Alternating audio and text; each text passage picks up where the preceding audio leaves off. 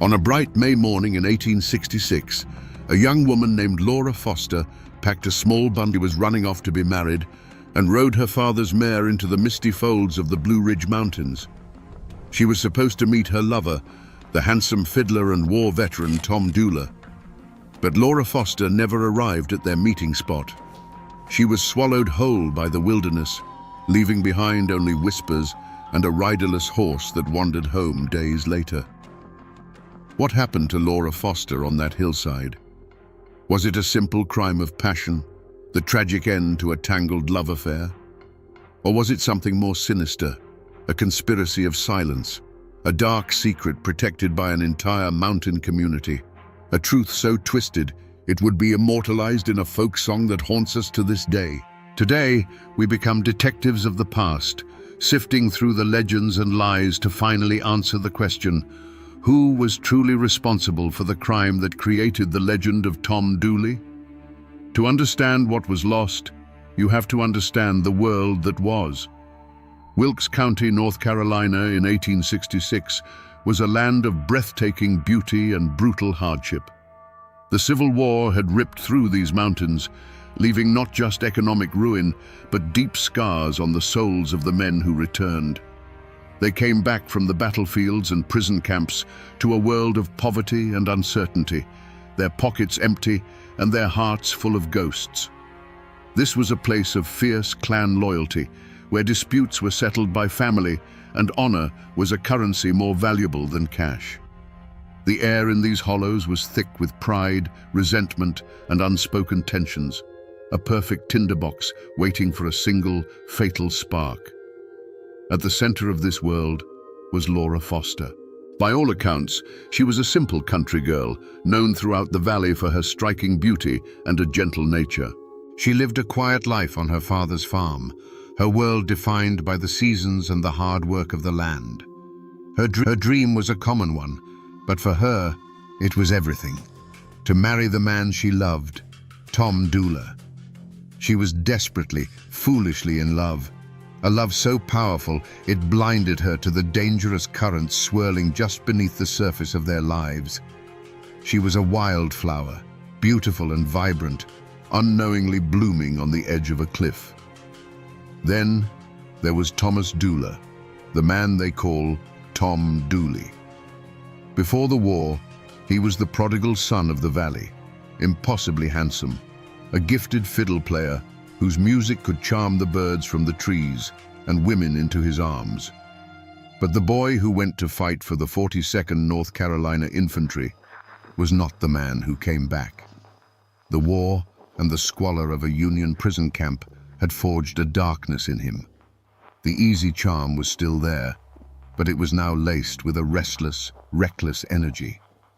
He was a moth drawn to the flame of trouble, and in turn, he was a flame that drew others to their doom.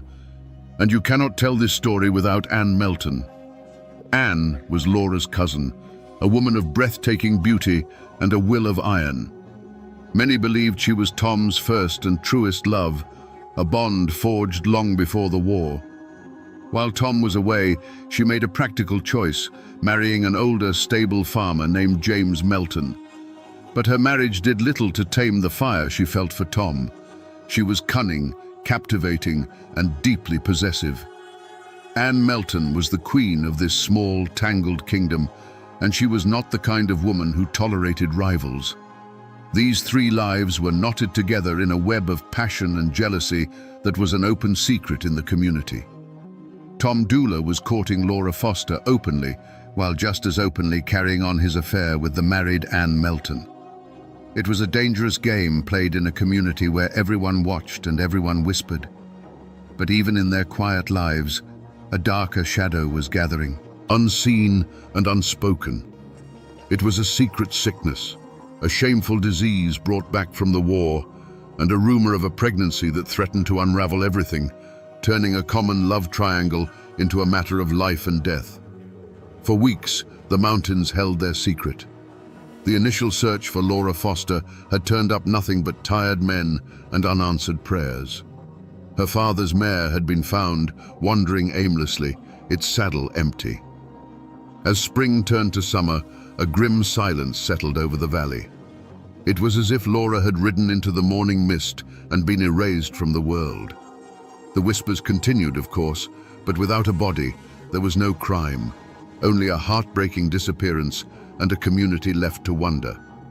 The break in the case didn't come from a lawman's keen eye or a hunter's chance discovery. It came from the fevered ramblings of a woman named Pauline Foster, a cousin to both Laura and Anne, who worked on the Melton farm. Pauline, known to be suffering from the late stages of syphilis, which often rotted the mind, began to have what she called visions. She claimed in moments of strange clarity that she knew where Laura was buried. No one knew whether to believe her ravings, but in the face of a dead-end search, desperation won out. Guided by Pauline's bizarre and unsettling directions, a search party made their way to a lonely, rhododendron-choked hillside. At first, they saw nothing, but then one of the men noticed it, a patch of earth that was slightly sunken, the leaves on top unnaturally disturbed. It was a scar on the landscape that didn't belong. With shovels and grim determination, they began to dig into the soft, dark soil. The stench that rose from the ground told them they had found her before their eyes ever could. What they unearthed was a horror. The body of Laura Foster, wrapped in a blanket, was pulled from the shallow grave. She was badly decomposed after months in the warm earth, but one brutal fact was unmistakable. A single deep wound pierced her chest, a wound made with a large knife, delivered with vicious force. There were no other signs of a struggle, just that one fatal act of violence. The burial was hasty, panicked. This wasn't a calculated execution. It was a desperate attempt to hide a body and a terrible secret. The discovery of the grave didn't bring clarity. It brought a new kind of confusion. The scene spoke of chaos and concealment, but the wilderness offered no easy answers. The only witness was a woman whose testimony was born of sickness and visions. The only real clue was the nature of the wound itself, a clue that pointed toward a man's strength and a man's weapon.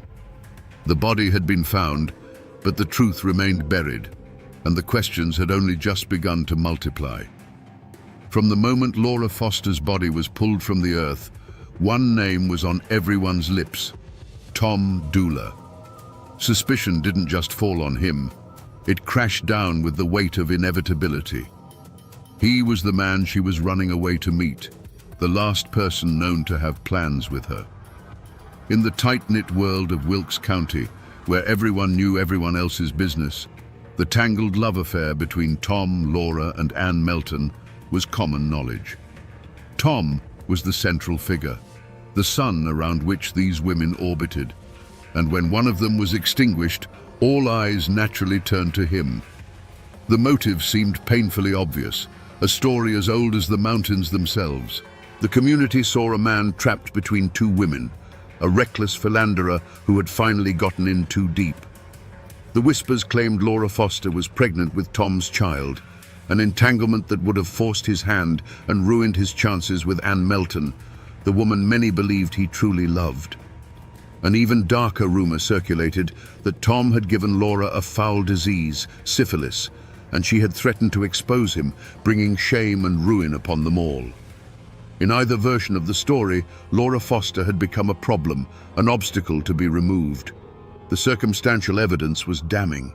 The deep, single stab wound in Laura's chest was consistent with the large blade Tom was known to carry, a hunting knife he had brought back from the war. But the most condemning piece of evidence was his own action. As the search for Laura intensified and suspicion began to coil around him, Tom Dooler did the one thing an innocent man should never do. He ran. He saddled a horse and fled across the state line into Tennessee, living and working under a false name. This flight was seen by everyone as a confession written across the landscape of two states.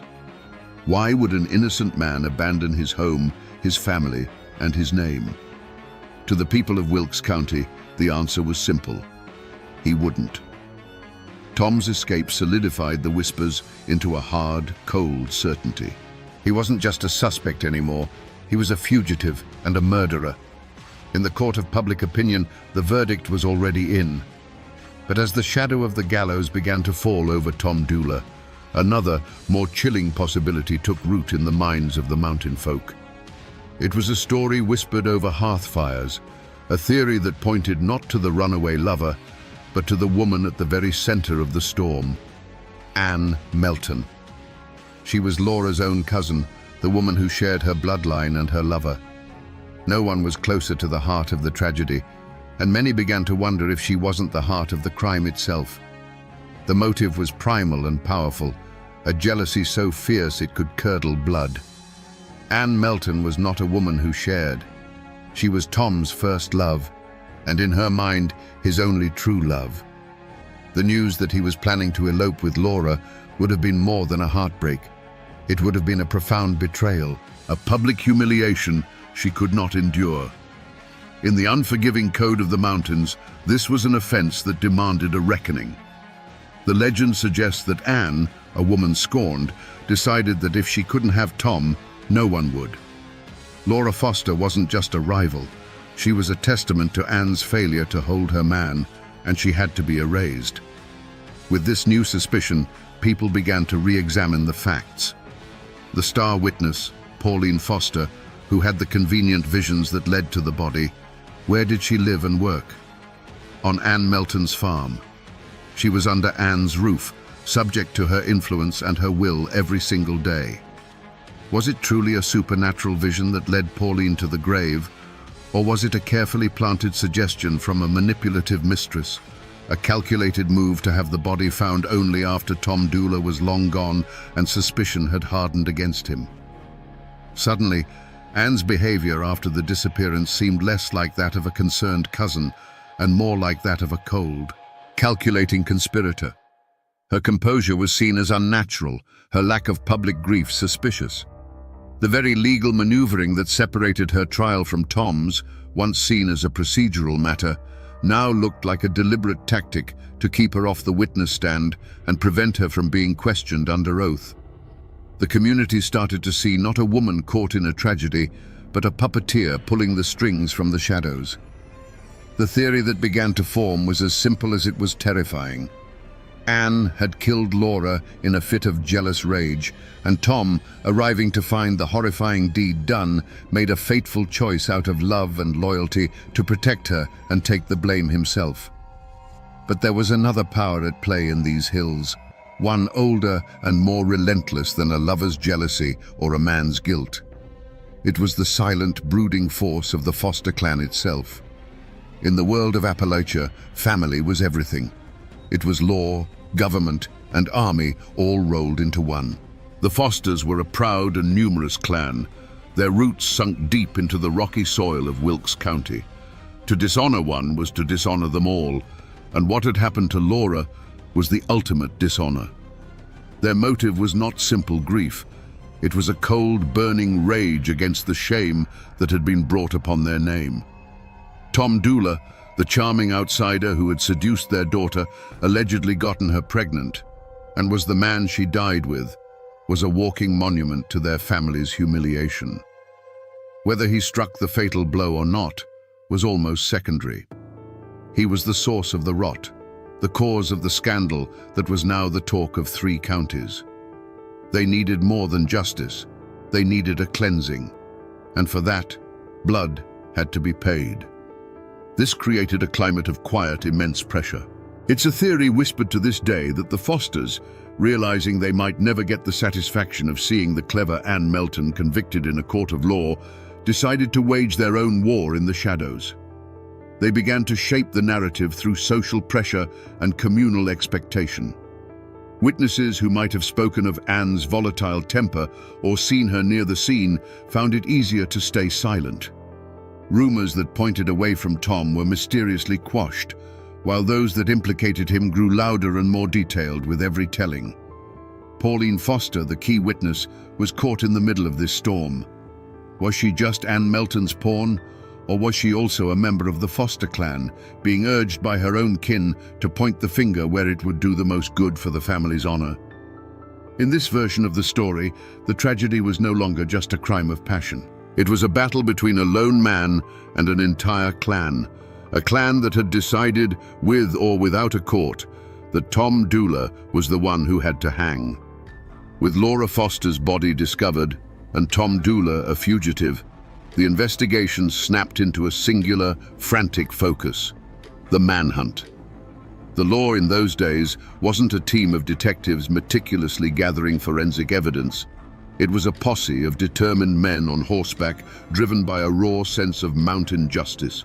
Led by former Wilkes County Sheriff William Dooler, a relative of Tom's, they picked up the trail. But Tom Dooler was a child of these mountains. He had a considerable head start, and the wilderness was his greatest ally. He vanished into the green labyrinth of the Appalachians like a ghost into the fog. For weeks, the posse tracked him through the rugged peaks and dense forests that straddled the border of North Carolina and Tennessee. The mountains themselves seemed to conspire to hide him, offering up 1,000 false trails, 100 hidden hollows where a man could disappear for years. Every snapped twig that wasn't his, every cold campfire that belonged to a hunter, was a dead end that cost the posse precious time. The pursuit was a grueling testament to the land's indifference. It was a place that could just as easily protect a fugitive as it could swallow a victim. The trail grew cold, and it seemed as though Tom Dooler had succeeded, that he had been consumed by the wilderness he knew so well. It wasn't until a legendary mountain lawman, Colonel James Grayson, got word that a man matching Tom's description was working as a farmhand near the Tennessee border that the chase had its break.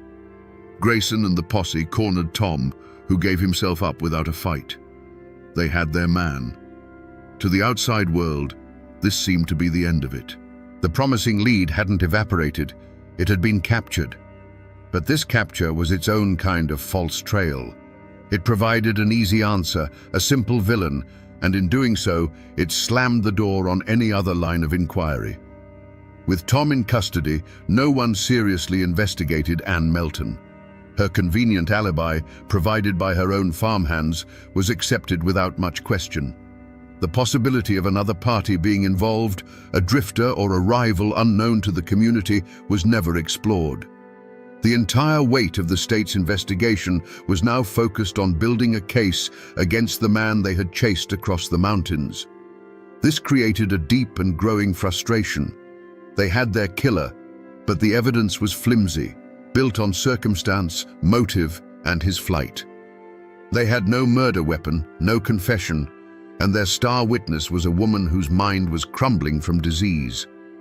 The community, which had craved a swift and certain resolution, was left with a captive but no real closure. The single-minded pursuit of Tom Dooler had felt like a straight path to justice, but it had led them to a dead end, with the suspect in chains and the truth still hiding somewhere back in the mountain mists. When the lawmen brought Tom Dooler back to Wilkes County in chains, they believed the hardest part was over. They were wrong. As they began to build their case, they ran into a wall, not a wall of brick and mortar, but of downcast eyes, tight-lipped mouths, and sudden, convenient deafness. Neighbors who had known the families for generations suddenly saw nothing. Men who drank with Tom at the local tavern heard nothing. Women who quilted with Anne and Laura knew nothing. The mountain had drawn a breath and held it, wrapping itself in a thick, impenetrable code of silence. This silence was born of a deep and primal fear. Ann Melton cast a long, cold shadow over the community. The whispers that she was the true killer were pervasive, and with those whispers came a chilling question. If she was capable of stabbing her own cousin in a jealous rage, what would she do to a neighbor who dared to speak against her? Her husband, James Melton, was a respected and established farmer.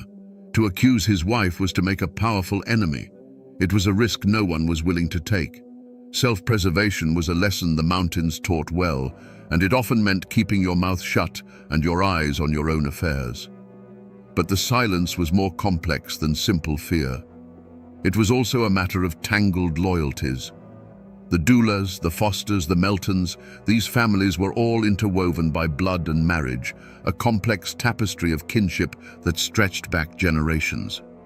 To testify against Anne or Tom was not just to accuse an individual, it was to draw a line in the sand between families, to risk a feud that could simmer for generations, passed down like a rusty rifle. Faced with the choice of speaking to outside lawmen from Statesville or maintaining the fragile peace within their own clan, the people of Wilkes County chose their own. The cost of breaking this code was made terrifyingly clear. An old story, told for 100 years, speaks of a woman who lived on the trail Laura Foster had taken. She let it be known that she might have seen Anne Melton walking towards the meeting spot on that fateful morning. A few nights later, her barn burned to the ground in a blaze that lit up the hollow.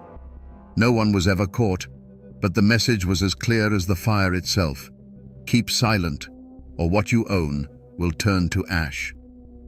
After that, the whispers died, and the silence became absolute. The community understood. The price of the truth was too high. For nearly 2 years, the case against Tom Dooler was a frustrating stalemate built on whispers and circumstance. His first trial ended in a guilty verdict, but it was overturned on appeal.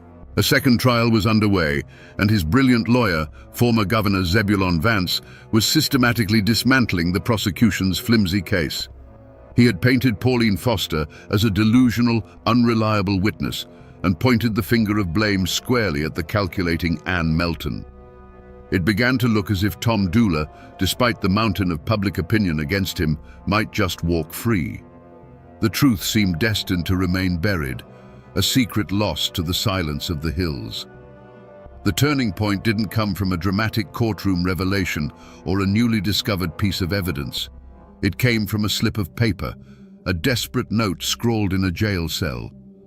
As his second trial drew to a close and the possibility of acquittal seemed within reach, Tom Dooler did something inexplicable. He took a pencil and a scrap of paper and wrote 4 simple, devastating words. I and Anne Melton. He passed this note to one of his lawyers, a cryptic and ambiguous message that could be interpreted in a dozen different ways. Was it a confession? A last-ditch effort to implicate the woman he felt had betrayed him? Or was it, as many have come to believe, the key to a hidden truth? The most enduring theory is that this note was Tom's attempt to articulate a complex reality. That he and Anne Melton were both involved, but not in the way anyone suspected. The note wasn't a confession of murder, but a confession of conspiracy. It was his way of saying that the plan had never been to kill Laura, but for Tom and Anne to run away together, and that Laura had somehow gotten caught in the crossfire of their own desperate escape plan. This tiny, forgotten clue, preserved in the state archives, throws the entire accepted narrative into chaos. It suggests a truth far more complicated than a simple love triangle murder. It points not to a lone killer, but to a shared plot, a pact between 2 lovers that went horribly wrong. The note changes everything. It reframes Tom's flight not as the act of a guilty murderer, but as the panicked escape of a man caught in a catastrophe of his own making. It was the moment the legend cracked, revealing a deeper, darker, and more tragic story beneath the surface. The trial was no longer just about who killed Laura Foster. It was about unraveling the true nature of the pact between Tom Dooler and Anne Melton. The courtroom in Statesville held its breath. Governor Vance's powerful defense had cast a deep and profound doubt on the state's case. Tom Dooler, the man everyone had condemned, now seemed like a victim himself, a pawn in a game played by a far more cunning mind. Acquittal felt not just possible, but likely. It was in this moment of rising hope that Tom Dooler's own hand sealed his fate. The cryptic note, I and Anne Melton, was seen by the jury not as a complex clue, but as a simple, damning confession of partnership. The ambiguity that Tom may have intended was lost. The prosecution finally had the link they needed.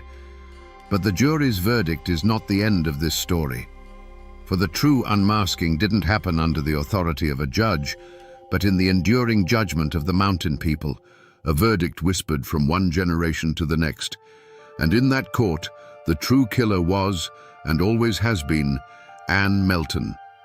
She was the dark heart of the tragedy, the hand that held the knife. She was the architect of Laura Foster's death and Tom Dula's downfall. Tom's note was not a confession of his own guilt in the murder, but his last, desperate attempt to point towards hers without fully betraying the woman he still inexplicably loved. He couldn't bring himself to write the words "Anne killed her," but he could link their names together in the crime, a final, futile gesture towards a truth he knew would be buried with him. He was admitting his part in the conspiracy of silence, in the cover-up, and in the tragic aftermath, hoping someone would see the truth between the lines. Her motive was a poison as old as humanity itself, a possessive, all-consuming jealousy. Anne Melton had shared Tom Dula, but she had never accepted it.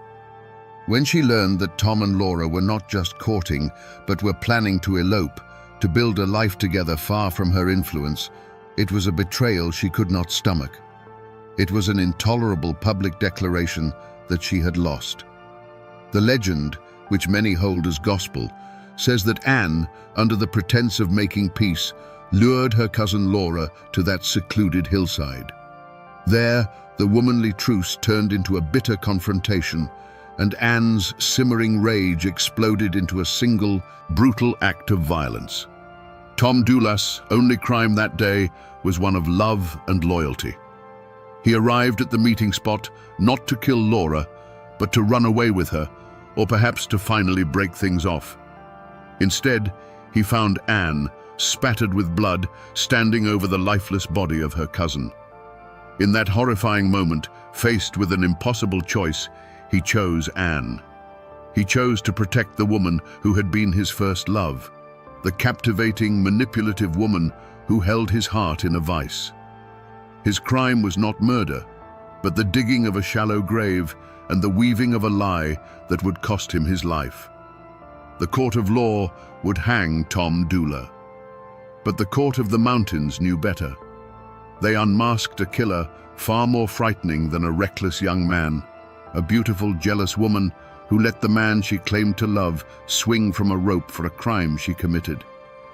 The true climax of this story is not a guilty verdict, but the chilling realization that the real monster walked free, leaving a ghost and a legend in her wake. Let us now go back to that hillside, not as speculators, but as silent witnesses to the truth the mountains have held for over a century. The sun was warm that morning, filtering through the leaves of the old oak trees. Laura Foster arrived first, her heart aflutter with a mix of hope and nervous fear. In her hands, she clutched a small bundle of clothes, everything she needed to start a new life with the man she loved. She believed she was there to meet Anne for a final, difficult conversation, a truce, or a parting of ways between cousins before she and Tom disappeared together forever. She was a lamb, walking trustingly into the slaughterhouse. When Anne arrived, the air grew thick with a tension the warm sun could not touch. The conversation started with forced pleasantries, but the venom was not far beneath the surface. We will never know the exact words that were spoken, but we can hear their echoes. Anne's voice, once familiar, likely turned to ice. Accusations flew like stones, words of betrayal, of stolen love, of shame and jealousy. The beautiful clearing, meant to be the starting point of a new life, became a courtroom with only one judge and one executioner. There was a sudden, violent movement, a flash of steel in the dappled sunlight. It was not followed by a blood-curdling scream, but by a sharp, surprised gasp from Laura, a sound of disbelief more than pain. That sound was cut short, replaced by a soft thud as her body crumpled onto the blanket of leaves.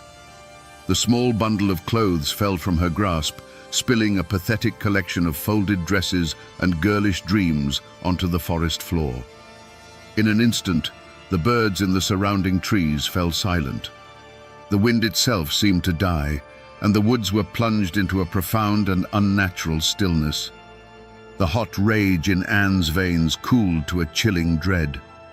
She stood for a long moment, breathing heavily, the knife now feeling cold and alien in her hand. She looked down, not at her cousin, but at a problem that had been solved, creating a far greater one in its place. Laura's eyes were open, staring blankly at a sky she could no longer see. The silence of the clearing was now an accusation, a ringing void that was louder than any scream. Sometime later, Tom Dula walked into that clearing. He carried his fiddle in one hand and a shovel in the other, ready to dig a fire pit for the camp where he and Laura would spend their first night of freedom. He saw Anne first, standing like a stone statue. Then his eyes fell to the ground. The world stopped turning. He saw Laura, unnaturally still, her simple bundle of clothes scattered beside her like a child's forgotten toys. No words were needed. A look passed between Tom and Anne, a look of horror from him, and a look of desperate, silent pleading from her. In that moment, Tom Dula was no longer a lover planning an elopement. He became a protector of a terrible secret. He was a man of a certain mountain honor, and his honor, however twisted, belonged to Anne. His choice was made in that silent, horrifying instant. He set down his fiddle. He took the shovel, the tool he had brought for a life-giving fire, and began to break the earth. The rhythmic scrape and thud of the blade was the only sound in the clearing, a sound of a man digging not just into the soil, but into a lie so deep it would entomb them all. The trial of Tom Dula was more than a legal proceeding. It was a circus. Moved from the heated atmosphere of Wilkes County to the more neutral ground of Statesville, it became the sensation of the decade. The courtroom was packed every day with a sweating, breathless crowd, hungry for every sordid detail. You have to imagine the scene, a clash between the raw, unwritten code of the mountains and the starched collar justice of the state. At the head of Tom's defense was none other than Zebulon Vance, a celebrated former governor and Confederate officer, the most famous lawyer in North Carolina. The stage was set for a battle of titans over the life of one troubled fiddler. The prosecution built its case on a rickety foundation of circumstance. They presented their motive.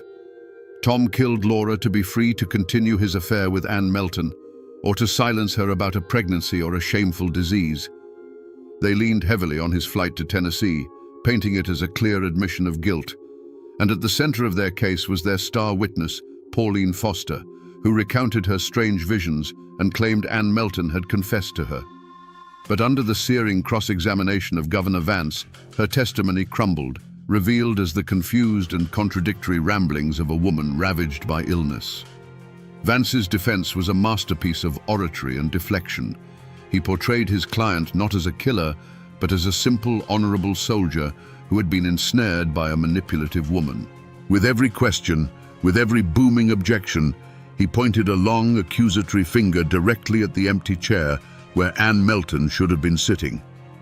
He argued that she, driven by a mad jealousy, was the true murderer, and that Tom was either an innocent man framed for her crime or a foolishly noble one protecting her. He tore Pauline Foster's credibility to shreds, leaving the jury with a case full of smoke and shadows. Throughout the proceedings, Tom Dula was a picture of stoic calm. While lawyers battled and witnesses wept, he sat composed, his face an unreadable mask. It was not the defiance of an innocent man, nor the arrogance of a cold-blooded killer. It was the quiet, unnerving acceptance of a man who had already made his peace with his fate. Anne Melton, meanwhile, was safe. Thanks to a legal maneuver that separated their trials, she could not be compelled to testify against him, nor he against her.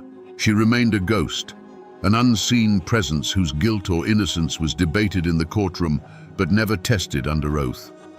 Despite Vance's brilliant defense and the thinness of the evidence, the jury delivered its verdict. Guilty. Tom Dula was sentenced to hang. He appealed, and a second trial was held, but the outcome was the same. The legal system had its killer. But back in the hollows of Wilkes County, the verdict was met with a grim, knowing shake of the head. This wasn't justice, it was a convenience. They had hanged the fool and let the serpent go free. On the gallows, On May the 1st, 1868, Tom Dula played a final mournful tune on his fiddle. He then stood before the massive crowd and spoke his last, carefully chosen words. "Gentlemen, I stand before you today, and I declare that I am the only person who had a hand in the death of Laura Foster." It sounded like a confession, but it wasn't. He didn't say he killed her. He said he had a hand in her death, the hand that dug the grave, the hand that held the secret. With those ambiguous words, he plunged the gallows into the ground and stepped into legend, a martyr in the eyes of his people, protecting the woman he loved to the very end. The gallows rope that snapped Tom Dula's neck did not end the story. It merely scattered the characters to their own private hells. The tragedy rippled outwards, forever altering the lives of everyone it had touched. For Anne Melton, the woman at the dark heart of it all, there was no victory, no triumphant return to her life with Tom gone. She had won, but the prize was a life sentence of suspicion and isolation. She returned to her husband James, but she was a pariah in her own community. The whispers followed her like a shroud. Neighbors would fall silent when she entered a room, their eyes holding a cold, knowing judgment that no court could ever deliver. She was a ghost among the living, haunted by the memory of the man who died for her and the cousin she sent to a shallow grave. The legend of her end is as dark as her life. Years later, ravaged by the same syphilis that had plagued them all, Anne lay on her deathbed. As a furious storm, a true mountain tempest, clawed at the walls of her home, she was seized by a final, terrifying need to confess. The local myth, told as gospel, claims that as she drew a rattling breath to speak the truth of what happened on that hillside, a bolt of lightning struck the chimney. The roar of thunder was deafening, shaking the house to its foundation and drowning out her final words. Her secret, whatever it was, died with her, snatched away by an act of God or the devil, leaving only the legend behind. The lives of the other players were just as irrevocably broken. Pauline Foster, the tragic and unreliable witness, was cast out. Her reputation was in tatters, and her mind continued its slow, merciless decay. She died not long after, a victim of her disease and a pawn in a game far beyond her comprehension. Laura's father lived out his days with the hollow ache of a man who got a conviction, but not the truth. His daughter's memory forever tied to scandal and a famous murder ballad. The Dula family bore the shame of the gallows. They retrieved Tom's body and buried him in their family plot, his grave marked by a simple fieldstone that is still visited to this day. They never believed he was a murderer, but a fool who died for a wicked woman's love. They lived with the stigma, their name now synonymous with the most infamous crime in North Carolina history. Even the men who were merely actors in the final drama were marked by it. Governor Zebulon Vance went on to serve as a U.S. Senator, but the Dula case remained one of his most famous, a rare and public loss in a celebrated career. Colonel James Grayson, the lawman who captured Tom, was further cemented as a folk hero, the man who always got his man. But for the families at the heart of the story, there was no glory, no moving on. The crime left a wound on the soul of Wilkes County, a scar that would be passed down through generations, a cautionary tale of love, jealousy, and the devastating price of silence. The rope that hanged Tom Dula didn't silence his story. It just gave it a voice that would echo for a century and a half. The traces of this tragedy have not vanished. They are etched into the very soil of Wilkes County, tangible reminders that this is not just a legend, but a true story of love and death. You can still visit Tom Dula's grave today. It's a simple plot of family land marked by a weathered stone, where visitors often leave small tokens, a coin, a flower, a guitar pick, offerings left for the ghost of a handsome fiddler. Miles away, Laura Foster lies in a different cemetery, her final resting place far from the man she died for, their separation in death as permanent as it was in life. But the most powerful remnant is not made of stone, it's made of music. Long before the lawyers and the newspapers, the people of the mountains preserved the story in the only way they knew how. They sang about it. The original folk ballad of Tom Dooley was a raw, haunting piece of oral history passed down through generations. Its verses were often darker and more complex than the famous version, with lines that pointed the finger directly at Anne Melton, capturing the community's true belief. It was this local ballad that kept the memory alive, a flickering candle in the dark hollows of time.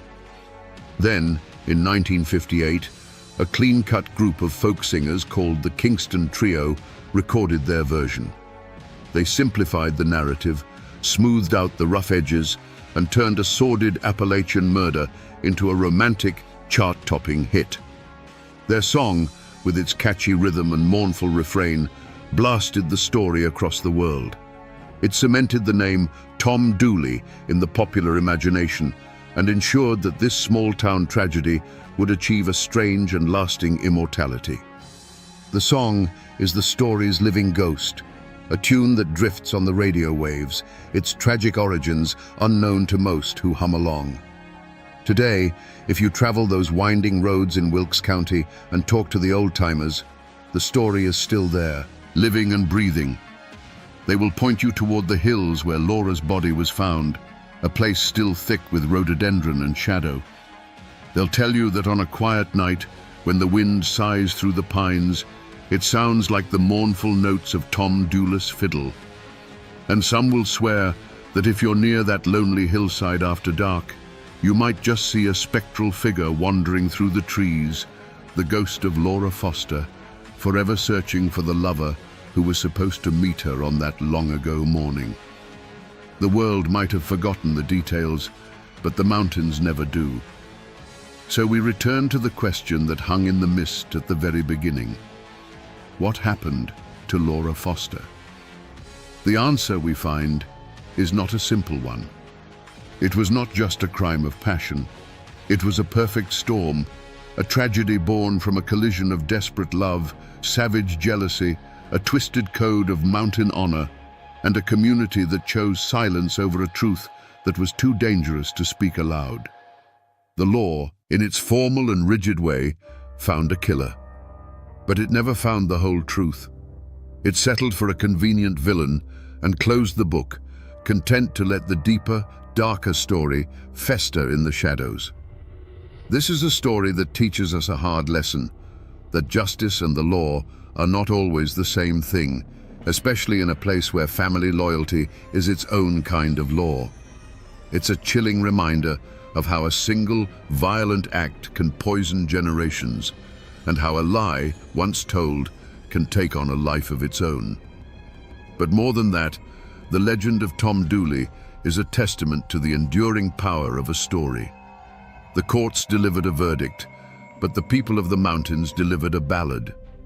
And in the end, it was the song, not the law, that kept the truest version of the story alive.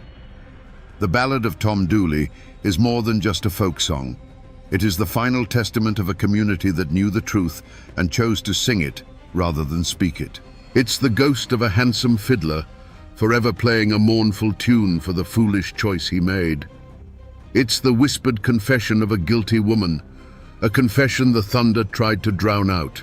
It's the cry of a young girl, silenced by a knife on a lonely hillside. The courts may have closed the case, but the mountains never did. And now, my friends, you know the rest of the story, or at least as much of the truth as a mournful old song is willing to give up.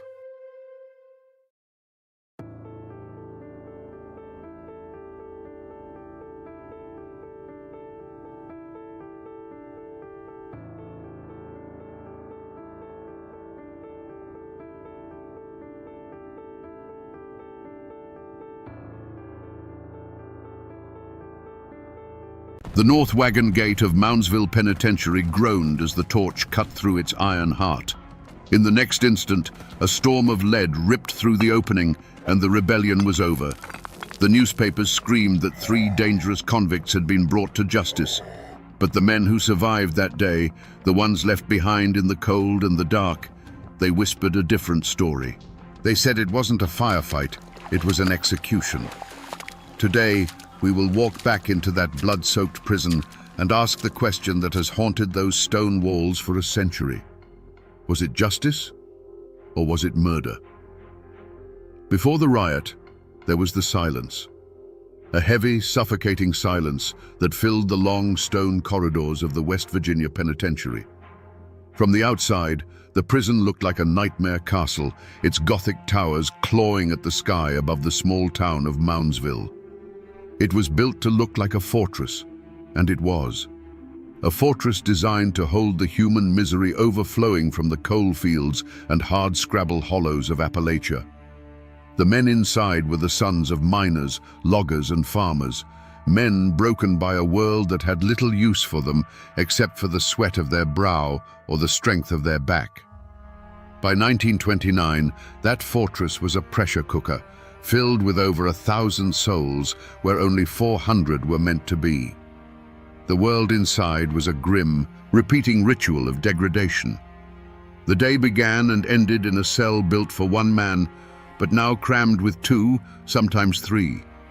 A space just 5 feet by 7 feet, with a foul bucket in the corner and the sour smell of unwashed bodies clinging to the damp stone. This wasn't living, it was being stored like cordwood. The one break in the monotony was the dining hall, but it offered no relief. The food was the stuff of legend, and not in a good way. Men were served spoiled meat and bread crawling with weevils, ladled from vats that were rarely cleaned. It was a diet designed not for sustenance, but for submission. It weakened the body and corroded the spirit, a constant reminder that you were less than human, an animal to be fed slop. The guards ruled this kingdom of decay with fists and clubs.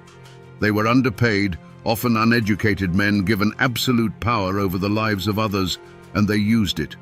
A misplaced word, a defiant look, anything could earn you a beating. And for the truly unlucky, there was the hole. A black, airless pit in the prison's bowels where a man was left with nothing but his own screaming thoughts. A place where sanity went to die in the dark. This was the calm that came before the storm. A world of quiet desperation where every sunrise promised another day of the same slow death. But something was changing in the air. You could see it in the eyes of the men shuffling in the yard, a harder glint of defiance replacing the dull stare of despair. The pressure inside those walls had been building for years, and the old stone itself seemed to groan under the strain. The men inside had nothing, and a man with nothing is a man with nothing left to lose. You have to understand, the feud that boiled over in Moundsville didn't start inside those walls. Its roots run deep, down into the very rock and soil of West Virginia. This is a state born from a fight, cleaved from Virginia in the fires of the Civil War. It's a land of coal and blood, where generations of men learned a hard lesson. Everything worth having must be fought for, and the men in charge will never give it up easy. The old scars of history were still fresh in 1929. The West Virginia mine wars were not a distant memory. They were an open wound. Men locked in Moundsville had likely stood on the picket lines. They had seen company thugs beat their friends. They had heard the machine guns at Blair Mountain just 8 years earlier. They had fought a literal war against the coal operators and the state militia, and they had lost. That fight taught them 2 things: a burning hatred for any authority that wore a uniform, and the cold knowledge that sometimes the only way to be heard is through the barrel of a gun. The prison was just the final chapter in a story that began in the company towns. There was a direct pipeline from the mine to the penitentiary. When a man was used up, injured, or blacklisted for trying to unionize, he was often left with nothing. Poverty and desperation would lead to moonshining, to theft, to a fight in a saloon. And the same law that protected the company's profits would come down on him like a hammer.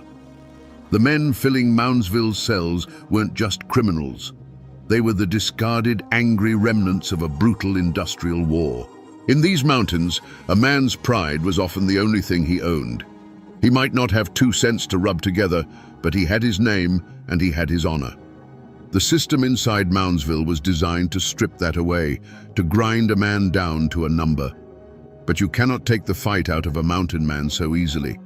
To be from West Virginia meant you might get knocked down, but you never stayed down. That defiant spirit, the same one that fueled the Union battles, didn't die at the prison gate. It just went underground, waiting for a spark. The feud wasn't between 3 inmates and a warden. It was the continuation of an old bitter war between the forgotten men of the mountains and the system that was built to crush them. A prison is a world of whispers. In a place like Moundsville, where the walls sweated misery, the grapevine was a twisted, venomous thing. It was the only source of news, and it thrived on fear and suspicion. Word would travel from cell to cell, passed in hushed tones during meal lines or shouted through drain pipes at night. Rumors became facts, and facts became legends. The men whispered about the parole board, convinced it was a sham, that a man's freedom wasn't earned by good behavior, but bought with money they didn't have. This wasn't just a faceless system they hated. The grudges were deeply personal. There were guards known for their particular brand of cruelty, men who seemed to enjoy the sound of a hickory stick cracking against bone. An inmate who had been beaten unjustly wouldn't forget the face of the man who held him down. A family on the outside that was denied a visit for a petty reason wouldn't forget the name of the guard who turned them away. These weren't just inmates and guards. They were neighbors from warring hollows, now locked in a cage together. Frank Heyer, the man they called the ringleader, was known for his sharp mind. He'd likely tried to fight the system with words first, filing grievances that were ignored, trying to reason with an authority that had no interest in reason. Each dismissed complaint was another nail in the coffin of a peaceful solution. Everett Lilly, the muscle, was a different story. His was a language of fists and fury. His file was likely thick with reports of brawls with guards, each one earning him a trip to the hole, each stay in the darkness hardening his resolve into pure, diamond-hard hatred. The air was thick with the poison of betrayal. The most feared man in Moundsville wasn't the toughest killer. It was the snitch. The constant threat of an informant turning a quiet complaint into a charge of conspiracy meant no one could be trusted. This paranoia turned men against each other, but it also forged unlikely alliances. Small, tight-knit groups formed, bound by the simple code of the mountains. You look after your own. And in the winter of 1929, the whispers began to change. They were no longer just about spoiled food or crooked guards. They were about taking a stand. The old grudges were simmering, and the web of rumors was pulling tight, getting ready to snap. In the weeks leading up to the riot, a strange chill settled over Moundsville, a cold that had nothing to do with the March weather. The old-timers, the men who had grown grey inside those walls, they knew the signs. It was like the unnatural quiet that falls over the hollow just before a tornado hits. A deep, listening silence. Men spoke less and watched more. Even the rats, the true kings of the prison, were said to have grown agitated and bold, as if they sensed the coming feast of chaos. Then the omen came, not in the form of a strange bird or a bad dream, but in cold black ink on a newspaper smuggled inside. Governor William Conley had given an interview declaring his iron-fisted policy on the state's criminals. There would be no coddling, no leniency, and absolutely no negotiating with convicts. To the men shivering in their cells, these weren't the words of a politician, they were a prophecy. It was the outside world officially telling them that their letters would go unread, their pleas would go unheard, and their suffering was of no concern. The last door to a peaceful solution had just been slammed shut and bolted from the outside. Frank Heyer lay on his cot in the dark, listening to the symphony of the dying. The tubercular coughs from the next cell, the distant clang of a steel door, the soft scuttling of vermin in the walls. He wasn't a prophet, but he could read the signs as well as any man. He could feel the threads of desperation, anger and betrayal pulling together into a single tight knot in the center of the prison. It was a gut-wrenching feeling, a premonition not of what might happen, but of what must happen. He knew, with a certainty that chilled him more than the stone floor, that they were about to step into a darkness from which none of them would ever truly return. The morning of March 21st, 1929, began like any other in that cold, grey hell. The air tasted of damp stone and coal smoke. Deputy Warden James P. Mearns was making his rounds, his footsteps echoing with authority in the prison's vast central rotunda. This was the iron heart of the institution, the nerve center from which the entire prison was controlled. Mearns walked his familiar path with the confidence of a man who believed he was in absolute command, oblivious to the three shadows detaching themselves from the walls. They moved like ghosts: Frank Heyer, Everett Lilly, and Walter Legg. One moment, they were just inmates shuffling past. The next, they were a single, lethal entity. There was no warning, no shouted demand, just a sudden, violent closing of a circle, a flash of sharpened steel, spoons and bed springs honed over countless nights into crude, deadly shivs. Mearns barely had time to register the threat before he was overwhelmed. The struggle was short and brutal. One moment, he was the master of this domain. The next, he was prey, the cold point of a prison-made knife pressed against his ribs. They didn't just hold him. They dragged him, struggling and terrified, to the circular iron cage that stood in the very center of the rotunda. This cage was the ultimate symbol of the guards' power, the perch from which they could watch over the cell blocks like gods on a steel throne. In a single defiant act, the inmates shoved Mearns inside and slammed the heavy door. The loud clang of that lock echoed through the prison, a sound that was both a death knell and a declaration of war. The watchers had become the watched. That sound was the spark that hit the powder. News of the warden's capture spread not like a whisper, but like a roar. A deep, guttural sound that erupted from the cell blocks. 1,000 voices joined in a single, primal scream of rage and triumph. It was the sound of chains breaking, of pressure valves exploding. In minutes, the riot was in full flood. Inmates overpowered the few guards on the interior, seizing control of the cell blocks and the dining hall. The prison, a place of rigid order, descended into controlled chaos. This was it. The line had been crossed, and there was no going back. By seizing a hostage and taking over the prison, Heyer, Lilly, and Legg had committed an act of open rebellion against the state of West Virginia. There would be no talking their way out of this. There would be no plea for leniency. On that cold March morning, in the heart of their own prison, they had signed their own death warrants. The only question left was how many men they would take with them. For 26 hours, the prison held its breath. Then, from the north wagon gate, came a sound that signaled the end. It was the high, screaming hiss of an acetylene torch, a sound that cut through the cold air and sliced away the last, thin thread of hope. To the state police outside, it was the sound of progress. To the men inside, it was the sound of the executioner sharpening his axe. Heyer, Lilly, and Legg heard it. They knew what it meant. In a final desperate gamble, they dragged Deputy Mearns from the cage and hauled him toward the groaning gate. Were they using him as a human shield? Were they planning one last defiant stand in the doorway? Or were they simply men cornered by fate, running blindly towards the noise and the fire? No one will ever know. All we know is that they moved toward the very violence they had summoned. Then, with a screech of tortured metal, a section of the gate gave way. A ragged hole opened up, and for one fraction of a second, the scene was frozen in a terrible tableau. Through the swirling smoke of the torch, the assault team saw 3 defiant silhouettes framed against the dim light of the prison interior, the terrified form of Mearns caught between them. It was a picture of pure, cornered desperation.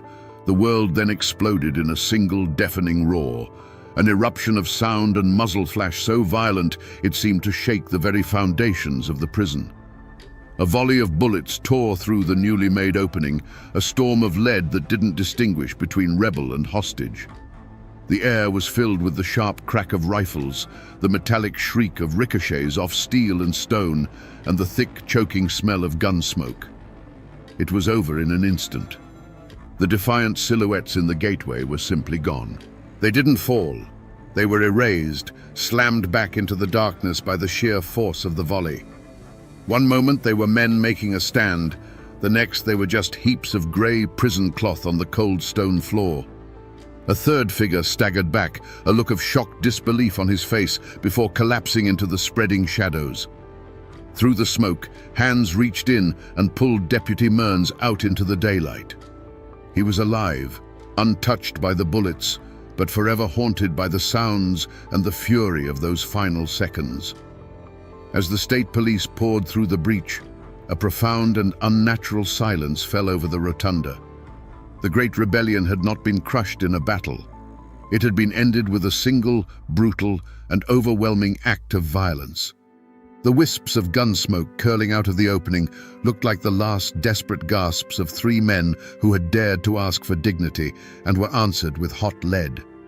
To understand what happened at Moundsville, you have to try and crawl inside the minds of the men who started it. What switch flips inside a man to make him take a life-or-death gamble where the odds are impossibly stacked against him? This wasn't the work of mad dogs. It was something far more chilling. It was the result of a terrible, twisted logic born in darkness. For Frank Heyer, it was likely a problem of mathematics. He had calculated every other possibility, and each one added up to 0. To him, the state wasn't an authority to be respected. It was a machine to be jammed. Taking a hostage was simply the only tool big enough to stop the gears from grinding them all to dust. The transformation from desperate inmate to armed rebel wasn't a sudden snap. It was a slow, cold burn. It happened every morning they woke up in a filthy cell. It happened every time they were fed rotten food.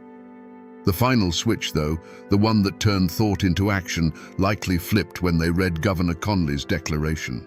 That was the moment the system officially told them they were not human. In that instant, they stopped being prisoners seeking justice and became soldiers in a war they knew they could not win. When they saw Deputy Warden Mearns walking alone, it was no longer a question of if they would act, but simply how. And what did they feel in those 26 hours of stolen freedom? It couldn't have been simple triumph. It must have been a terrifying cocktail of euphoria and dread. For the first time in years, they were men who gave orders, not men who took them. They held the power of life and death. That power is a potent drug. But beneath it, there had to be a cold, clear understanding of the end game. They were smart enough to know that no governor would ever bow to them. They were standing on the gallows, having a final defiant smoke. After the initial violence, after Mearns was locked in that cage and the roar of the inmates echoed in their ears, I don't believe they felt relief or satisfaction.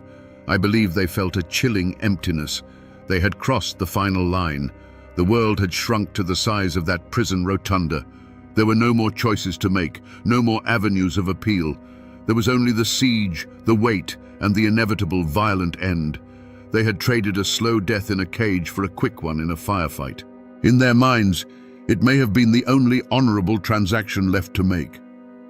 The silence that followed the final gunshot was heavier than any stone in that prison. It was a dead, suffocating quiet that swallowed the echoes of the volley. Through the hole in the gate, the state police poured in, their boots crunching on unseen debris, their rifles ready for a fight that was already over. The air was thick with the bitter smell of burnt metal and cordite, a fog that clung to the cold air like a shroud. And there, in the dim light of the rotunda, lay the rebellion. 3 crumpled shapes on the floor, their brief, violent reign ended in a hail of lead. The dream of a new day died with the sound of iron doors slamming shut. As guards swarmed the interior, the brief illusion of inmate control was brutally shattered.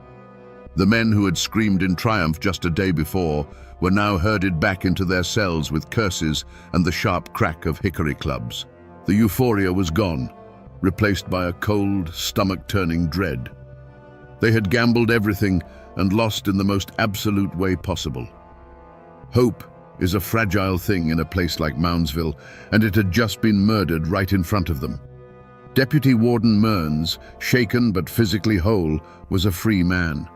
But the other survivors, the 1,000 inmates locked back in their cages, were now more captive than ever. They had tasted a moment of power, and the system would never let them forget the price of that taste. They knew what was coming. A wave of retribution, a cold, methodical punishment that would be far worse than the conditions they had been protesting. The fight for better food was over. The fight to simply survive the coming vengeance had just begun. The official machinery of the state moved quickly. The bodies of Hire, Lily, and Leg were carried out, not as fallen men, but as evidence to be processed. The warden and the governor prepared their statements for the swarm of reporters waiting outside. The story they told was simple, clean, and brutal. A dangerous uprising had been met with necessary force. Justice had been served. But inside the walls, the guards began their own kind of investigation. They started pulling men from their cells, one by one. The siege of Moundsville was over, but the hunt for every man who had stood with the leaders, that hunt was just beginning. The riot didn't just end at the gate. It bled out into the town of Moundsville itself, drawing a jagged line down the middle of the community. In the saloons and general stores, the talk was low and angry. On one side were the families of the guards, the shop owners, the respectable folk. To them, Here and Lily were rabid animals, and the state police were heroes who had saved the town from a bloodbath. They saw the prison not as a place of suffering, but as a necessary wall to keep the darkness contained. But there was another side, a quieter, more fearful one. It was the side of the mothers, wives, and brothers of the men locked inside. They knew the stories of the spoiled food and the beatings. In the grim faces of the dead rioters, they saw their own kin. They didn't condone the violence, but in their hearts, they understood the desperation that fueled it. They spoke in whispers, terrified that any sympathy shown for the inmates would bring the law's wrath down upon their own houses. Inside the walls, the division was even more brutal. The riot had shattered the fragile inmate society, creating a new and deadly caste system. There were the men who had stood with the leaders, now marked for retribution. There were the men who had cowered in their cells, now viewed with contempt. And then there were the rats, the most despised of all, who saw the aftermath as a golden opportunity to trade information for favor from the guards. The air grew thick with a poison of suspicion. Every friendly word could be a lie, every shared glance a potential betrayal. A conspiracy of silence descended upon the cell blocks, but it was a silence born of pure terror, not loyalty. The guards began their interrogations, dragging men to the hole to beat names out of them. This created an impossible choice. To speak a name to the guards meant becoming a snitch, a death sentence under the inmate's own brutal code. To stay silent meant enduring the guards' methodical cruelty with no guarantee of survival. Men were caught between two forms of execution, a quick shiv in the yard from an inmate or a slow death in the dark at the hands of the law. In this crucible of fear, you saw the true measure of a man. You saw cowardice in the inmate who, after a single slap, pointed a trembling finger at a man who had nothing to do with the riot, just to make the pain stop. But you also saw a different kind of courage. You saw the man who took a beating, who was starved and broken in the hole, but who gritted his teeth and gave up nothing, holding on to the last shred of his honor. The community had been fractured, and on both sides of the wall, people were being forced to decide what kind of soul they truly had. The hunt began, but not with dogs and trackers in the West Virginia hills. It took place within the suffocating confines of the prison walls. The prey was not running. They were caged, helpless. The prison itself became the mountain range, a labyrinth of steel canyons and stone cliffs where every shadow could hide an enemy. The posse wasn't made of lawmen seeking justice. It was formed from the ranks of the prison's own guards, men who had been humiliated and held at bay for 26 hours, and now they were burning for revenge. Led by a captain whose reputation was as hard as the hickory club he carried, this posse of vengeance began its slow, methodical sweep. They weren't looking for evidence. They were looking for names. They moved through the cell blocks in the dead of night, their faces grim and unreadable in the flickering lamplight. The only sounds were the jangle of keys, the squeak of a guard's boots on the stone floor, and the sudden sharp cry of a man pulled from his cell. The chase was a psychological war of attrition. They used the snitches first, dangling promises of better food or an early parole hearing in exchange for a name. Every inmate became a potential Judas, and the terror of betrayal was a tangible thing, colder than the winter draft that snaked through the bars. Men who had stood shoulder to shoulder during the riot now looked at each other with suspicion, wondering who would be the first to break. The wall of inmate solidarity, which had seemed so strong, began to crumble under the relentless pressure. The moment of capture was a scene of brutal efficiency. A cell door would crash open without warning. 3 or 4 guards would flood the tiny space, their faces set like stone. There was no warrant read, no rights given. A name would be barked out, and a man would be hauled from his bunk. Some fought back, a final futile explosion of defiance that was answered with the dull, sickening thud of a club. Others went limp, their eyes wide with the knowledge of what was to come. They were not arrested, they were harvested. Dragged down the long, echoing corridors, past the cells of the other inmates who would lie frozen in their bunks, listening to the muffled screams and praying the guards would not stop at their door. The destination for every man captured in this shadow hunt was the same: the deep, lightless maw of the hole. They were thrown into the darkness, one by one, to face a different kind of executioner. The slow, methodical breaking of a man's body, mind, and soul.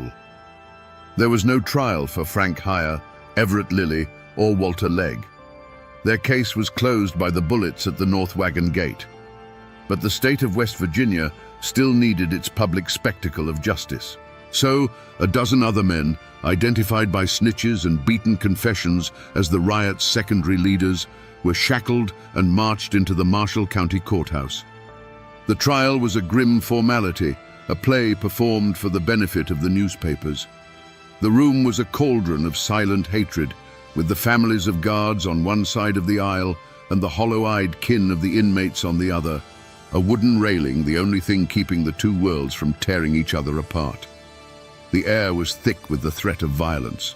State police, the same men who had stormed the prison, lined the courtroom walls, their hands resting on their sidearms. They weren't there just to keep order. They were there as a constant, intimidating reminder of the state's power. The key witnesses were inmates, brought in under heavy guard. They shuffled to the stand, their faces pale with terror. You could see the impossible choice in their eyes. If they told the truth and defended their friends, they faced the guards' wrath back at the prison. If they lied for the prosecution, they signed their own death warrant with their fellow convicts. Most mumbled their way through their testimony, a ghost at their own trial. The defendants themselves showed no fear. They sat in their chairs, gaunt and bruised from the weeks of retribution they had already endured, and watched the proceedings with a kind of stony defiance. There was no remorse in their eyes, only a deep, weary contempt for the whole charade. They had made their stand, they had lost, and this was simply the price. They were mountain men, and they would face the state's judgment with the same grim dignity they would face a harsh winter or a mine collapse. They would not beg. The verdict, when it came, was no surprise to anyone. Guilty, on all counts. The judge handed down sentences that were designed to crush what little was left of their lives, adding decades to the time they were already serving. It was a message sent loud and clear. This is what happens when you fight back. The gavel fell, and the law of West Virginia was satisfied. But in the cold, dark cells of Moundsville, The men knew that justice had not been present in that courtroom. Only power. For the families of the men who died at the gate, the verdict was a final, cruel twist of the knife. A name that had once been spoken with pride in the hollows was now a brand, a mark of shame. In the town of Moundsville, to be a Hire or a Lily was to be the kin of a killer, a cop-napper, a failed revolutionary. They were met with stony silence at the general store, with whispers that stopped the moment they turned a corner. There was no atonement for them, only a curse. Most simply couldn't bear the weight of it. They packed what little they had, and under the cover of darkness, they left the Ohio Valley, dissolving like ghosts into the wider world, hoping to find a place where their name didn't carry the stench of gun smoke and rebellion. For the men who were convicted, life after the verdict was a slow, walking death. Their real sentence wasn't written on paper. It was carved into their skin with every sneer from a guard, every extra hour of hard labor, every denial of a letter from home. They were living warnings, the ghosts of the riot made to walk the tiers as a daily reminder of the price of defiance. They were the first to be blamed for any trouble, the last to receive medical care, and the ones who were always watched. They were condemned to serve their time under the absolute power of the very men they had tried to overthrow, and that power was now absolute, unblinking, and hungry for payback. And what of the state, the warden, the guards? They faced no trial, no verdict. They were the victors. For a short time, the riot forced a sliver of light into the dark corners of Moundsville. Newspapers wrote editorials, and a few state commissions made recommendations. The food might have improved for a few months, and the most brutal beatings might have stopped for a while. But the soul of the place remained unchanged. The riot didn't cleanse the system. It taught it a lesson. It taught the men in charge that they had to be more careful, more total in their control. The community, both inside and outside the walls, began the hard work of forgetting. It was a conscious act of burial. The town of Moundsville buried the shame of having a national scandal erupt in its backyard. The prison buried the memory, because it was a dangerous and contagious thing. The story of the riot was locked away in a file, and on the cell blocks, speaking the names Here or Lily became an act of suicide. The whole brutal, bloody affair was covered over with a thick, heavy blanket of silence, pushed down into the dark mud of the past, where everyone hoped it would lie quiet forever. The state of West Virginia eventually closed the doors on Moundsville Penitentiary in 1995. But the prison didn't die. It stands there still, a stone skeleton by the Ohio River, its towers casting the same long shadows they did a century ago. The locks are off the doors now. You can buy a ticket and walk the same halls where Here and Lily made their desperate stand. The prison is a museum now, a tourist attraction, a monument to its own misery. If you go there today, they will take you to the North Wagon Gate. It's still there, a massive wall of iron and rust, and you can stand in the very spot where the state police opened fire. The guides will tell you the official story. But if you look closely at the old stone and steel, you can feel the true echo of that day. It's a scar that never healed, a physical witness to 90 seconds of brutal, overwhelming violence. It's the closest thing we have to a tombstone for a rebellion. You won't find many people with the last name Hire or Lily in the Moundsville phone book. Their families are long gone, scattered to the winds by shame and sorrow. Their bloodlines were effectively exiled from the valley, their part of the story erased. The descendants of the guards and the townspeople remained, passing down their version of the events, the one where order triumphed over chaos. And so, the story became one-sided, the official report carved into the town's memory, while the dissenters' side faded into an uneasy silence. But something remains. The prison itself seems to have a memory. It's called one of the most haunted places in America, and the 1929 riot is the cornerstone of its dark legend. Tour guides and paranormal investigators will tell you about the phantom screams that still echo from the rotunda, or the dark, menacing figure they call the Shadow Man that stalks the halls. Some claim it's the lingering rage of a rioter, a spirit so consumed by the injustice of his end that he can never leave. The riot didn't just stain the floor with blood, it left a permanent psychic wound on the building itself. People may forget, but stone walls never do. So we come back to the question that has hung in the smoky air for nearly a century, the question that clings to the cold stone of the Moundsville prison like a shroud. Was it justice, or was it murder? The law has its answer, written in a dusty report. 3 armed and dangerous convicts killed while resisting law enforcement. A justifiable, if tragic, end to a violent siege. But in the mountains, where the line between a lawman and a company man has always been blurry, they tell a different story. They say that when you corner desperate men, deny them every peaceful path, and then meet their final defiant stand with an overwhelming volley of gunfire, you're not just enforcing the law. You're putting down a rebellion, and that always looks a lot more like murder. This story is not just about a riot.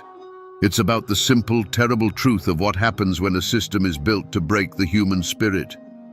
You can take a man's freedom, you can feed him garbage, you can beat him in the dark, but you can never truly take his pride. When you push a man to the point where he has absolutely nothing left to lose, you don't break him. You make him the most dangerous thing on God's green earth. The stand of Here, Lily, and Leg was not an act of criminals seeking escape. It was a raw, bloody scream for dignity from the bottom of a man-made hell. They lost their fight, and the world did its best to forget them. But their story is a warning that echoes down through the years. It reminds us that behind every prison number, there is a human heart, and that even the most broken man will eventually fight back if pushed too far. The ghosts of Moundsville don't just haunt those old stone walls. They haunt us with a lesson that must not be forgotten. And now, my friends, you know the rest of the story.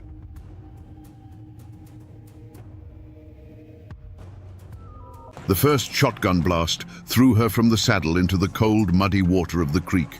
She was still alive, crawling for the bank, when the second, more brutal blast tore through the air, silencing her forever.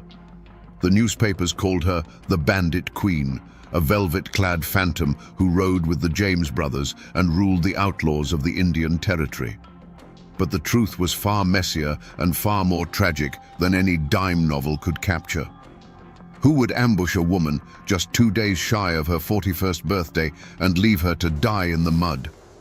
Today, we ride past the legends and the lies to find the real Belle Star, and to answer the question that still haunts that lonely patch of ground. Who pulled the trigger? Before the gun smoke and the legend, there was a girl named Myra Maybelle Shirley, born in 1848 into a world that was anything but lawless. Her home was near Carthage, Missouri, a land of rolling green hills and fertile soil that held a promise of prosperity.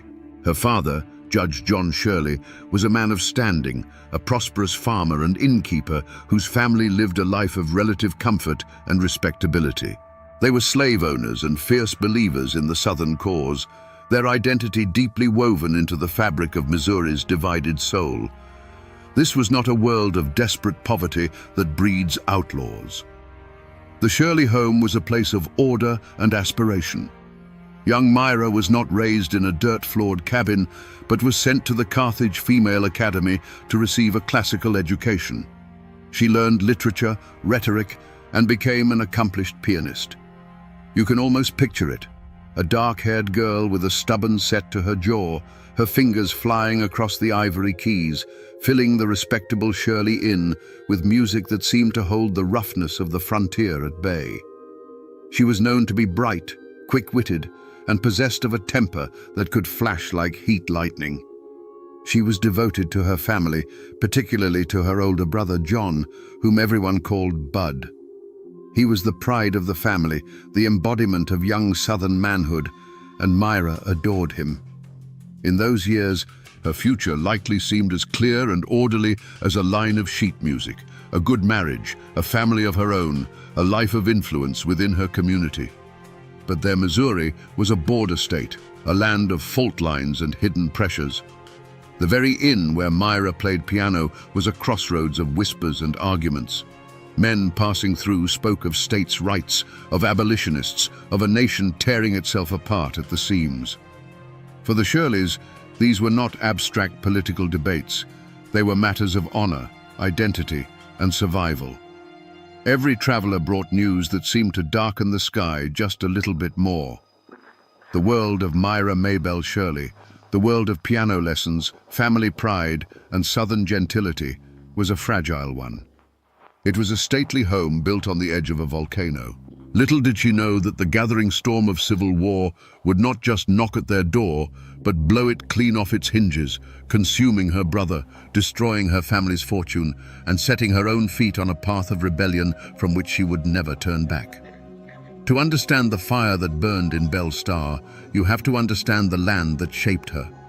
Missouri in the 1850s was not a place of settled peace. It was a powder keg with a short fuse.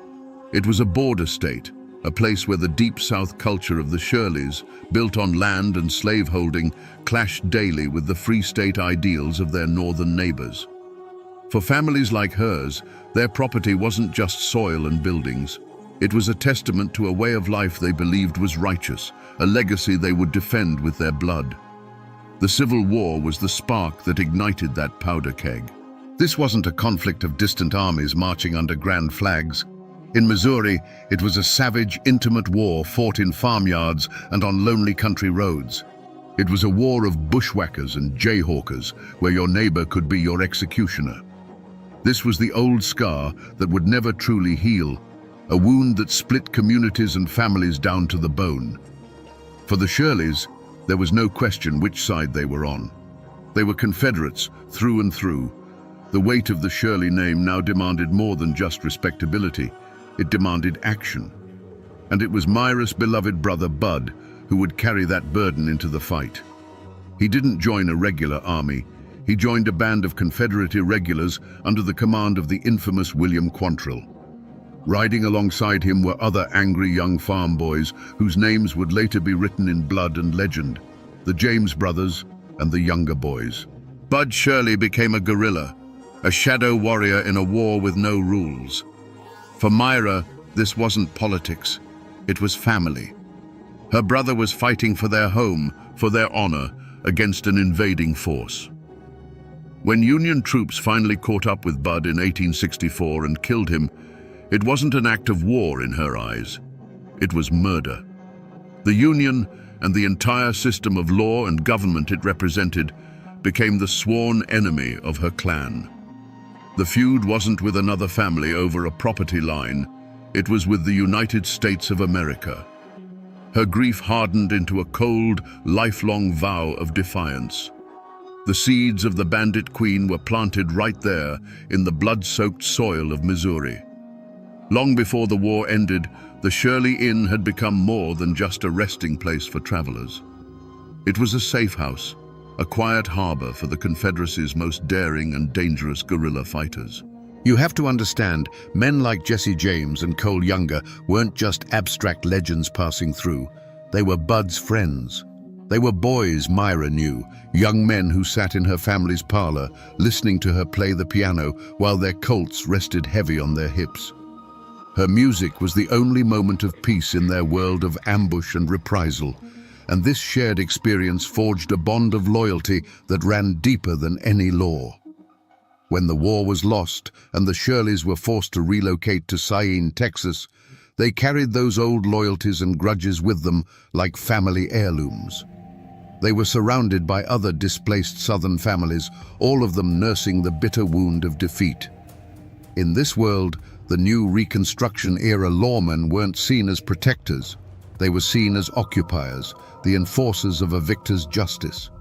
A man's worth was judged not by his adherence to this new law, but by his loyalty to the old cause. Whispers travel like wildfire in a place like that, and they clung to Myra Maybelle Shirley. Her association with the Younger clan was common knowledge, and the rumors of a youthful romance with the handsome Cole Younger followed her everywhere. It didn't matter if it was true. What mattered was the perception. She was marked, seen as part of that defiant, dangerous world. She wasn't just Judge Shirley's educated daughter anymore. She was the girl who kept company with outlaws, a woman who understood their codes and shared their enemies. This web of associations poisoned the air, turning small disagreements into matters of life and death. When Myra fell for Jim Reed, it was no surprise that he was one of their own, another former bushwhacker, a man who knew the taste of battle and had no love for the authorities. Her family objected, seeing in Reed the violence and uncertainty that had already cost them a son. But Myra's defiance was absolute. Marrying him was an act of choosing her side once and for all. The ground was now perfectly fertile for conflict. The community was a tinderbox of Civil War resentments. Myra's own reputation was already stained with the smoke of rebellion, and she had bound her fate to a man who saw the law as an obstacle to be overcome, not a shield to hide behind. The stage was set, the players were in place, and the air was thick with the certainty that trouble wasn't just coming. It was already there, waiting for its moment. The dream of a quiet life died hard under the relentless Texas sun. For a time, Jim Reed tried to beat his past into a plowshare, to work the stubborn soil and be the farmer Myra's family had wanted. But the land held no promise for him, and the quiet life felt more like a cage than a sanctuary. There was a restlessness in him, a hunger for the old thrill, the easy money, and the simple, brutal clarity of a fight. Myra, sharp as she was, saw it in his eyes. She saw the farmer fading and the ghost of the bushwhacker growing stronger with each passing day. The human omen arrived not as a single stranger, but as a clan. They were the Stars, a notorious Cherokee family who lived by their own laws in the wild Indian territory. When they came to visit Jim, it was like a change in the weather. They were men who moved with a different rhythm, their eyes constantly scanning the horizon, their hands never straying far from their belts. They spoke in low tones about fast horses, fat cattle that belonged to other men, and lawmen who could be outrun or outgunned. In their presence, Myra could see the change in her husband. The slump of the weary farmer left his shoulders, replaced by the coiled readiness of a predator. Their whispers and laughter late into the night sounded like a prophecy of doom to her. This wasn't the rebellion of a Southerner against the Union anymore. This was the siren song of pure outlawry, and Jim was listening with his entire soul. She must have felt a cold dread settle deep in her gut. This was the moment of decision, the fork in the road she could see as plainly as a line in the dust. She had chosen a dangerous man, hoping she could tame him, but now his world was coming to claim him back. Every clink of a whiskey bottle, every quiet cleaning of a revolver was a sign. It was the feeling of standing on a cliff edge, knowing that the man she loved was about to take a step and drag her over it with him. The time for farming was over. The quiet life in Texas didn't just fade away, it was executed. The news didn't arrive as a whisper on the wind, but as a formal warrant carrying the name of Jim Reed. And the charge wasn't for rustling a few head of cattle or running whiskey, it was for murder. A man lay dead, shot down during a dispute over money, and the law said Jim Reed was the one who killed him.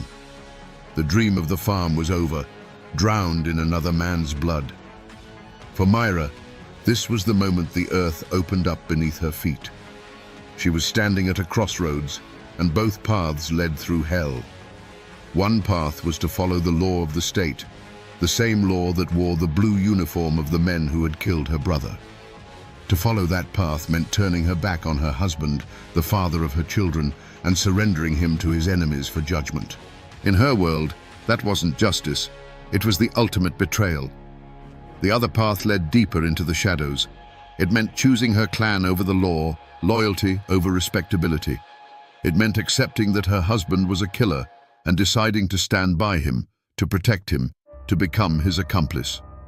There, in the harsh Texas sunlight, with the wanted poster acting as a death warrant, Myra Maybelle Reed made her choice. She chose blood. She chose her own. Her reaction wasn't fear, but a cold, hard resolve.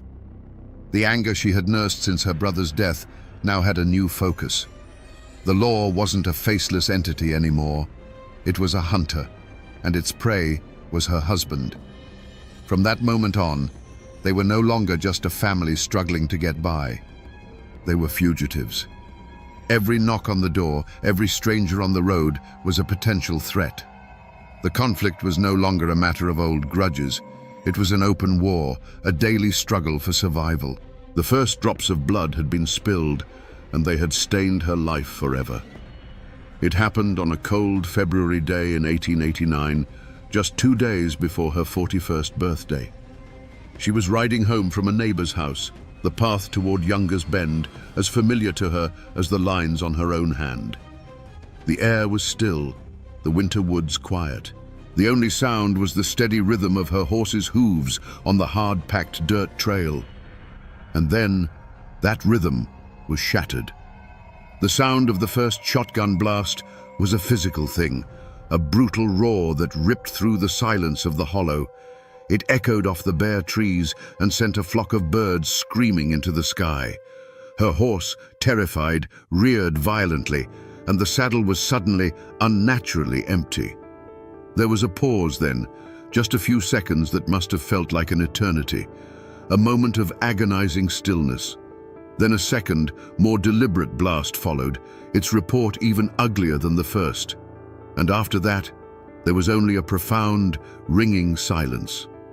Later, it was the horse that brought the first news of the tragedy. It came galloping back to the cabin at Younger's Bend, wild-eyed and trembling, the reins tangled, the saddle empty. It was a message of disaster that needed no words. The men who saw it knew instantly that something terrible had happened out on that lonely trail. When they followed the horse's tracks back, they found her. She was lying at the edge of the muddy creek crossing shed, ridden through 1,000 times. The cold, grey water swirled around her, indifferent to the scene. There were no witnesses, only the churned-up mud and the chilling quiet of the woods where an assassin had hidden, waited, and vanished. Her riding habit was stained with the dark, wet earth of the creek bank. The legendary Bandit Queen, the woman whose name was whispered in fear and admiration from Texas to Arkansas, the friend of the James boys and the wife of Sam Starr, had not gone down in a blaze of glory. There was no grand shootout, no final defiant stand. The air still smelled of spent gunpowder. The only other evidence was the profound and terrible stillness where a life had just been. It was an execution, carried out from the shadows, a cowardly end to a life that had been anything but cowardly. The violence wasn't in the details of the wounds. It was in the deafening silence that was left behind. We will never know for certain who hid in that cold brush, but we can try to crawl inside the mind of a man who would. Let's imagine it was the prime suspect, Edgar Watson, a man with a murder warrant hanging over his head like a noose. In his mind, this wasn't an act of pure evil. It was a simple, brutal calculation. Belle Starr had become a threat to his very existence. She had discovered his secret, the crime he had run so far to escape, and she was about to turn him out. That meant the law would come sniffing around, and his life as a free man would be over. In this twisted logic, Belle wasn't a person anymore. She was a problem, a loose end that needed to be tied off permanently. He saw her not as the legendary Bandit Queen, but as the one person standing between him and survival. Killing her wasn't an act of passion. It was a business decision, as cold and pragmatic as shooting a lame horse. He was a cornered animal, and in his world, you did whatever it took to break out of the trap. Honor, friendship, decency, those were luxuries a man like him couldn't afford. The switch flipped the moment he realized she would not be bluffed or bought, the moment he looked into her eyes and saw that she was going to act. That was the point of transformation. His anger and fear cooled into a single, sharp point of purpose. The planning would have been methodical. He knew her routines, her paths. He would have chosen the creek crossing deliberately, a place where she would have to slow her horse, where the terrain gave him perfect cover, where the sound of the shot would be muffled by the hollow. He wasn't a raging monster. He was a patient predator setting a trap. And after the second blast tore the air, what did he feel? Not remorse, not triumph. Most likely he felt a profound and chilling sense of relief. The threat was gone. The problem was solved. As he melted back into the brush, his heart would have been beating fast, but not from guilt. It was the adrenaline of survival. His mind would already be working on the next steps. The alibi, the look of surprise on his face when he heard the news. Whether it was the cold calculation of a man like Watson, or the hot, humiliated rage of her own son, the psychology was the same. Belle had become an obstacle, and for the beast in the shadows, obstacles were meant to be removed. When the echoes of the second shot finally died, a heavy, unnatural silence fell over Younger's Bend. The discovery was as grim and undignified as the murder itself. It wasn't a posse of lawmen who found her, but her own people, led to the spot by her riderless horse. They lifted her body from the cold, clinging mud of the creek bank and carried her home. The fearsome bandit queen, the woman who had stared down Judge Parker's court, was gone. All that was left was the mortal remains of Myra Maybelle Starr, her clothes soaked and stained with the earth she had fought so hard to possess. The cabin at Younger's Bend, once a bustling sanctuary for men on the run, became a house of mourning. The whispers of outlaw plots were replaced by the stunned silence of grief. For her daughter, Pearl, the sight of her mother's body was a wound that would never heal. The shock was soon followed by a cold, burning question that settled in the air like smoke. Who had done this? And who among the men and women gathered in that very room knew more than they were saying? The fight for survival was no longer against the law. It was against the secret killer who might be standing right beside them. Word travels fast in the back country, and it wasn't long before the law arrived. Deputy marshals from Fort Smith, Judge Isaac Parker's men, rode into Younger's Bend. They were hard men, accustomed to the violence of the territory, but this was different. This was the murder of the most famous woman in their jurisdiction. They weren't just investigating a crime, they were stepping into the heart of a legend, a place built on a foundation of secrets and lies, where every neighbor had a grudge and every friend had a hidden motive. The investigation began immediately, a slow, methodical process of untangling the web of Belle's complicated life. Who were her enemies? Who owed her money? Who feared her? The list was dangerously long. A reward was posted, a paltry sum that seemed an insult to the scale of her fame. But in a land where loyalty was cheap and life was cheaper, even a small reward could be enough to loosen a tongue or point a finger. The initial chaos of rumor soon began to crystallize around one name. In the fearful whispers of neighbors and the cold calculations of the deputies, the name of Edgar Watson surfaced again and again. The tenant farmer with a secret past, the man Belle was about to evict. He had the motive, he had the opportunity, and he had the cold-blooded history. The hunt for Belle Starr's killer now had a face and a name. Belle Starr's murder was like a stone dropped into a still pond, and the ripples of fear and suspicion spread through every isolated cabin in the territory. This wasn't a tight-knit community bound by friendship. It was a loose collection of families, fugitives, and farmers, all held together by a fragile web of convenience and mutual distrust. Her death tore that web to pieces. Instantly, invisible lines were drawn in the dirt. On one side were those loyal to Belle's memory, her family, the outlaws she had sheltered, and the neighbors who had, in their own way, respected her power. On the other side were those who had feared her, owed her money, or, like Edgar Watson, felt the sting of her wrath. When the marshals from Fort Smith began their investigation, they ran headlong into a solid wall of silence. You have to understand, in the Indian Territory, the law of Judge Parker was seen as a foreign power. The real law was the local code, and that code had one simple rule: you don't talk to outsiders. To be a snitch was a death sentence, far more certain than any verdict from a jury in Fort Smith. The deputies would ask questions, and in return they would get blank stares, shrugged shoulders, and the maddeningly simple phrase, "Don't know nothing." This wasn't just loyalty to the outlaw way, it was raw, paralyzing fear. The killer was still out there. He could be the man plowing the next field over. He could be listening from the shadows at the general store. To speak a name aloud to a lawman was to invite a shotgun blast in the dark for you and your family. People who once left their doors unbarred now checked them twice. A strange horseman on the road was no longer a traveler, but a potential threat. The law offered a reward, but the killer offered a much more immediate consequence. In this atmosphere of terror, even the smallest actions became profound statements of allegiance. True courage was rare, and it was quiet. It was the neighbor woman who left a basket of cornbread on Pearl's doorstep, a silent offering of sympathy that said, "I am with you," without speaking a word. Cowardice, however, was far more common. It was the man who, when asked about Edgar Watson's whereabouts on that fateful afternoon, suddenly found a fascinating spot on the floor to stare at. It was the providing of a vague alibi, the convenient lapse in memory, the turning of a blind eye. Every person in that hollow was forced to make a choice, and most chose the side of self-preservation, burying the truth under a thick blanket of silence. The hunt for Edgar Watson wasn't a grand, sweeping posse of righteous lawmen.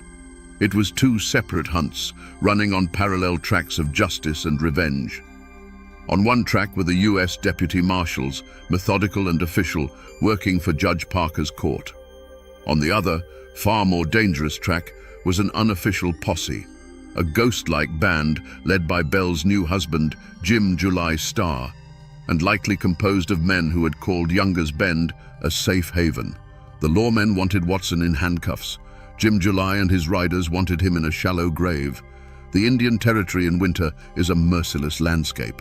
It's not the soaring peaks of Appalachia, but a tangled, brutal world of its own, a maze of dense thickets, frozen swamps, and red clay mud that can suck a horse down to its belly.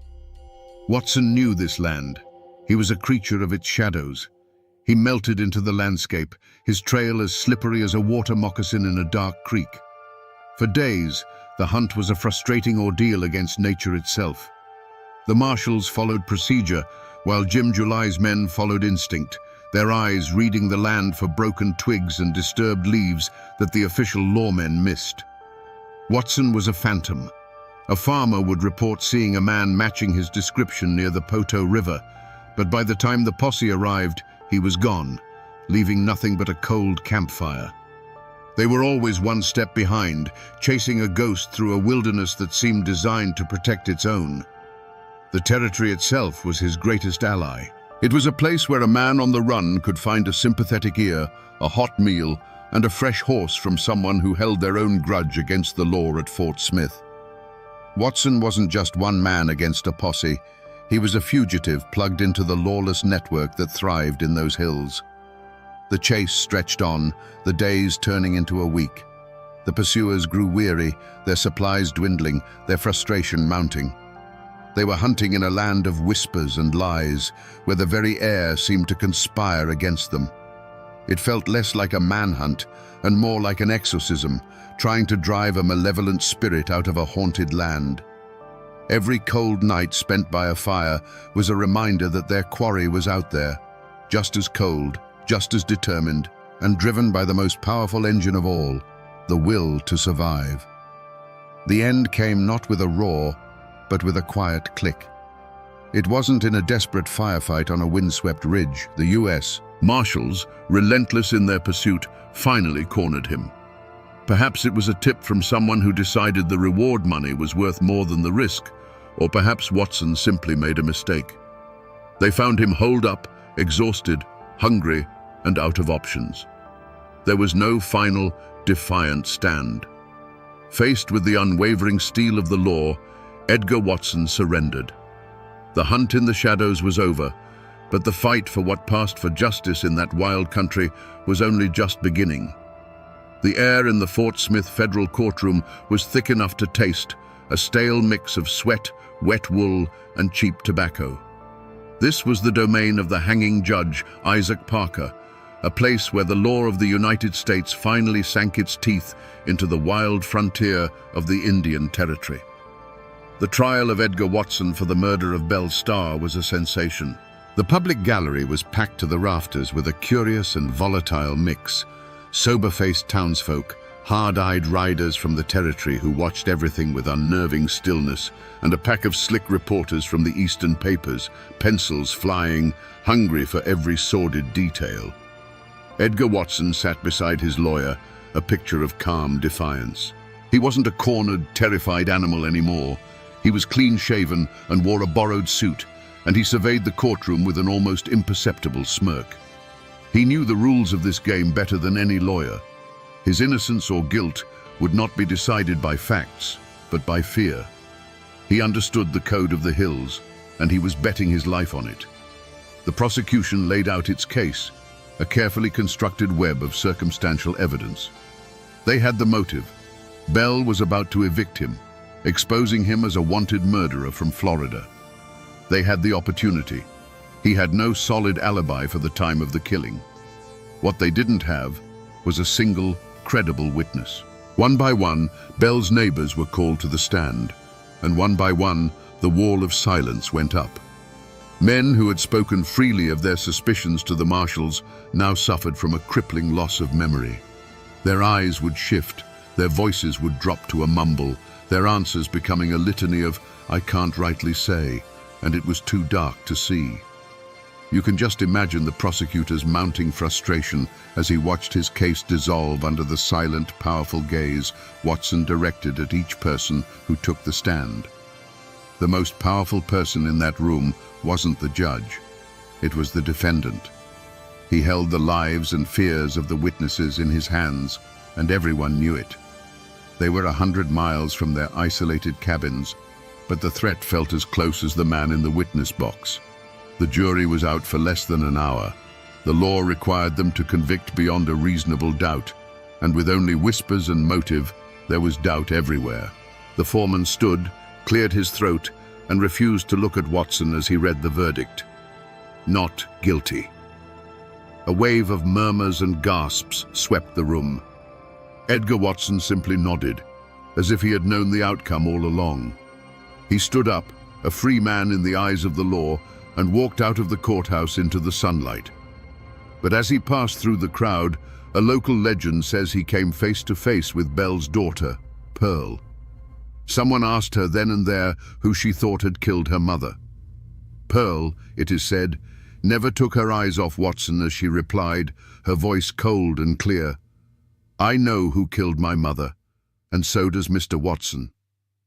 The court of men had spoken, but out on the courthouse steps, the justice of the mountains had delivered its own chilling verdict. The verdict was a second shotgun blast, this one fired into the heart of Bell's family. For her daughter Pearl, the acquittal of Edgar Watson was an impossible betrayal. The law had failed, and the man she believed was her mother's murderer was now free to walk the same earth. She and her brother Ed were now adrift, the anchor of their chaotic world gone. They stayed at Younger's Bend for a time, trying to hold on to the last piece of their mother's legacy, but the place was haunted. Every shadow in the woods, every creak of the cabin door was a reminder of the murder and the injustice. Eventually, the weight became too much. They drifted away, their lives following a long, sad arc away from the violence of their upbringing, seeking a peace they would never fully find. As for Edgar Watson, he left Fort Smith a free man, but he was a marked man. The court's verdict meant nothing in the territory, where Bell's friends and family held their own silent court. He knew he could never return to his farm, so he fled, becoming a wanderer, drifting from state to state, always looking over his shoulder. He couldn't escape the shadow of the Bandit Queen. For years, he was a ghost, haunted by the murder he was never convicted of. The law had acquitted him, but the court of public opinion and rumor had found him guilty. His ultimate fate is a matter of legend itself, but many say he met his end years later in another squalid dispute, his life ending as violently as the one he was accused of taking. It was a different kind of justice, slow and patient, but just as final. The community around Younger's Bend tried to forget. Forgetting was a form of self-preservation. To speak of Belle Starr's murder was to stir up ghosts and invite trouble. The story was pushed down, buried under the routines of farming and the passing of seasons. The notorious cabin at Younger's Bend, the outlaw sanctuary, slowly fell into disrepair, its timbers rotting, its stories fading into the landscape. The territory was changing. The old outlaw days were dying, and the people who lived there wanted to look forward, not back. The story became a cautionary tale whispered to children, a wild piece of local folklore. They buried the truth under a conspiracy of silence, not out of malice, but out of a desperate need for peace. But burying a story like that is like burying a seed. It doesn't die. It just waits in the darkness, ready to sprout again when someone comes along and starts digging. The name Star didn't simply vanish into the red dirt of the territory. It echoed on, carried by her children, whose lives were forever shaped by their mother's violent end. Her son, Ed Reed, continued a life of petty crime, a pale shadow of the outlaws his mother had known, until he was killed in a saloon argument. Her daughter, Pearl, took a different path. She tried to escape the legacy, but found that the only way to survive was on the fringes of the very society that had sensationalized her mother's life. She eventually settled in Fort Smith and ran a bordello, becoming a different kind of outlaw queen, one who provided a haven not for gunslingers, but for the lonely and the lost. The most tangible trace of Belle Starr is a lonely patch of ground near the Eufaula Lake in modern-day Oklahoma, not far from where Younger's Bend once stood. There lies her grave. For years it was marked by a headstone said to have been carved by her daughter Pearl, bearing a bell, a star, and a poignant poem.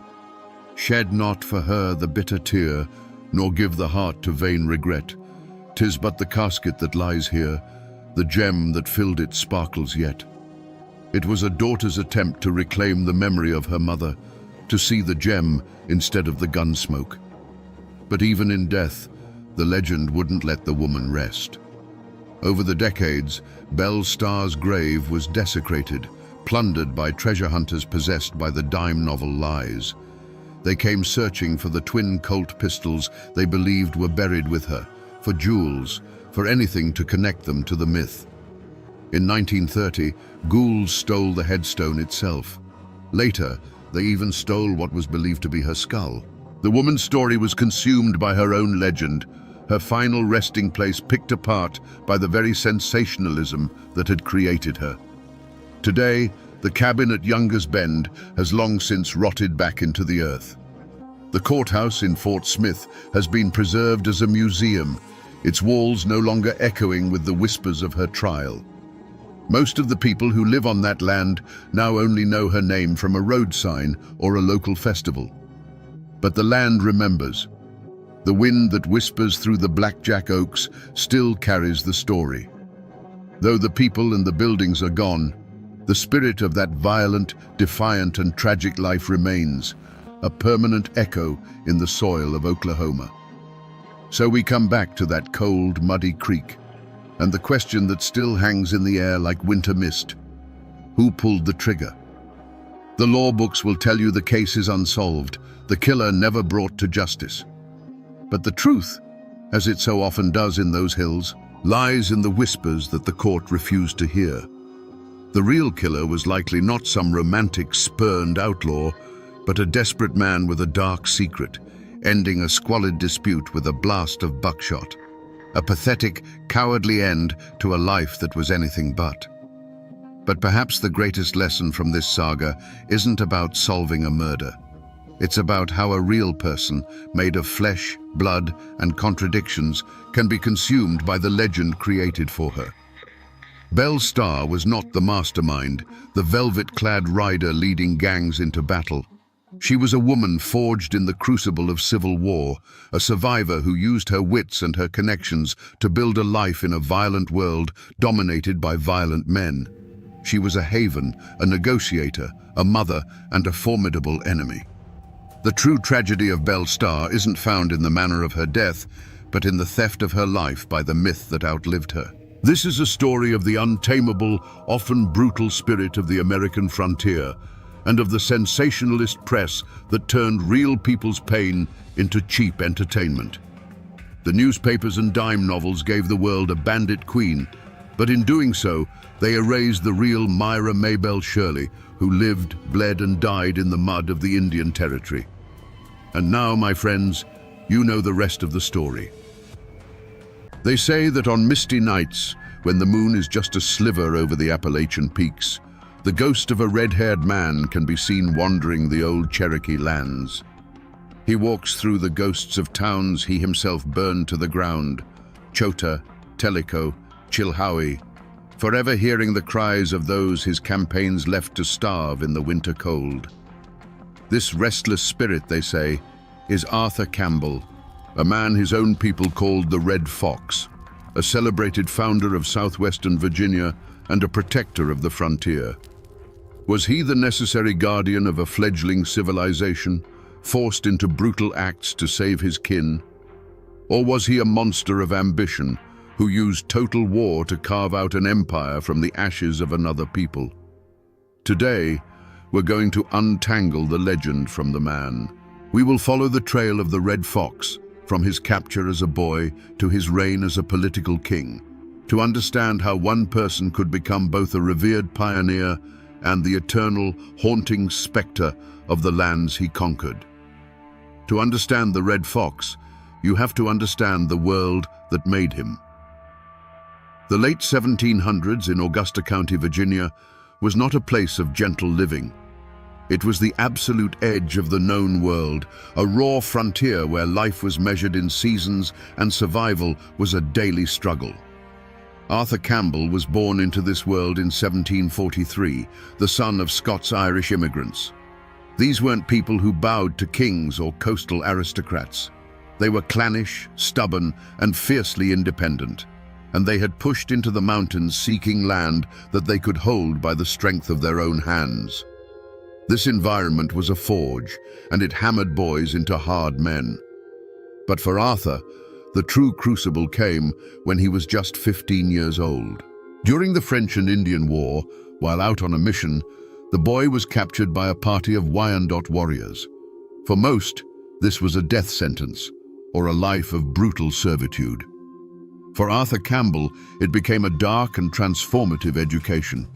He was taken hundreds of miles away, deep into the Ohio country near the Great Lakes, and for nearly 3 years, he lived as they lived.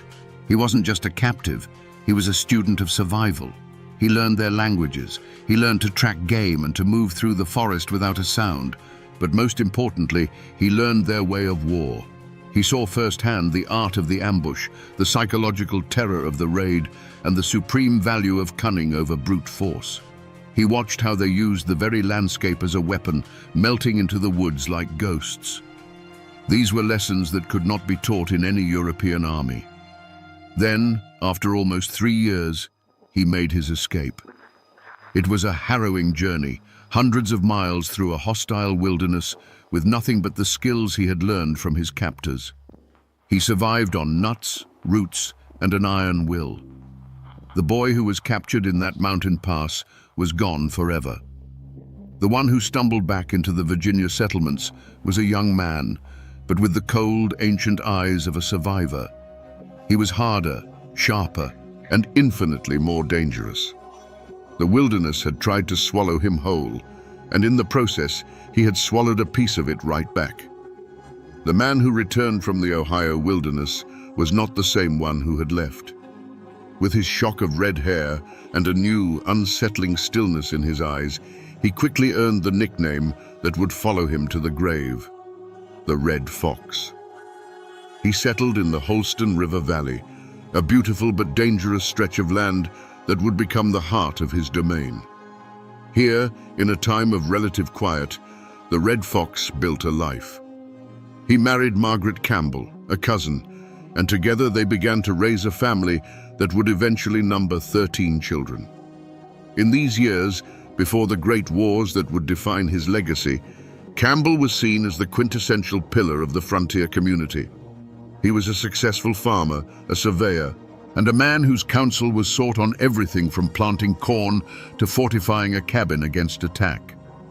He became a justice of the peace and a captain in the local militia. When there was a dispute between neighbors, they brought it to Arthur Campbell. When a hunting party went missing, it was Arthur Campbell who organized the search. He was the anchor in a sea of uncertainty. His authority came from his experience. The other settlers were brave and tough, but Campbell possessed a deeper, colder knowledge.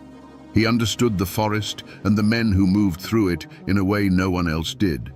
He taught his neighbors how to read the signs of an approaching war party, how to fight from behind trees instead of in open lines, and how to think like the enemy. He was their shield, the man who had been inside the belly of the beast and returned to tell them how to slay it. This was the world the Red Fox built and fought to protect, a fragile collection of cabins and clearings, filled with his kin and his neighbors, all clinging to a precarious existence at the edge of a continent. It was a life built on family loyalty, community dependence, and the constant simmering threat of violence. The love he had for his wife and children, and the fierce paternalistic duty he felt for the people who looked to him for safety, became the driving forces behind every decision he would ever make. Everything that came later, all the fire and the blood, was done to protect this small world he had carved out of the wilderness. But a man forged in such a fire is often left with brittle places. Arthur Campbell's greatest strength, that unyielding will to protect his family and his domain, was inextricably bound to his fatal flaw, an absolute, unshakable belief that his authority was the only authority that mattered. He had survived where others had perished. He had brought order to a land of chaos, and in his mind, this gave him a right to rule. He saw himself not as a leader, but as the patriarch of the entire region, and any challenge to his will was not a simple disagreement. It was a threat to the natural order of things. There's a story that perfectly illustrates this. A few years after the revolution, a new family of settlers arrived with a land grant signed and sealed by the authorities back in Richmond. The tract of land they claimed overlapped with pasture that one of Campbell's sons had been using. By the letter of the law, the new family had the stronger claim. But that was a law made by men in powdered wigs hundreds of miles away. Campbell summoned the family's patriarch to his home. He didn't shout or threaten. He simply sat the man down and explained, in his quiet, cold way, that the laws of Richmond were a distant whisper in these mountains. The only law that kept families safe from famine or the tomahawk was the law of mutual respect and established order. And in the Holston Valley, he was that order. The new settler, a proud man himself, insisted on his legal rights. Campbell just nodded. Within a week, the man found no one would trade with him at the local mill. His neighbors, loyal to Campbell, suddenly became distant and cold. When one of his cattle went missing, the search party Campbell organized found no trace of it. There was no violence, no open threat, just a slow, suffocating isolation. The family was gone within the month, their legal grant worthless against the silent, absolute power of the Red Fox. For Campbell, this wasn't about a piece of pasture land, it was about precedent. He believed that compromise was weakness, and weakness invited chaos. He could not bend, he could not yield, because to do so would be to admit that some other power, be it the government in Richmond or a rival on the frontier, had a say in the survival of his people. His authority had to be as solid and immovable as the mountains themselves. This towering pride, this inability to brook any rival or share any power, was the crack in his armor. It had served him well when crushing the will of his enemies or intimidating a lone settler. But it was a flaw that was bound to lead him into a conflict he couldn't control with a quiet word or a silent shunning. It would eventually put him face to face with men as proud and as stubborn as himself, and in the unforgiving calculus of the frontier, such a collision could only be settled with fire and blood. The ink on the treaty that ended the revolution was barely dry, but peace never lasts long in the mountains. The new conflict, however, wouldn't be fought with tomahawks and rifles, but with petitions, politics, and the threat of civil war. Just south of Campbell's domain, in the settlements along the Watauga and Nolichucky rivers, a storm was brewing. These lands, technically part of North Carolina, were populated by the same hardened over-mountain men Campbell had fought beside. When North Carolina, in a political move, ceded these western lands to the federal government, the settlers felt abandoned, left without laws or protection. So they did something unthinkable. They did what mountain people have always done when ignored by a distant government. They formed their own. In 1784, they declared themselves an independent state, writing a constitution and electing a governor. They called their new nation the State of Franklin. From his home in the Holston Valley, Arthur Campbell watched this unfold, not as a distant observer, but as a predator watches a rival enter its territory. This wasn't some far-off tax dispute. This was a new center of power, a new government, rising on his very doorstep. For a man whose entire identity was built on being the supreme, unchallenged authority of his region, this was the ultimate affront. The existence of Franklin, led by the popular war hero John Sevier, was a direct challenge to his throne. It siphoned away influence, it offered an alternative to his leadership, and it threatened to make him a secondary figure in the story of the West. It violated the core principle of his being, that in these mountains, his will was law. This new state was a living, breathing rejection of that idea. Campbell's reaction was immediate and visceral, but it wasn't born of simple anger. It was born of pure, cold ambition. A lesser man might have sided with Virginia and tried to crush the upstart state. But the Red Fox saw a different path. His fatal flaw, his absolute belief in his own authority, saw this not as a threat to be destroyed, but as an opportunity to be seized. If there was going to be a new kingdom on the frontier, he would not be its neighbor. He would be its king. He made a fateful choice. He began to scheme, using his vast influence to convince the citizens of his own Washington County, Virginia, to secede from their state and join the state of Franklin. It was a breathtaking act of treason.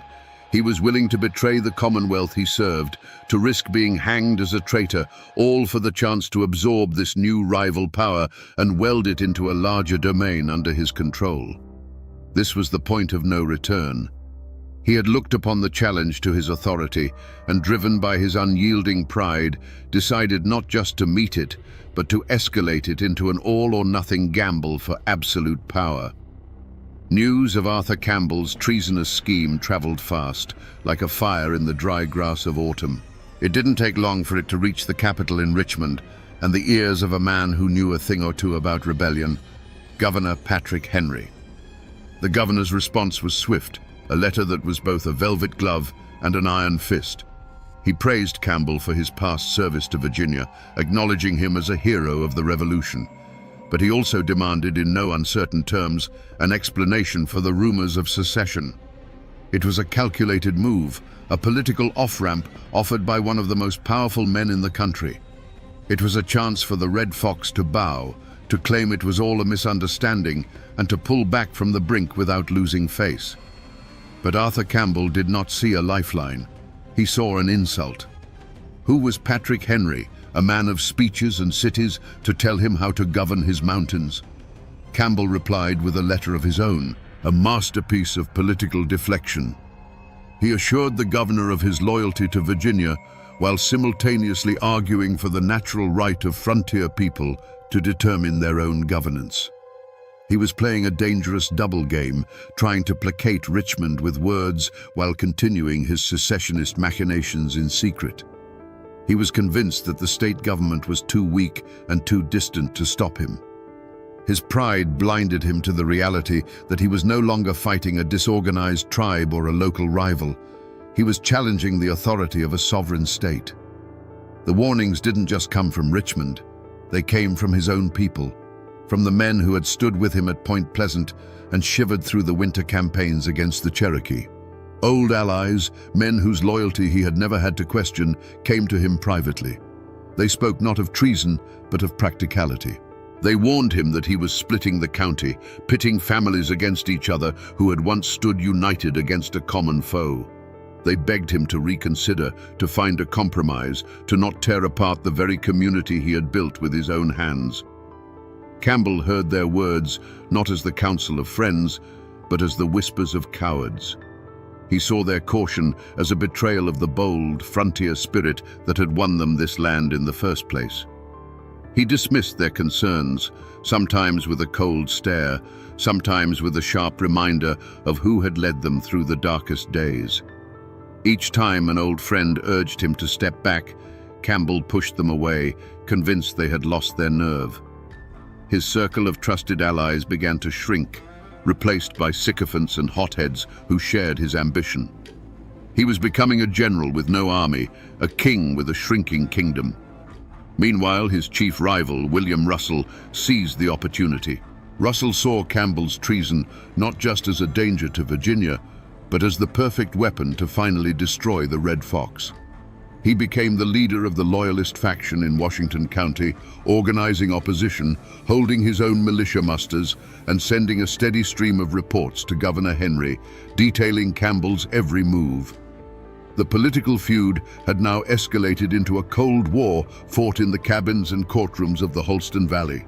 Every choice Campbell made to further his secessionist plot only strengthened Russell's hand and drove a deeper wedge into the heart of the community. The Red Fox was walking a path of his own making, and it was narrowing with every stubborn step. A violent collision was no longer a possibility. It was a certainty. The Holston Valley had become a powder keg, and everyone could smell the fuse.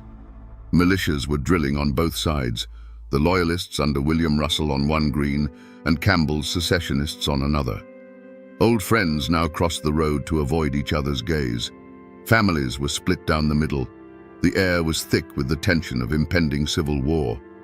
It was in this moment, with the region teetering on the brink of bloodshed, that Arthur Campbell was given one last clear chance to choose a different path.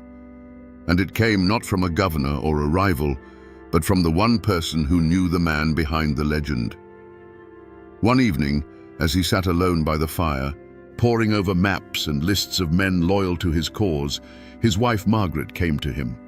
She was a strong frontier woman, no stranger to hardship or danger, but he could see a profound weariness in her eyes.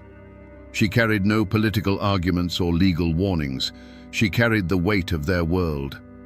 She sat beside him and spoke quietly of the fear she saw growing in the community. She told him of the women who stopped her by the creek, asking if it was true that their husbands and sons would soon have to fight their own neighbors. She didn't speak of Virginia or the state of Franklin. She spoke of their own home, of their own children. She asked him to look at the life they had built, the peace they had earned through so much struggle and loss. Was this ambition, this new title in this new state, worth the blood of the very people they had sworn to protect? Was it worth their own sons having to aim a rifle at a cousin or a childhood friend? It was the most direct plea imaginable, a choice between the abstract lure of power and the tangible reality of the family and community he claimed to be serving. For a long moment, the Red Fox was silent. The firelight played across his face, and in the shifting shadows, one could almost see the war raging within him. He looked at his wife, the mother of his children, the woman who had stood by him through everything. He saw the truth in her words. He saw the precipice, the dark chasm of violence that lay just one step ahead. He could pull back. He could send a rider to Russell, call a truce, and begin the hard work of mending what he had broken. He could choose his family over his pride. But then his eyes hardened. To back down now, after going so far, felt like the ultimate defeat. He pictured William Russell's smug satisfaction. He pictured his authority, the very foundation of his identity, crumbling to dust. In his mind, retreat was not a path to peace. It was an invitation for his enemies to destroy him utterly. He turned to Margaret, and the warmth had gone from his voice. "Peace is bought with strength, Margaret," he said, his tone leaving no room for argument. "To show weakness now is to lose everything we have ever fought for." With that, he turned back to his maps. The final crossroads had been reached, and Arthur Campbell had consciously, deliberately, chosen the road to war. The day of the reckoning arrived with the cold bite of a late autumn wind. It was court day in Washington County, the one time when all factions were forced to converge on a single point. But this was no day for civil discourse. Two armed camps had formed on the green outside the small log courthouse. On one side stood William Russell and the Virginia Loyalists, a grim line of farmers and militiamen. On the other, his face as hard and unforgiving as the mountains behind him, was Arthur Campbell and his secessionists. The two groups stared at each other across 100 yards of frozen mud, a space that felt as wide and as deep as a grave. The tension was a living thing, a coiled snake in the center of the green. Men clutched their long rifles, their knuckles white. Words were exchanged, first as low mutters, then as angry shouts that were snatched away by the wind. The final spark came when William Russell, determined to assert the authority of Virginia, took a deliberate step toward the courthouse door, his hand raised. He declared Campbell's assembly illegal and ordered the men to disperse in the name of the Commonwealth. For the Red Fox, this was the ultimate challenge, a public stripping of his power, an act he could not possibly tolerate. In that instant, the world seemed to narrow for Arthur Campbell. The shouting, the wind, the faces of his own men, it all faded into a dull roar. The only thing he could see with perfect clarity was William Russell, his rival, the one man who stood between him and absolute control. The sun glinted off the barrel of a rifle somewhere to his left. He felt the familiar cold weight of the horse pistol tucked in his belt, his hand moving toward it with a will of its own, a lifetime of frontier instinct taking over. He had made his decision weeks ago, in the quiet of his own home. This was just the echo. A single sharp report cracked the cold air and the world erupted. It wasn't a battle, it was a chaotic close-quarters brawl of smoke and thunder. Flashes of orange powder burst from the two lines as a ragged volley was exchanged. Men didn't charge so much as stumble forward, the roar of muskets and pistols deafening. Through the swirling, acrid smoke, Campbell saw only one thing. Russell, his face a mask of fury, trying to bring order to his panicked men. The two leaders locked eyes across the maelstrom. For a frozen moment, the entire conflict, the struggle for the soul of the frontier, was reduced to these two men. Their hands moved in a blur of practiced motion. A final deafening shot echoed off the log walls of the courthouse, louder and more final than all the others. The argument that had torn a county in two, that had pitted neighbor against neighbor and brother against brother, was suddenly, permanently over. A chilling, unnatural silence fell over the courthouse green, broken only by the moaning of the wind and the groans of a few wounded men. The powder smoke, thick and grey like a mountain fog, began to slowly clear, revealing the terrible tableau. Men from both sides stood frozen, their weapons half lowered, staring in shock not at an enemy, but at the undeniable consequences of their own rage. Arthur Campbell stood alone in the center of it all. He slowly lowered his pistol, the barrel still smoking in the frigid air. He had won. The challenge to his authority had been met and utterly vanquished. But as he looked out at the wreckage of his community, at the faces of men he had known his entire life, now twisted in horror and grief, there was no triumph in his gaze. There was only the cold, empty silence of a king who had just burned his own kingdom to secure his throne. The sharp crack of the final shot was followed by a silence so deep it felt like the world was holding its breath. For a long moment, no one moved. The men on the courthouse green, friends and enemies alike, stood like statues of clay, their faces blank with shock. The Red Fox stood at the center of this frozen tableau, the smoking pistol still heavy in his hand. There was no look of triumph on his face, no flicker of rage or regret. There was only a cold, profound emptiness. The metallic taste of gun smoke filled his mouth. The problem of William Russell had been solved. His instincts, honed over decades of survival, took over. He did not run. He did not surrender. To do either would be to admit he had done something wrong, and in his mind he had simply restored order. With a slow, deliberate motion that drew every eye, he began to reload his pistol. It was a terrifyingly calm gesture, an unmistakable message to every man on that green. The violence was done, but his capacity for it was not. He was still the most dangerous man in the valley. With his weapon reloaded and tucked back into his belt, he turned his back on the body of his fallen rival. He did not give it a second glance. He looked to his own men, who were staring at him with a mixture of awe and fear. His voice cut through the silence. Not a shout, but a low command that carried with its own absolute authority. "See to our wounded," he ordered. "Then disarm the rest of them. Their foolishness is at an end." He was no longer a politician or a rebel. He was a general on a battlefield of his own making, and he was taking control of the field. Without another word, he walked through the stunned crowd. Men, both his own and Russell's, parted before him, their eyes avoiding his. He moved not like a man fleeing a crime, but like a landowner inspecting his property. He reached his horse, swung himself into the saddle, and rode away from the courthouse, leaving behind a community shattered by his actions. His active role in the physical conflict was over. He had gambled everything on a single violent act, and he had won. But as he rode into the cold hills, the end of this road was simply the beginning of another, far more treacherous one. The law of the mountains had been satisfied. Now he would have to face the law of man. The echo of that final gunshot on the courthouse green did not fade. It settled into the soil of Washington County like a poison, contaminating everything it touched. The single act of violence didn't end the conflict.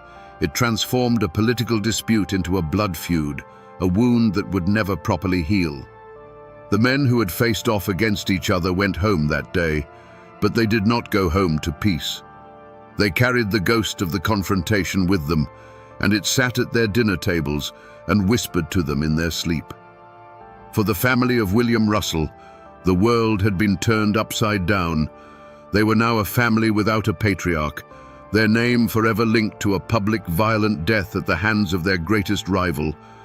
Their grief quickly hardened into a cold, simmering hatred that would be passed down like an inheritance.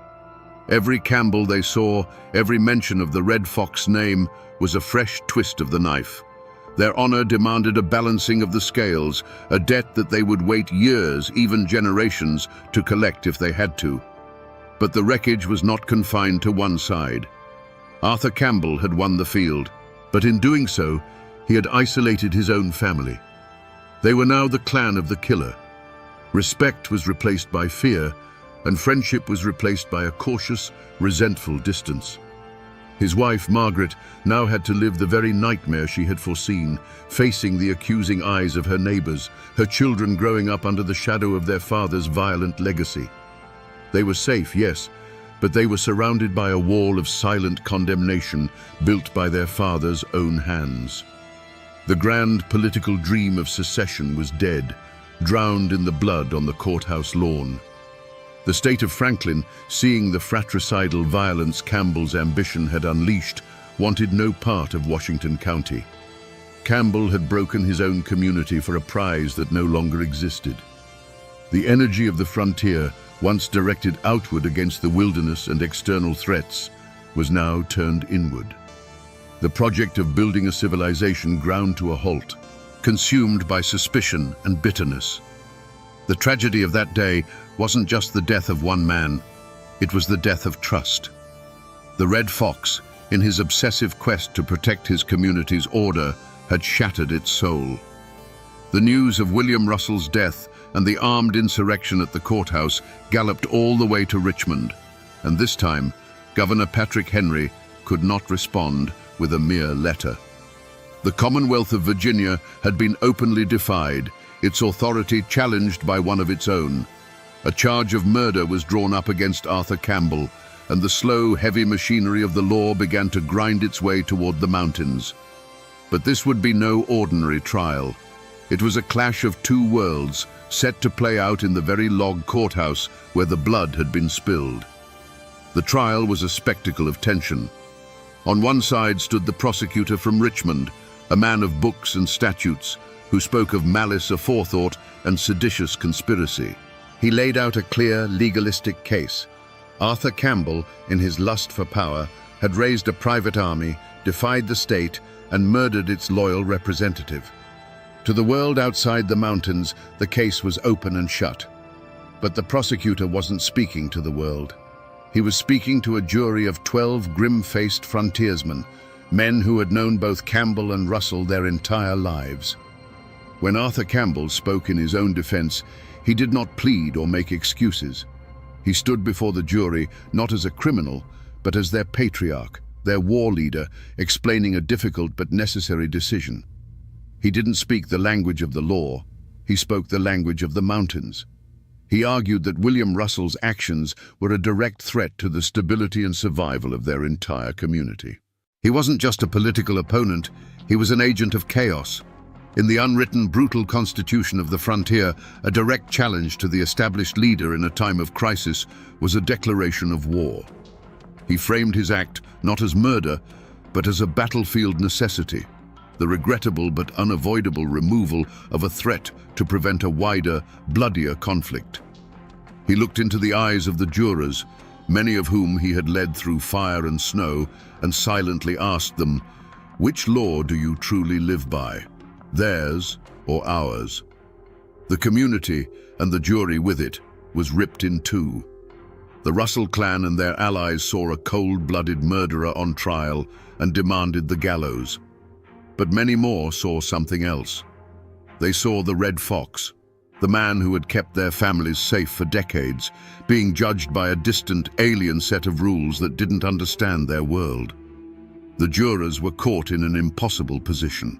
To convict Campbell would be to defy the most powerful man they had ever known, a man whose clan could make their lives a living hell. To acquit him would be to sanction a killing and invite the eternal vengeance of the Russell family. In the end, after a tense deliberation, the verdict was read in the silent, crowded courtroom. Not guilty. A gasp went through the room, a mixture of outrage from one side and profound, grim relief from the other.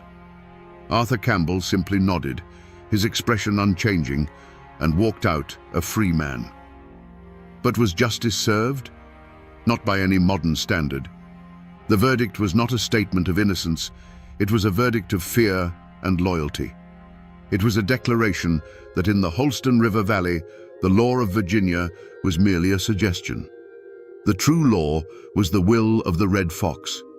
The court had washed its hands of the matter, but in doing so, it had left the blood debt unpaid, leaving it to fester in the shadows, waiting for a different kind of judgment.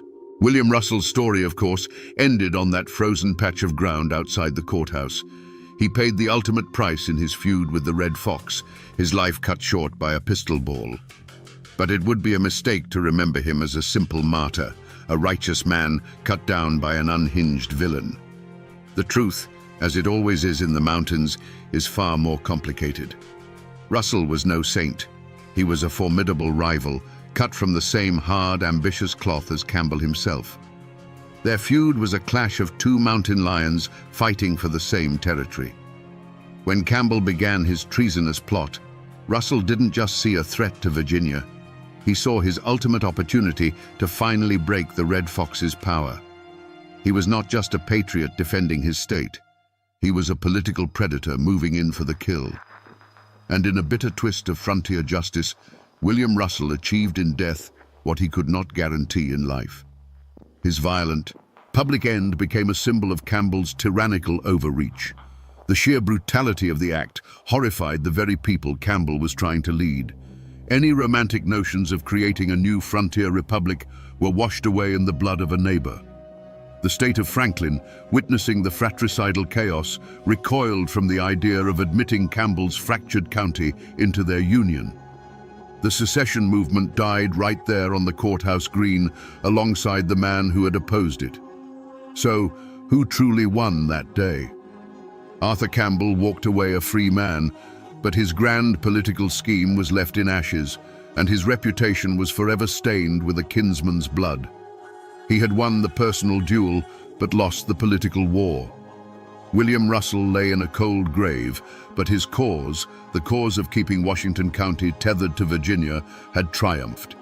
His death ensured the very outcome he had fought for. It was a messy, unsatisfying, and tragic end for both men, proving that on the frontier, sometimes even the victor loses everything that matters.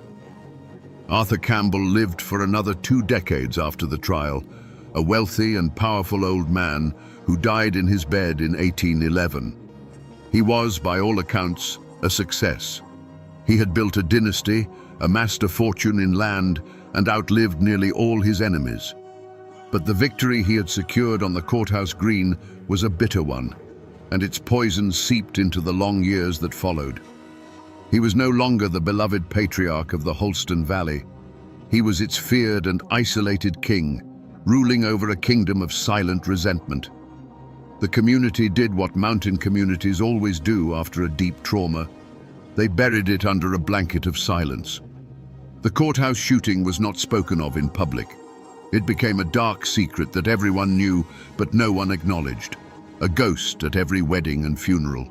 People had to live together, to raise barns and fight fires side by side, so they forced a fragile peace.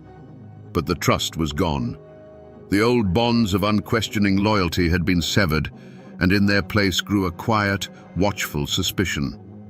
The legacy of that day was carried most heavily by the next generation. The Campbell children inherited their father's land and influence, but also the stain of his name. They had to navigate a world where many of their neighbors saw them not as friends, but as the offspring of a tyrant. The Russell clan, meanwhile, became the keepers of the grudge. The story of William Russell's death became their family's founding myth, a tale of martyrdom that fueled a quiet, patient hatred that would simmer for generations, waiting for any opportunity to settle the score. As the years passed, the world changed around the aging Red Fox. The frontier pushed further west, and the Holston Valley became a more settled, civilized place. New leaders emerged, men who fought their battles in legislative chambers and courtrooms, not with pistols on the lawn. Campbell's brutal personal style of authority became a relic of a bygone era. The very civilization he had bled to establish was now making him obsolete. He had won the right to rule his mountain, but in the end, the mountain had simply grown past him, leaving him a lonely, feared figure, forever haunted by the silence of the community he had broken. If you travel today through the mountains of southwestern Virginia, you can still find the tracks of the Red Fox. The land he claimed is still there, crisscrossed by roads and dotted with towns he never could have imagined. Near the town of Marion, you can find the site of his home, Campbell's Choice. And in the old Royal Oak Cemetery, you can lay a hand on his weathered tombstone. These are the cold, hard facts of his life, carved in stone and written on deeds. But the true ghost of Arthur Campbell doesn't live in the graveyards or the history books. It lives in the whispers. Over the centuries, the man has been consumed by the myth. The stories told about him in the hollers are not about land deals or legislative votes. They are about the uncanny cunning that no ordinary man should possess. The old folks say that during his captivity, he didn't just learn to hunt like the Wyandot. He learned their magic. They say a shaman taught him how to walk between the worlds, to move like a shadow through the woods, and know an enemy's plan before it was even formed. How else, they ask, could he appear from nowhere to strike the Cherokee, or anticipate every move of his political rivals? The darkest legends, of course, are told by the descendants of those he destroyed. They still tell the story of a Cherokee medicine man who laid a curse upon the Red Fox. He decreed that Campbell's spirit would never know peace, but would be forced to wander the ruins of the towns he burned for all eternity, his fiery red hair blazing in the gloom, forever hearing the ghostly cries of the starving and the slain. It is this story that gives the hook its power, the idea that a man's violence could so profoundly scar a landscape that his spirit is forever trapped there. Arthur Campbell is more than a historical figure now. He is a cautionary tale, a boogeyman, a local legend. He is the human face of the brutal bargain that was struck to settle these mountains. His name is whispered to remind children of the darkness that lies in ambition, and to remind adults that the foundations of their peaceful homes are built upon acts of terrible, unforgiving violence. The man is long dead, but his spirit, the embodiment of that ruthless, brilliant and terrifying frontier will, still haunts these mountains. For better or for worse, the shadow of the red fox is a part of the land itself.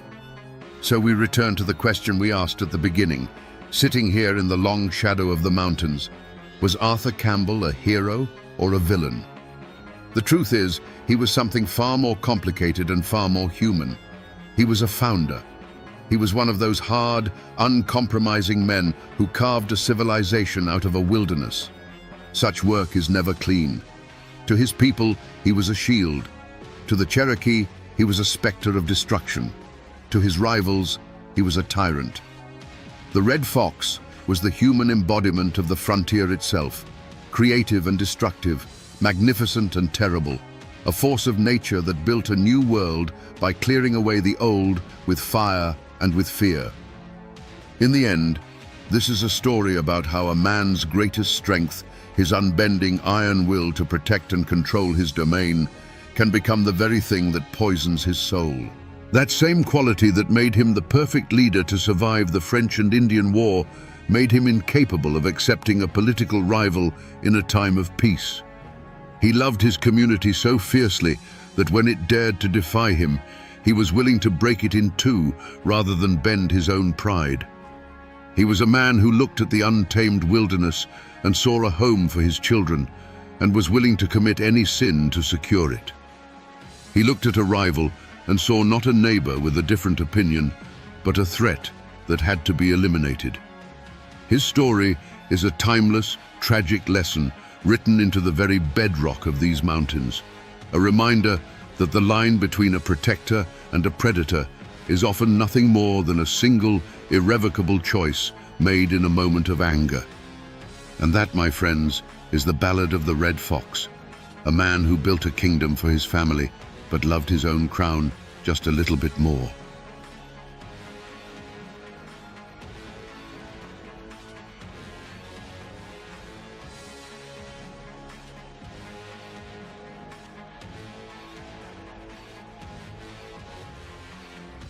Imagine this for a moment.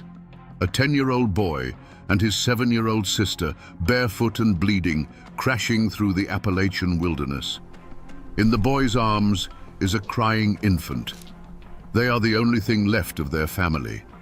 Behind them, in the chilling silence that always follows the screams, lies the ruin of their home and the bodies of their father and their 7 brothers.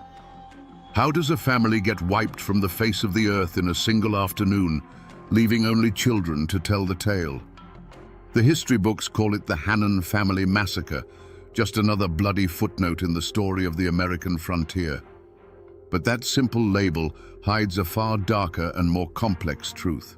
It hides the story of a forgotten war, of a visionary warrior fighting for his people's survival, and of a clash of worlds so violent it left ghosts that are said to haunt these mountains to this very day. Today, we journey back to that brutal summer of 1776 to find out what really happened on the day hell descended into a quiet mountain hollow. Before the screams, there was the quiet rhythm of a life being carved out of the wilderness. William Hannon's homestead was little more than a notch in the vast green cloak of the North Carolina mountains.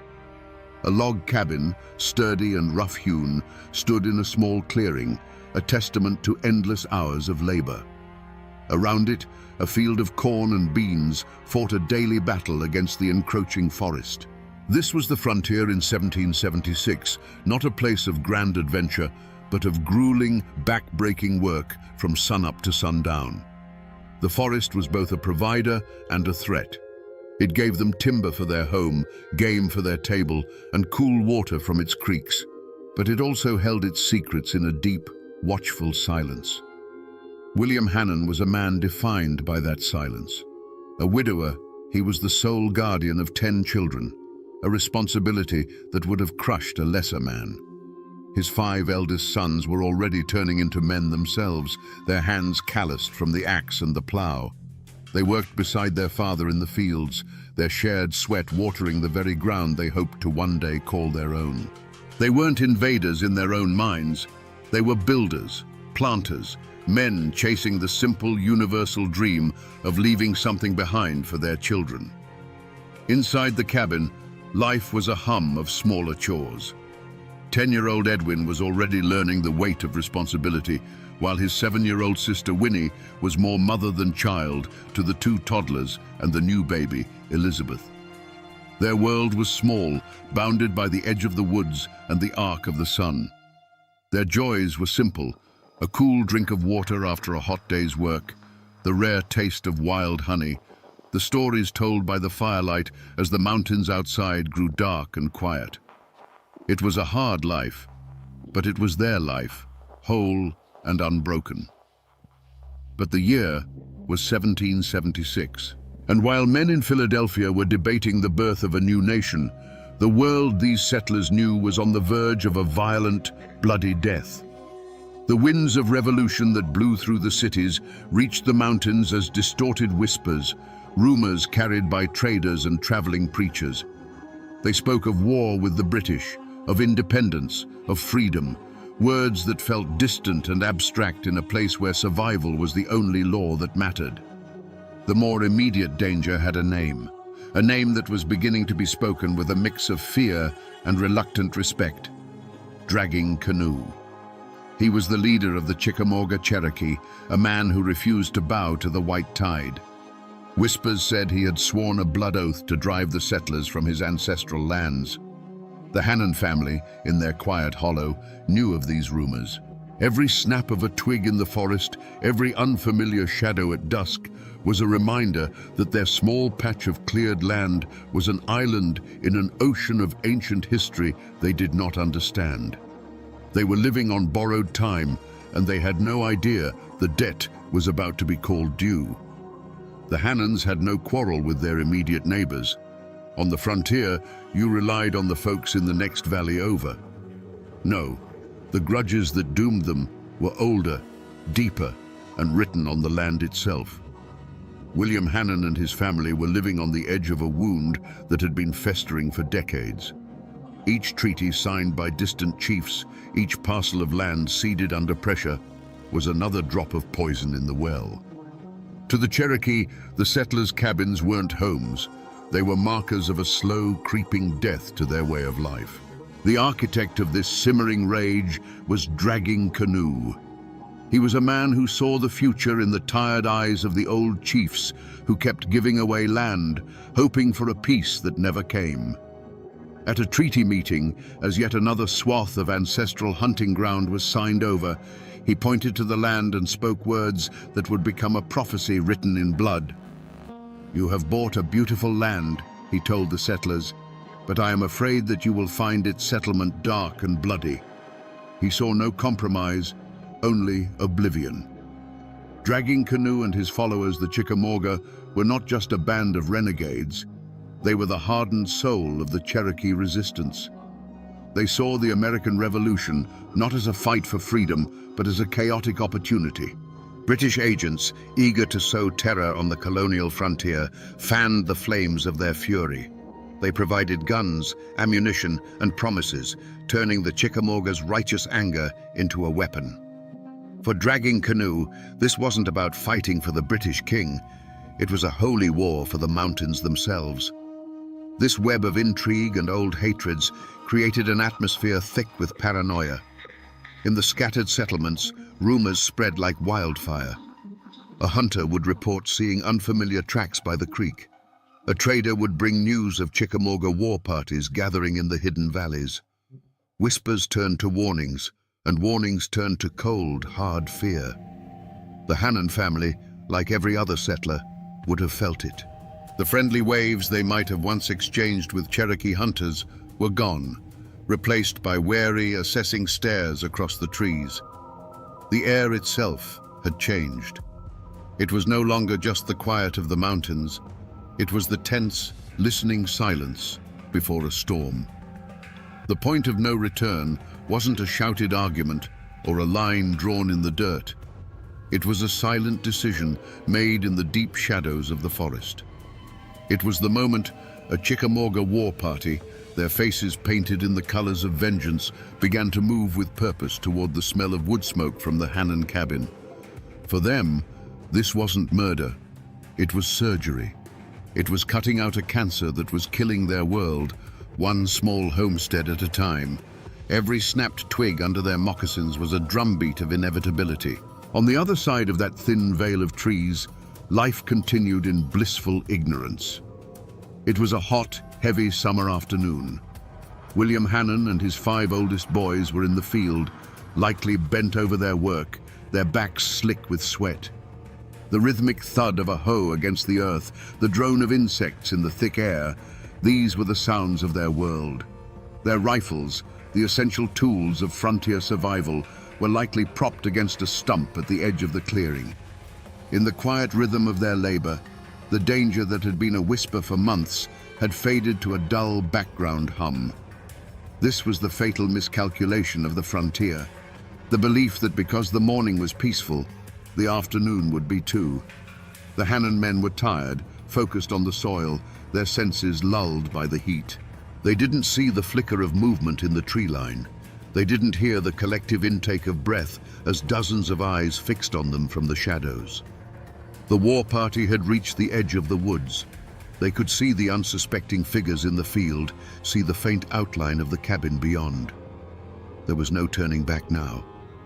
The promise made to Dragging Canoe, the anger fueled by British guns, the generations of grief for lost lands, it all coalesced into this one irreversible moment.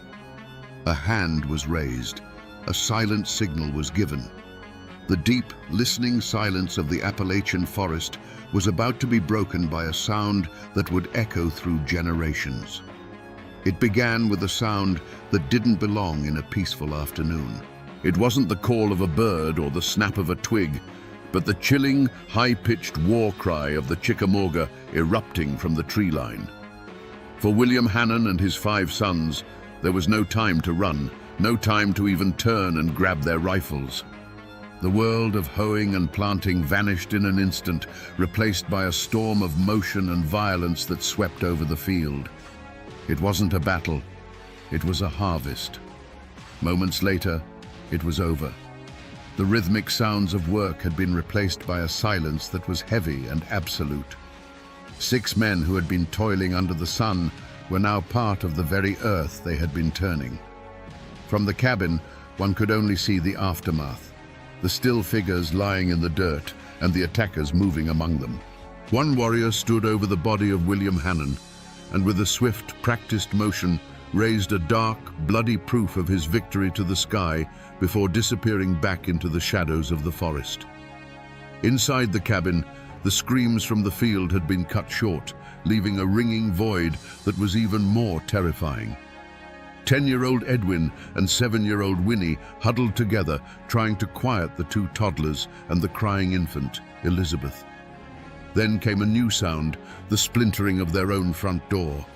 It burst inward, and the small, dim cabin was suddenly filled with huge, terrifying shadows. The air grew thick with the scent of sweat, rage, and something metallic that the children didn't understand. The warriors' eyes, accustomed to the dim light of the forest, scanned the cabin. They saw the children. In the merciless logic of a war for survival, these were not children. They were the seeds of their enemy, seeds that could not be allowed to grow. One of the warriors moved toward the 3-year-old boy, who was crying in terror. There was a small, sharp scream, followed by a sickeningly dull thud against the log wall, and then silence. The newborn, Elizabeth, began to wail, her infant cries filling the cabin. Another warrior moved toward her. But in that moment, in that bloody, chaotic frenzy, something happened. Perhaps the warriors were spooked by a sound. Perhaps they believed their work was done and were eager to leave. For one critical second, their attention was diverted. It was all the time the universe would give. It wasn't a thought, but a pure animal instinct that moved 10-year-old Edwin. As the warrior turned away, the boy lunged, scooping the screaming infant from her cradle. He grabbed Winnie's hand, pulling her with a force she didn't know he possessed. He didn't look back at the small, still form of his little brother. He didn't look at anything but the gaping hole where the door used to be. They slipped out of the cabin like two small ghosts leaving their own grave. Barefoot, with a screaming baby in their arms, they ran. They didn't run toward the fields where their father lay. They ran for the one place that had always seemed so dark and threatening, the only place that now offered salvation, the deep, silent woods.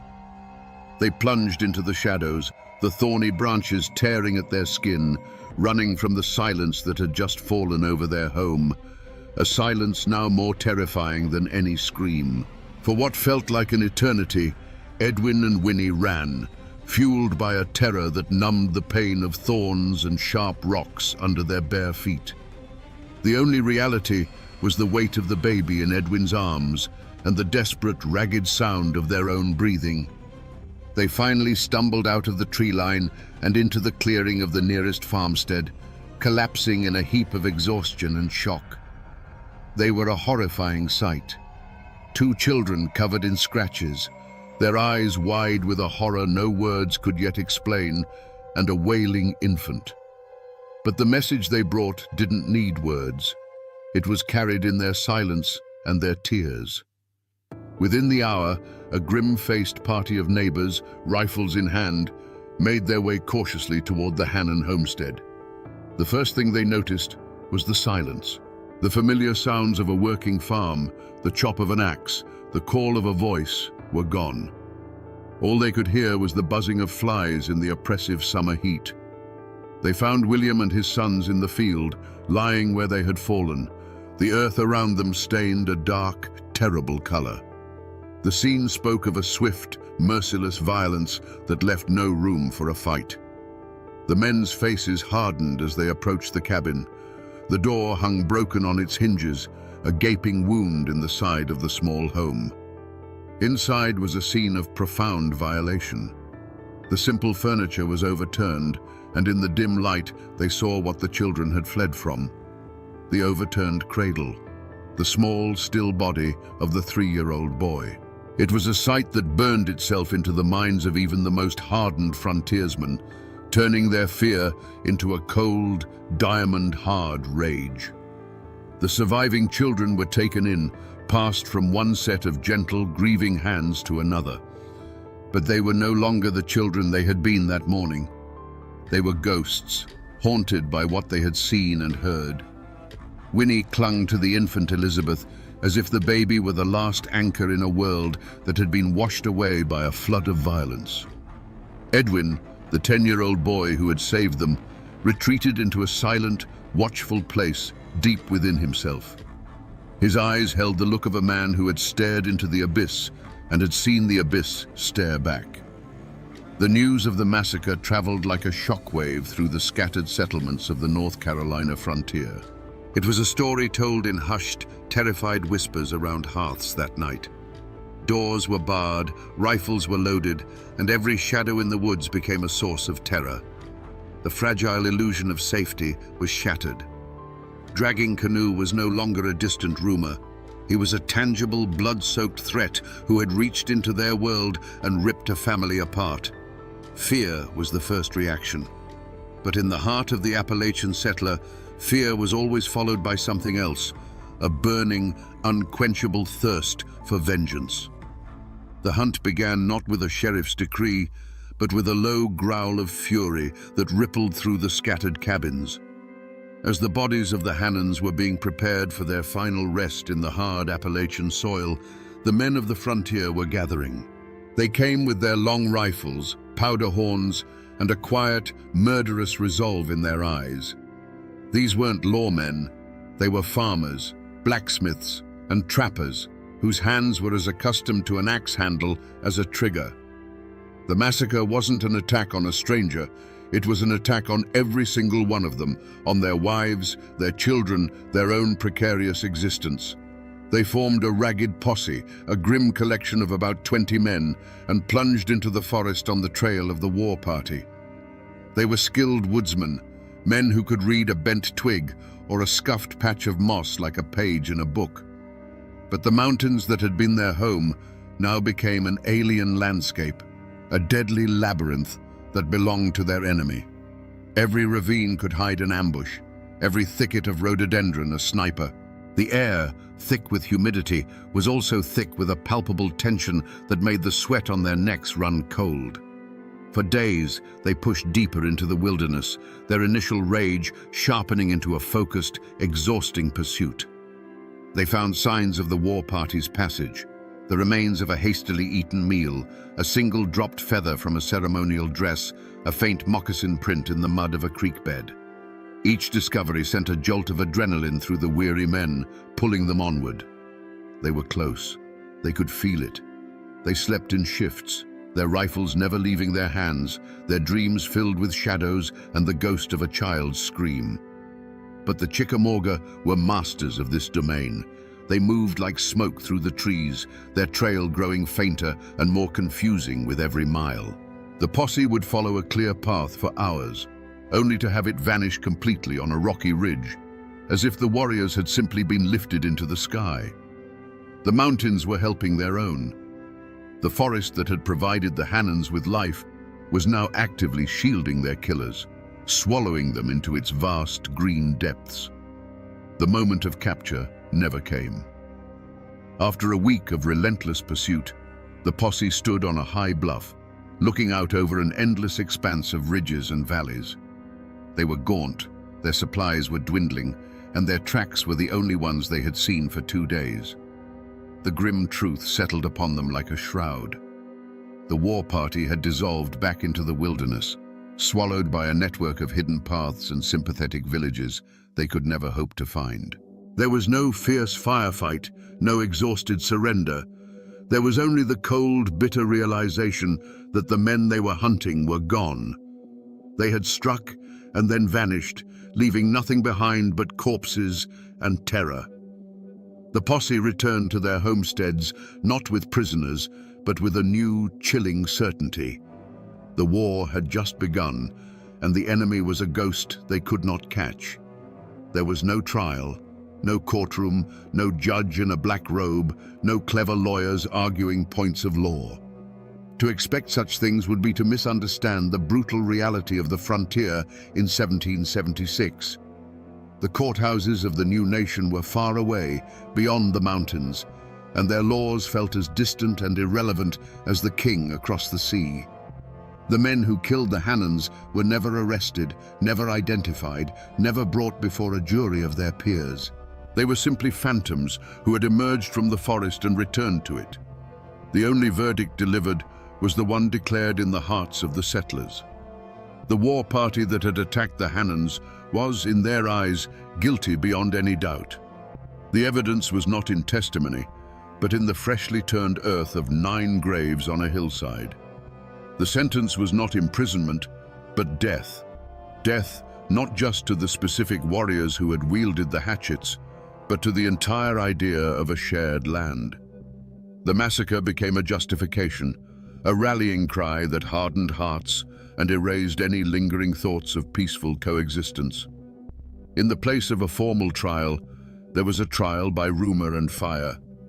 The name of Dragging Canoe became a curse, a name synonymous with savagery and evil. Any Cherokee, whether they followed Dragging Canoe or the peace-seeking chiefs, was now viewed with suspicion and hatred. The act of a single war party was laid at the feet of an entire people. This was the justice of the mountains, swift, absolute, and unforgiving. It wasn't about finding individual culprits, it was about identifying an enemy. The lack of a formal verdict was, in its own way, the most damning verdict of all. It signified that the Hannan family lived and died in a place where the rule of law had not yet taken root.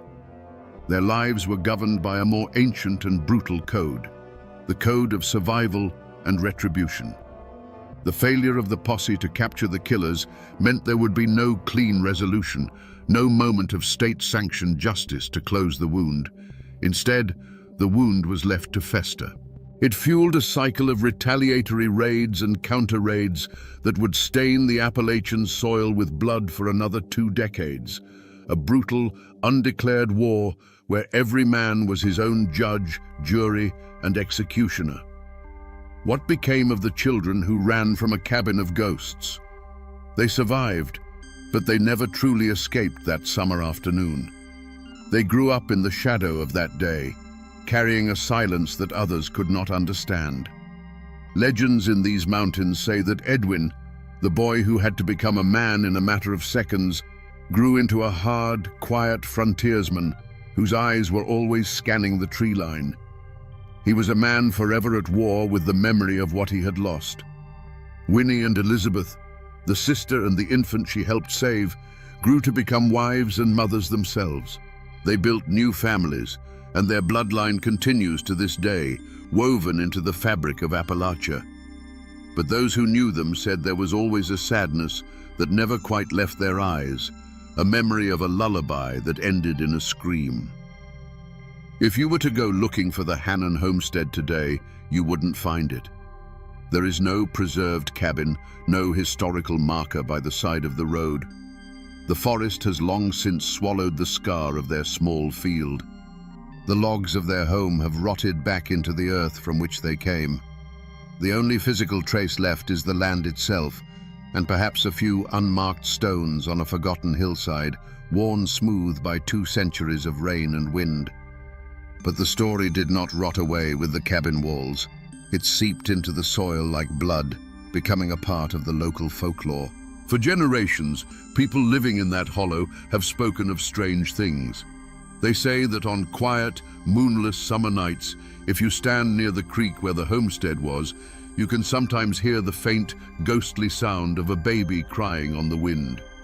It is the soul of the murdered infant, they say, forever lost between worlds. Most people have forgotten the name William Hannon. The official histories mention the event only in passing, if at all. But the mountains remember. The old oaks that witnessed the attack still stand, their rings holding the memory of that day's terrible silence. The story isn't in a book, it's in the land itself. It's a ghost story whispered to children to keep them close to home after dark, a cautionary tale about the brutal cost of a new nation. The paper may have forgotten, but the earth never does. So we return to the question that haunted us from the beginning. How does a family get wiped from the face of the earth, leaving only children to tell the tale? The easy answer is to blame the savagery of the frontier, to point a finger at Dragging Canoe and his warriors. But the truth, like the Appalachian forest itself, is a place of deep and tangled shadows. The Hannon family weren't just killed by men with hatchets. They were caught in the grinding gears of history, crushed between one people's desperate dream for a new life and another people's even more desperate struggle to save their ancient world from disappearing forever. This story is not just an account of a brutal massacre. It is a parable of how America was born. For every noble word written in the Declaration of Independence that summer, there was a silent, bloody chapter being written in a forgotten mountain hollow. It reminds us that progress is never clean, and the foundations of a new world are often laid upon the graves of the old one. The Hannons were pioneers, but they were also trespassers. The Chickamauga were defenders of their homeland, but they were also the agents of a nightmare. There are no simple heroes or villains here. There are only human beings pushed to the limits of their endurance, their fear, and their fury. The real legacy of this tragedy isn't just the ghost of a crying baby on the wind. It's in the resilience of those who survived, the children who ran from hell and somehow managed to build new lives. It is a story not just of cruelty, but of the unyielding strength of the human spirit. It is a wound on the soul of Appalachia that has never fully healed, a quiet reminder that the land we walk on is layered with stories, sorrows, and blood we have long since forgotten. The mountains hold these memories, locked away in their silent, stony heart. They remember the laughter of children in a sunlit field, the chilling war cry that shattered the peace, and the terrible silence that followed, And now, my friends, so do you.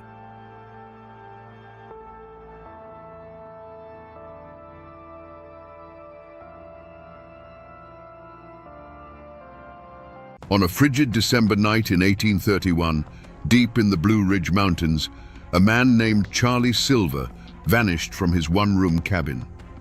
When the search party arrived, they found his body dismembered, burned in the hearth, and buried beneath the floorboards. His killer was his 18-year-old wife, Frankie. The newspapers screamed of a jealous monster who butchered her husband with an axe. But under the laws of that time, Frankie Silver was forbidden from speaking a single word in her own defense at trial. So what really happened in that isolated cabin? Was this the cold-blooded act of a she-devil, or was it the desperate last stand of a terrified girl with no other way out? To understand what happened, you have to understand the world they lived in. This wasn't a town. It wasn't even a settlement. This was the raw, untamed heart of the Blue Ridge Mountains in the early 1830s, a place carved from rock and hardship. Their home was a single-room log cabin perched in a lonely hollow near the rushing waters of the Tow River. The wind didn't just whistle through the gaps in the logs, it moaned. The mountains weren't just a backdrop, they were a green cage, beautiful and deadly, that cut you off from the rest of the world. Life in that cabin was a relentless battle for survival. Their entire universe was contained within those 4 log walls, with a dirt floor under their feet and a stone hearth that was the center of their existence.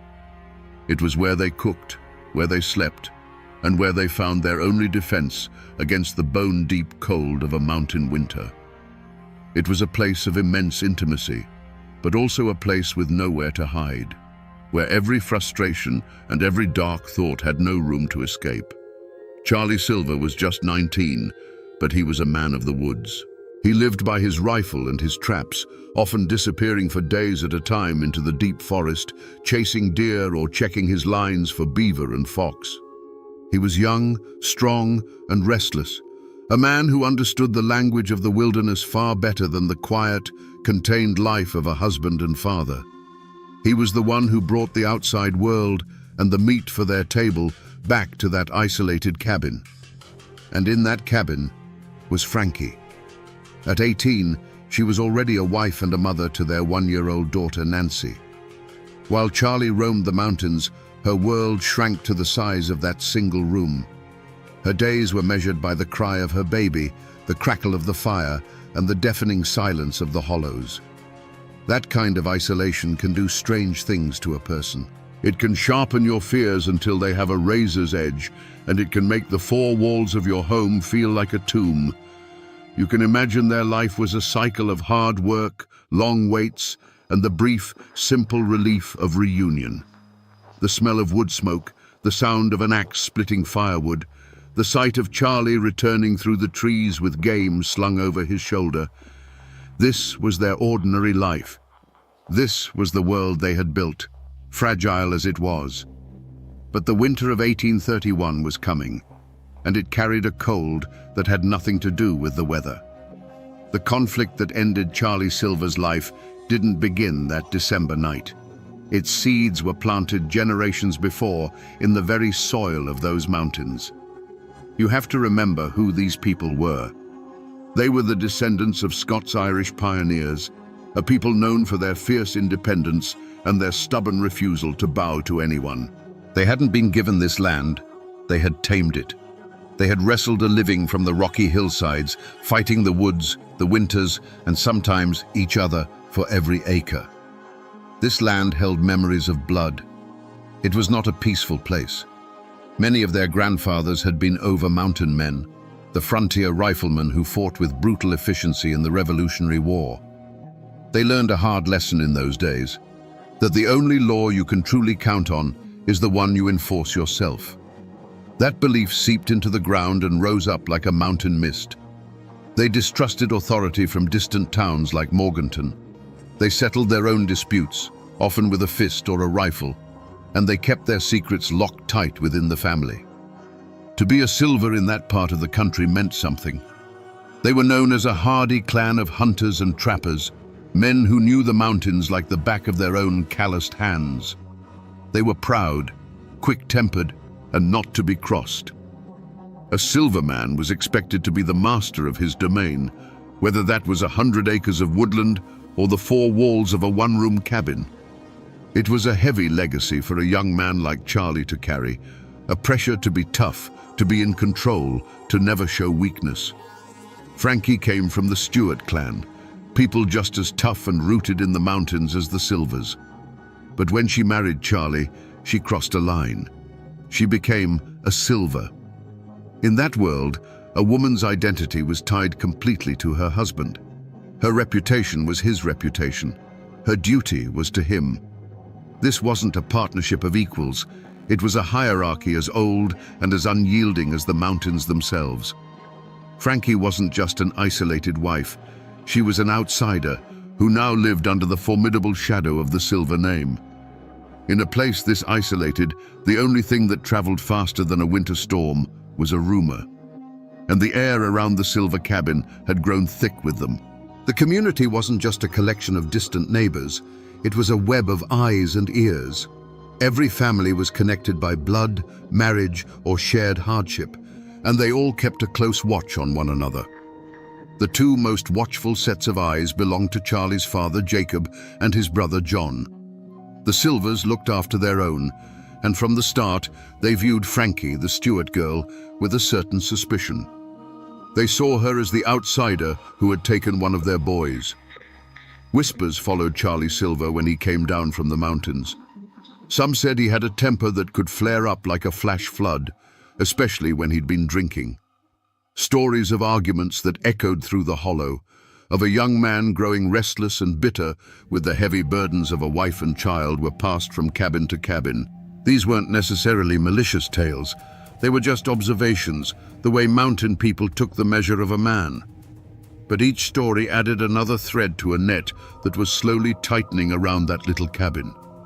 The most poisonous rumor of all was that Charlie was planning to leave, not just for a long hunt, but for good. The story went that he'd been saving money and that he planned to take their daughter, Nancy, and head west, where a man could start over. Some versions of the rumor even gave his plan a name, another woman waiting for him somewhere down the trail. For a young wife like Frankie, alone and entirely dependent on her husband, this wasn't just gossip, it was a death sentence. You have to understand, these whispers weren't just idle talk. In a world built on honor and reputation, they were stones being thrown. Frankie would have felt their impact every day. A neighbor who wouldn't quite meet her eye. A sudden silence when she approached a group of women at the creek. The air in that community was charged with unspoken judgments and hidden tensions long before Charlie disappeared. The isolation of her cabin became a social quarantine, leaving her trapped with her fears and a husband who, the whispers said, was ready to abandon her. So when that fateful December arrived, the stage was already set. This wasn't a sudden storm breaking over a clear sky. This was the culmination of months of pressure building up behind a cracking dam. The Silver clan was watching, the neighbors were whispering, and inside that one-room cabin, a silent, bitter war was being waged. The mountains have a way of talking to those who know how to listen, and in the weeks leading up to that Christmas, they were screaming. The old folks would later say the winter of 1831 came on with an unnatural bitterness, a cold that felt personal, like a premonition. They said the screech owls cried from the ridges with a sound that wasn't just a call, but a shiver looking for a spine to run down. In the folklore of those hills, a screech owl calling near a home was a death warning, a sign that a soul was about to be claimed. And the owls, they say, were crying nightly over the Silver cabin.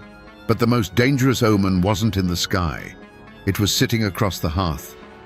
Charlie Silver had become a stranger in his own home. The restlessness that had always been part of him had curdled into something darker. He was a caged animal, pacing the confines of his small life, and his eyes were fixed on the distant promise of the West. Every mention of leaving, every coin he saved and hid away, wasn't just a plan, it was a threat. His presence in the cabin was no longer a comfort for Frankie, but a constant grinding source of tension. He was the human catalyst, the walking, breathing prophecy of the disaster to come. And Frankie felt it. She felt it in the pit of her stomach, a cold knot that had nothing to do with the winter chill. She would stand in the doorway of the cabin with baby Nancy on her hip and look out at the woods. The familiar trees now seemed to cast long, grasping fingers of shadow. The wind whistling through the hollow sounded like it was whispering a warning she couldn't quite understand. It was a suffocating sense of dread, the feeling you get when you're standing on a precipice in the dark. She couldn't have known what was about to happen, but she knew with every fiber of her being that her world was about to be torn apart. The night of December 22nd, 1831, arrived cold and clear. Inside the silver cabin, the fire in the hearth would have been battling the bitter chill, casting flickering shadows that danced on the rough-hewn log walls. The baby, Nancy, was asleep, and in that suffocating little room, the final act began. We will never know the exact words that were spoken between Frankie and Charlie. The fire was the only witness, and it keeps its secrets. But we know that a line was crossed, a point from which there could be no retreat. Perhaps it happened just as the prosecution later claimed. Charlie, his mind set on a new life in the West, finally told her. Maybe he said it calmly, maybe he said it cruelly. He was leaving. He was taking the money they had scraped together. And most devastating of all, he was taking their daughter. For Frankie, this would have been a declaration of war, a sentence of slow starvation and disgrace in the wilderness.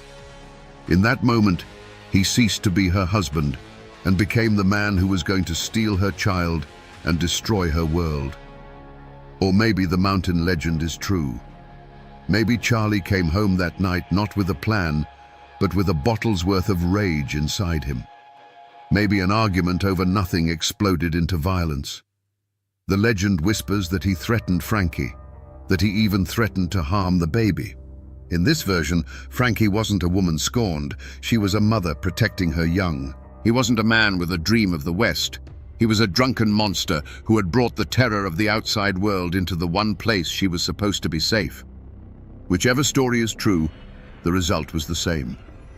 A final, unbearable choice was forced upon Frankie Silver. And in that cabin, there was a tool. It was an axe. It was not a weapon of murder. It was an instrument of survival, used every single day to split the firewood that kept them from freezing to death. It was a familiar weight in a woman's hands. As Charlie turned his back, or as he fell into a drunken, snoring sleep by the fire, Frankie's hand closed around that smooth, worn handle. The decision was made. The argument was over. The whispers and the fears of the past months all converged into one single, terrible point of focus. The firelight glinted on the polished steel of the axe head.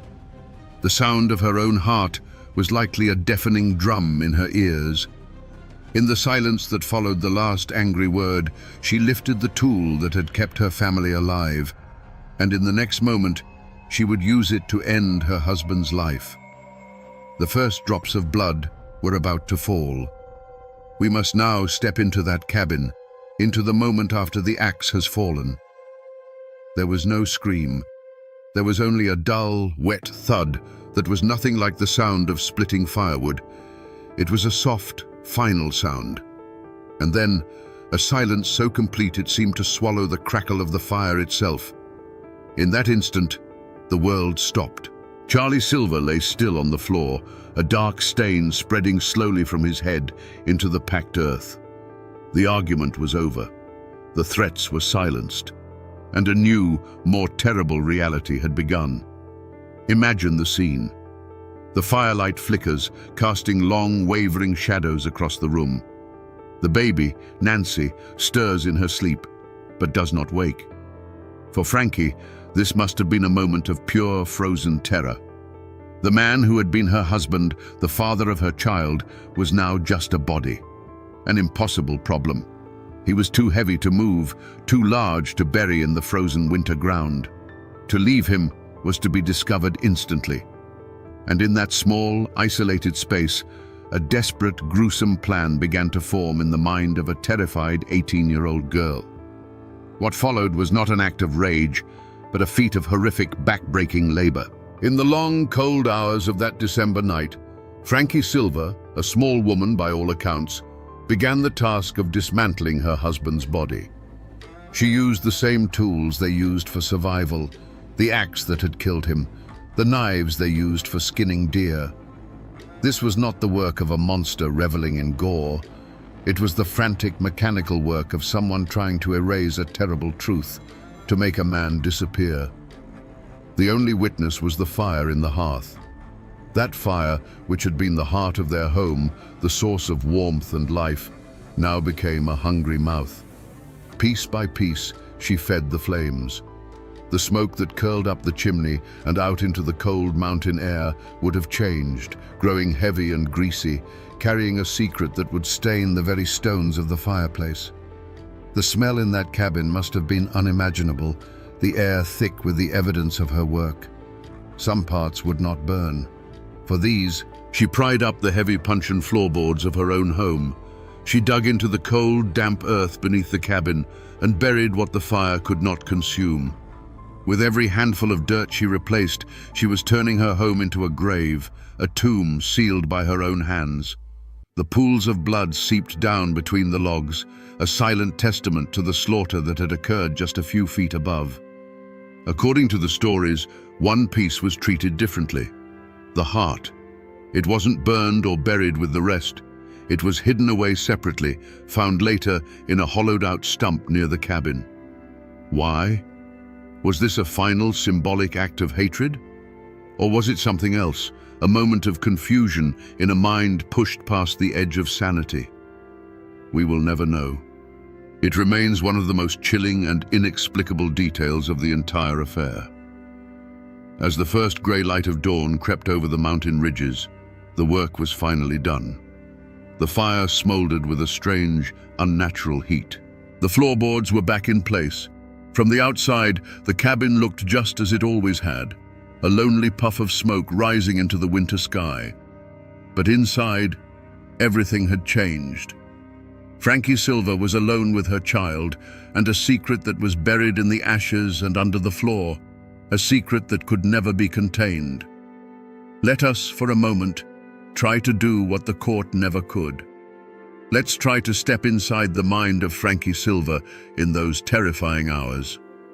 This is not to excuse what she did, but to understand the mechanics of how a human being can arrive at such a brutal act. What switch flips in a person's mind to turn a wife and mother into a killer who could dismember her husband by the light of their own hearth fire? Let's first walk the path the prosecution laid out, the path of the jealous monster. In this version, her mind was a pressure cooker of resentment and fear. The core of her logic was twisted but simple. He is going to destroy me. In her world, a woman abandoned by her husband, her child stolen away, was a non-person. She would be an object of pity and scorn, left to starve or depend on the charity of relatives who already saw her as an outsider.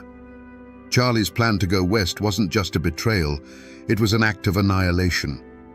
The switch flipped the moment his threat became real.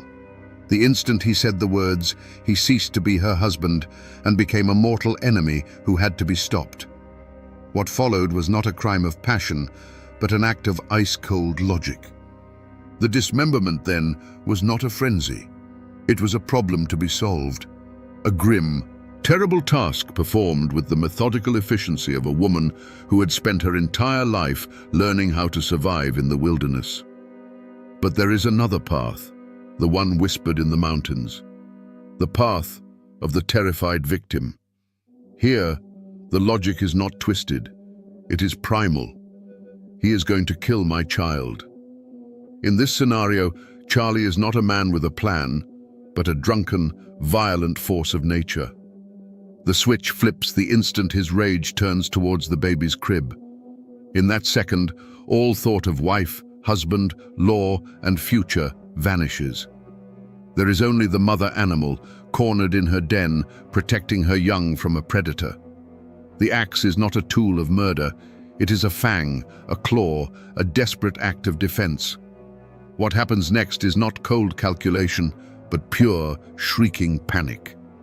The dismemberment is a frantic, horrifying attempt to hide what she has done, driven by the certain knowledge that no one will ever believe her. She isn't trying to erase a man, she's trying to erase a moment of justifiable terror that she knows will be her death sentence. After the deed was done, did she feel triumph, relief, or a chilling, bottomless emptiness? If she was the jealous killer, she might have felt a grim sense of victory, the quiet of a problem solved, quickly replaced by the cold fear of discovery. If she was the abused wife, she would have felt nothing but a hollow, ringing terror, a mind shattered by what she'd been forced to do. Only Frankie knew which path she walked in her own mind. And that is the most terrifying part of all. In the days that followed, an unnatural quiet settled over the silver cabin. It was the silence of a secret. Frankie moved like a ghost through the small room, tending to the baby, stoking the fire, sweeping the dirt floor with a frantic energy. To any neighbor who might pass, she would have looked like a woman waiting for her husband to return from a long hunt. But inside, the air was thick with what was missing. Every creak of the logs, every cry from the baby must have sounded like an accusation. The outside world soon came knocking. First came the questions, casual at first. Seen Charlie? Frankie had her stories ready, but they shifted like smoke. To one person, she'd say he'd gone off on a long hunting trip and was overdue.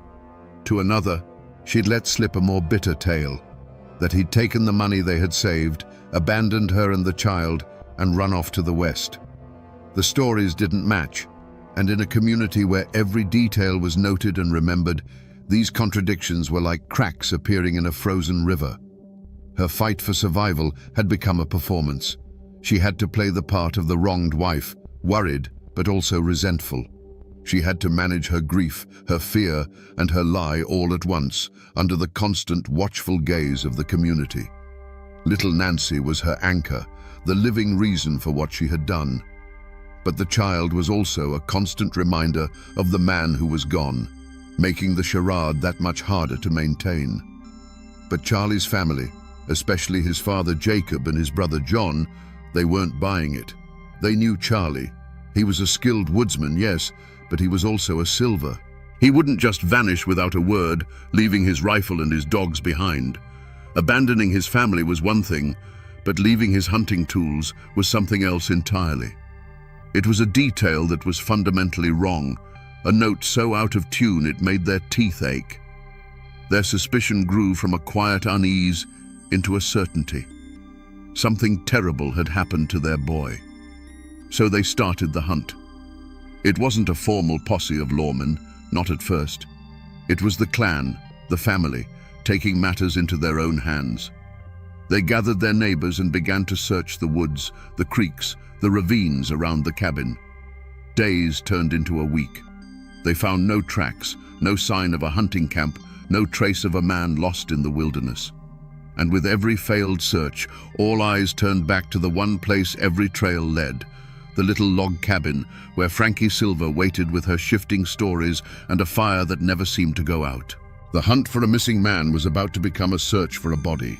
The moment the first piece of Charlie Silver's body was pulled from beneath the cabin floor, the whispers in the community turned into a roar. A line was drawn in the dirt, as clear and deep as the Tow River itself. You were either for the Silvers or you were for the Stewarts.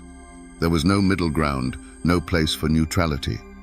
The murder of one man had become a war between two clans, and every single person in that part of the mountains was forced to choose a side.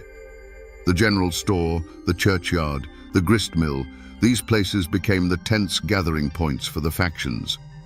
The Silver camp was loud, fueled by righteous fury and raw grief. Charlie was their son, their brother, their friend.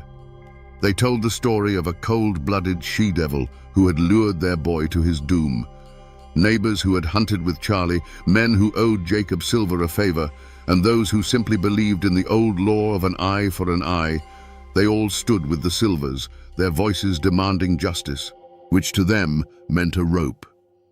On the other side, the Stewart clan circled the wagons. Frankie was their daughter, their blood. They may have been horrified, they may have been confused, but they would not abandon one of their own to the mercy of the Silvers. Their camp was quieter, more watchful. Their loyalty gave rise to a powerful conspiracy of silence. Many people knew Charlie had a temper. Many had heard the rumors of his planned abandonment. But who would dare speak of it now? To defend Frankie, even to suggest there might be another side to the story, was to paint a target on your own back. The Silvers were a powerful family, and their anger was a dangerous fire. Fear became a currency, and silence was the only way to stay safe. This division wasn't just abstract, it played out in small, defining actions. Frankie's own mother and brother were immediately suspected of helping her, of choosing the loyalty of blood over the law of men.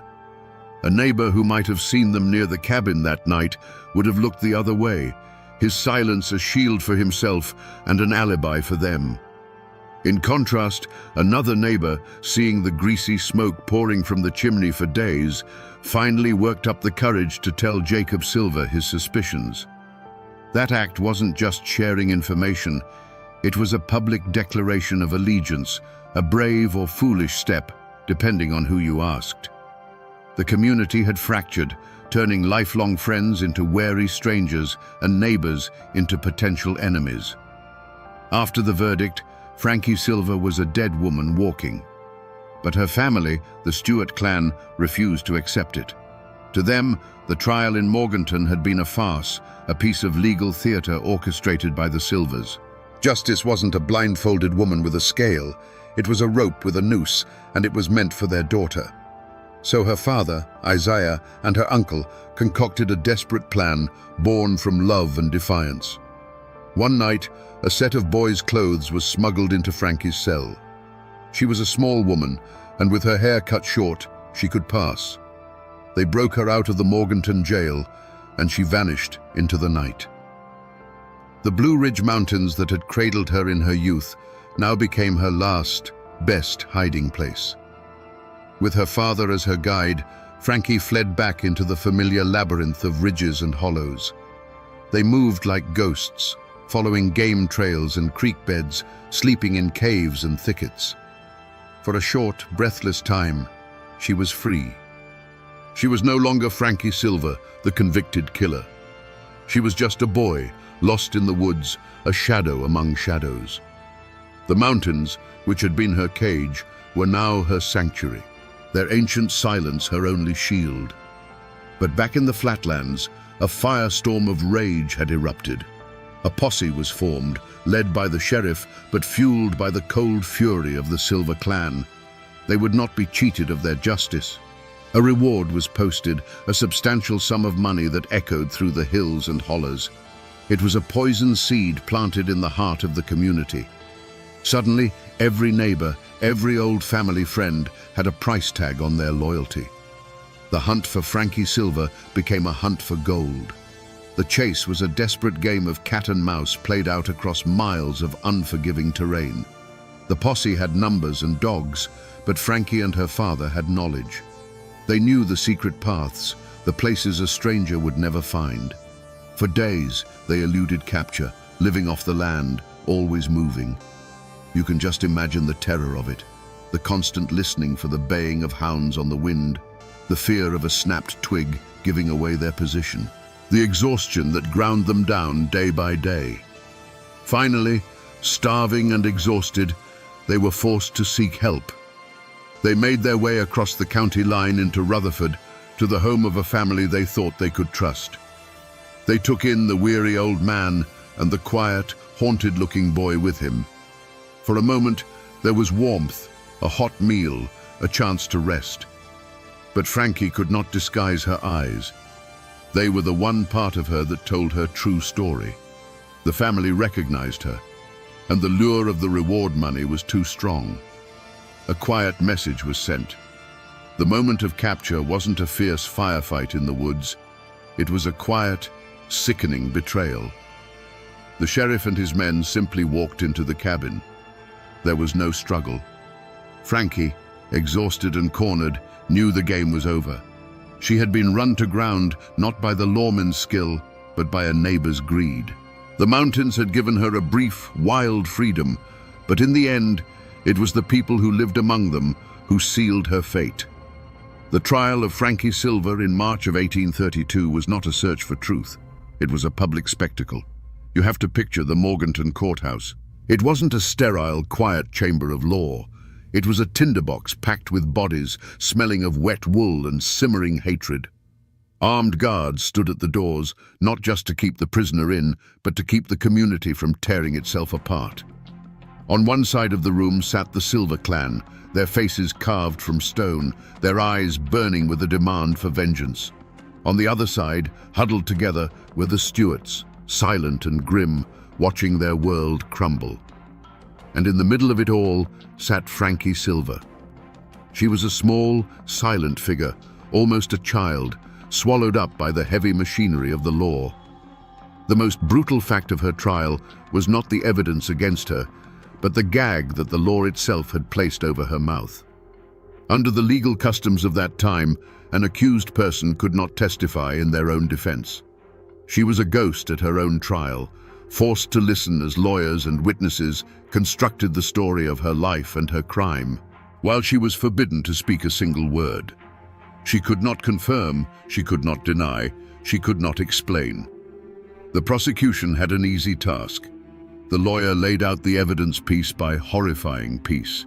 He presented the bone fragments from the hearth, the blood-soaked earth from beneath the floorboards, the testimony of the searchers. He painted a simple, damning picture of a jealous, monstrous woman who had butchered her husband in a fit of rage because he planned to leave her. It was a story that was clean, brutal, and easy for a jury to understand. What could her lawyers do?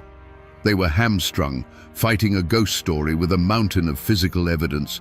They could argue points of law, they could question the witnesses, but they could not put their client on the stand to tell her side of the story. They couldn't tell the jury about Charlie's temper or about a potential threat to the baby, because the only person who could testify to that was legally silenced. They were fighting a fire with their bare hands. The verdict, when it came, was no surprise. The jury barely had to deliberate. The word guilty echoed in the tense courtroom. A wave of grim satisfaction rolled through the Silver side of the room. On the Stuart side, there was only the quiet devastation of the inevitable. The judge, his duty clear, sentenced Frances Silver to be hanged by the neck until she was dead. The law of men had spoken. The formal process of justice, as understood by the courts in Morganton, was complete. But looking at that small, muzzled woman being led away in chains, one has to ask the question that has haunted these mountains ever since. Was justice actually served? Or was it simply the final formal act of a tragedy whose ending had already been written in blood and ashes? The day Frankie Silver was hanged, a heavy silence fell over Morganton. The spectacle was over. But for the families involved, the story was just entering its next long chapter. For the Silvers, the verdict was not a victory, and the execution was not a release. They had their justice, their eye for an eye, but it didn't bring Charlie back. The horror of his death became a dark stone in the foundation of their family, a cautionary tale whispered to future generations about the dangers of marrying an outsider. The name Frankie Silver became a curse in their homes, a synonym for the ultimate betrayal. The justice they had won felt as cold and empty as a winter grave. For Frankie's family, the Stuarts, the shame was a poison that seeped into the ground they walked on. They were now the kin of a convicted killer, the first woman ever hanged in North Carolina. They bore the weight of her crime in every sideways glance at the general store, in every conversation that stopped when they approached. Her father, Isaiah, who had risked everything to break her out of jail, was a broken man. He lived out his days under a cloud of grief and suspicion. The family that had been proud and independent was now marked, forced to live with the consequences of an act they did not commit, but could never escape. And what of the child at the heart of it all? Little Nancy Silver was now an orphan, her legacy a horror story. Her mother had murdered her father. She was raised by relatives, growing up in the shadow of a tragedy she was too young to remember, but could never outrun. She was the living, breathing embodiment of that terrible night, a constant reminder of the blood that connected the two feuding families. Her life would be forever defined by the actions of her parents, a quiet testament to the innocent lives that are shattered in the wake of such violence. In the wider community, a collective amnesia began to set in. The story was too ugly, the divisions it created too deep. To heal, the community had to forget. People stopped talking about Frankie Silver. Her name was scrubbed from polite conversation. The brutal murder, the sensational trial, the dramatic escape, it was all pushed down, buried under the relentless demands of survival. The scar on the community was deep, and the only way to live with it was to pretend it wasn't there, to cover it with a thick blanket of silence. But in the mountains, stories don't die. They just go to sleep, waiting for the right voice to wake them up again. And what is left of this story today? If you go looking for the physical traces of Frankie Silver, you will find mostly ghosts. The one-room cabin is long gone, its logs rotted back into the earth, reclaimed by the deep woods of the Tow River Valley. The forest has swallowed it whole, erasing the scar from the land, but not from the memory. The exact spot where the gallows stood in Morganton is a matter of debate, likely a paved street corner or a parking lot now, a place people pass every day without knowing they are walking over ground that was once consecrated by a terrible and public death. You will not find a tombstone for Frankie Silver. After the hanging, her body was likely given to her father, who buried her in an unmarked grave, perhaps in the family plot, perhaps at a lonely crossroads, as was the custom for those who died in disgrace. The exact location is a secret that died with him. In a way, this lack of a final resting place is her most fitting memorial. It has allowed her to become more than a historical figure. She is a legend, a ghost without a home, a whisper that still haunts the hollows. But the most powerful echo isn't in a place, it's in the people. The Silvers and the Stewarts still live in those mountains. For over a century, the two families lived in a state of tense silence, the memory of the murder a deep, uncrossable chasm between them. But in recent decades, the descendants of both Frankie and Charlie, many of them descended directly from their orphaned daughter Nancy, have begun to come together. They hold joint reunions, not to forget the tragedy, but to finally acknowledge their shared, tangled, and bloody roots. They are living proof that the wounds of the past, even the deepest ones, can eventually begin to heal. And yet, the most enduring monument to this entire tragedy is not made of stone or of flesh and blood. It is made of words and a simple, haunting melody. The ballad of Frankie Silver, whether it was her confession or her father's creation, became her true headstone. It escaped the mountains and was carried across the country by folk singers and storytellers. The ballad is what kept her story alive, ensuring that even when the community tried to bury it in silence, her name would never truly be forgotten. The people tried to move on, the buildings fell, and the graves were lost, but the mountains remember. And in the quiet hollows, if you listen closely, you can still hear the echo of that lonesome, tragic song. So we come back to the question we asked at the very beginning, standing in the cold ashes of that 1831 cabin. Was Frankie Silver a cold-blooded monster of jealousy? Or was she a terrified victim of abuse who made a desperate last stand? The honest answer is that we will never know. The law of her time did not care about her reasons, her fears, or her side of the story. It cared only about the horrifying evidence found under her floorboards. Because she was legally forbidden to speak, we are left forever with two competing ghosts, the ghost of a brutally murdered man and the ghost of his wife's untold truth. The official record calls her a killer. The mountain legend calls her a victim. The reality is buried with her in that unmarked grave, and it will remain there forever. This story, then, is more than just a grim tale of murder. It is a profound and chilling lesson about the power of a voice and the terrible consequences of silence. Frankie Silva was silenced by the law, but an entire community was silenced by fear and by a fierce clan loyalty that chose sides instead of seeking truth. Her story warns us what happens when justice becomes a synonym for vengeance, and when a person's humanity is stripped away until they are nothing more than the sum of their worst possible act. It is a story not just of cruelty, but of the immense weight of the past in these mountains, and how a single act of violence can send ripples of grief and division down through the generations. The court of men gave its verdict. The whispers of the mountains gave another. And now, you have heard the evidence, the rumors, and the legends that surround one of Appalachia's darkest and most enduring tragedies. The truth itself is lost to the wind that blows through the Tow River Valley. But the story, the warning, the mystery, the sorrow of it all, that story is now yours to keep. And now, my friends, you know the rest of the story.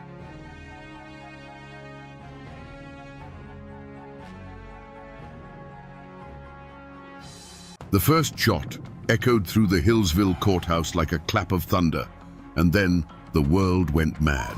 In less than 90 seconds, a judge, a sheriff, and a Commonwealth's attorney lay dead on the blood-slick floor, victims of a furious volley of gunfire. The newspapers across the nation screamed of a savage mountain clan, an insurrection against civilization itself. But for the people who lived and breathed the thin, cold air of the Blue Ridge Mountains, they knew the truth was far more complicated. What pushes a man to declare war on the law in the very temple of justice? Today, we separate the legends from the facts to uncover the story of the Allen clan and the epic manhunt that tore a community apart. Before the gun smoke and the blood, there was the land. Carroll County, Virginia, was a world unto itself, a kingdom of mist-shrouded ridges and deep, shadowed hollows carved by creeks 1,000 years old. The Blue Ridge Mountains weren't just a backdrop here, they were a living presence that shaped the people, instilling in them a fierce independence and a profound distrust of the flatlands below. In this isolated world, a man's worth was measured by the land he owned, the family he raised, and the honor he was willing to defend with his life. The seasons, not the clock in a distant capital, dictated the rhythm of life. At the center of this world stood Floyd Allen. He was a man built of the same hard rock as the mountains themselves, a patriarch in the truest sense. He wasn't some poor dirt farmer. He was a wealthy businessman, a landowner with vast tracts of timber and a former county supervisor. His word was law in the hollows. To his friends and family, he was generous and loyal to a fault. To his enemies, his temper was a force of nature, as sudden and violent as a summer thunderstorm. He saw himself not as a citizen subject to the law, but as the source of law in his domain. If Floyd was the fire of the Allen clan, his younger brother Sidner was the ice. Where Floyd was impulsive and hot-blooded, Sidner was cool, intelligent, and calculating. He too was a man of considerable wealth, but he showed his ambition in a different way. Just a few years before the tragedy, Sidner had completed a magnificent new home, the finest in the county. It was a testament to his success, a symbol of permanence and legacy, built with the finest wood and stone. It was a castle for his own dynasty, a place where he expected to live out his days in peace and prosperity. The Allens were not outlaws hiding in the shadows. They were the power in these hills. They were a sprawling, interconnected web of cousins, nephews, and in-laws, bound by blood and a shared code. They were respected, and they were feared. Their influence reached into local politics, business, and law enforcement. To cross one Allen was to cross them all, and everyone in Carroll County understood that simple, unshakable fact. They had built a world that answered to them and them alone. In these mountains, there were two kinds of law. There was the law written in books, administered by judges and lawyers from towns who didn't understand the ways of the high country. Then there was the unwritten law of the mountains, the code of honor. This code said that family was absolute, that an insult could not go unanswered, and that a man had the right to settle his own disputes. To be arrested and dragged before a judge for defending your kin was more than a legal problem. It was a profound public humiliation. It was an attack on your name and your very manhood.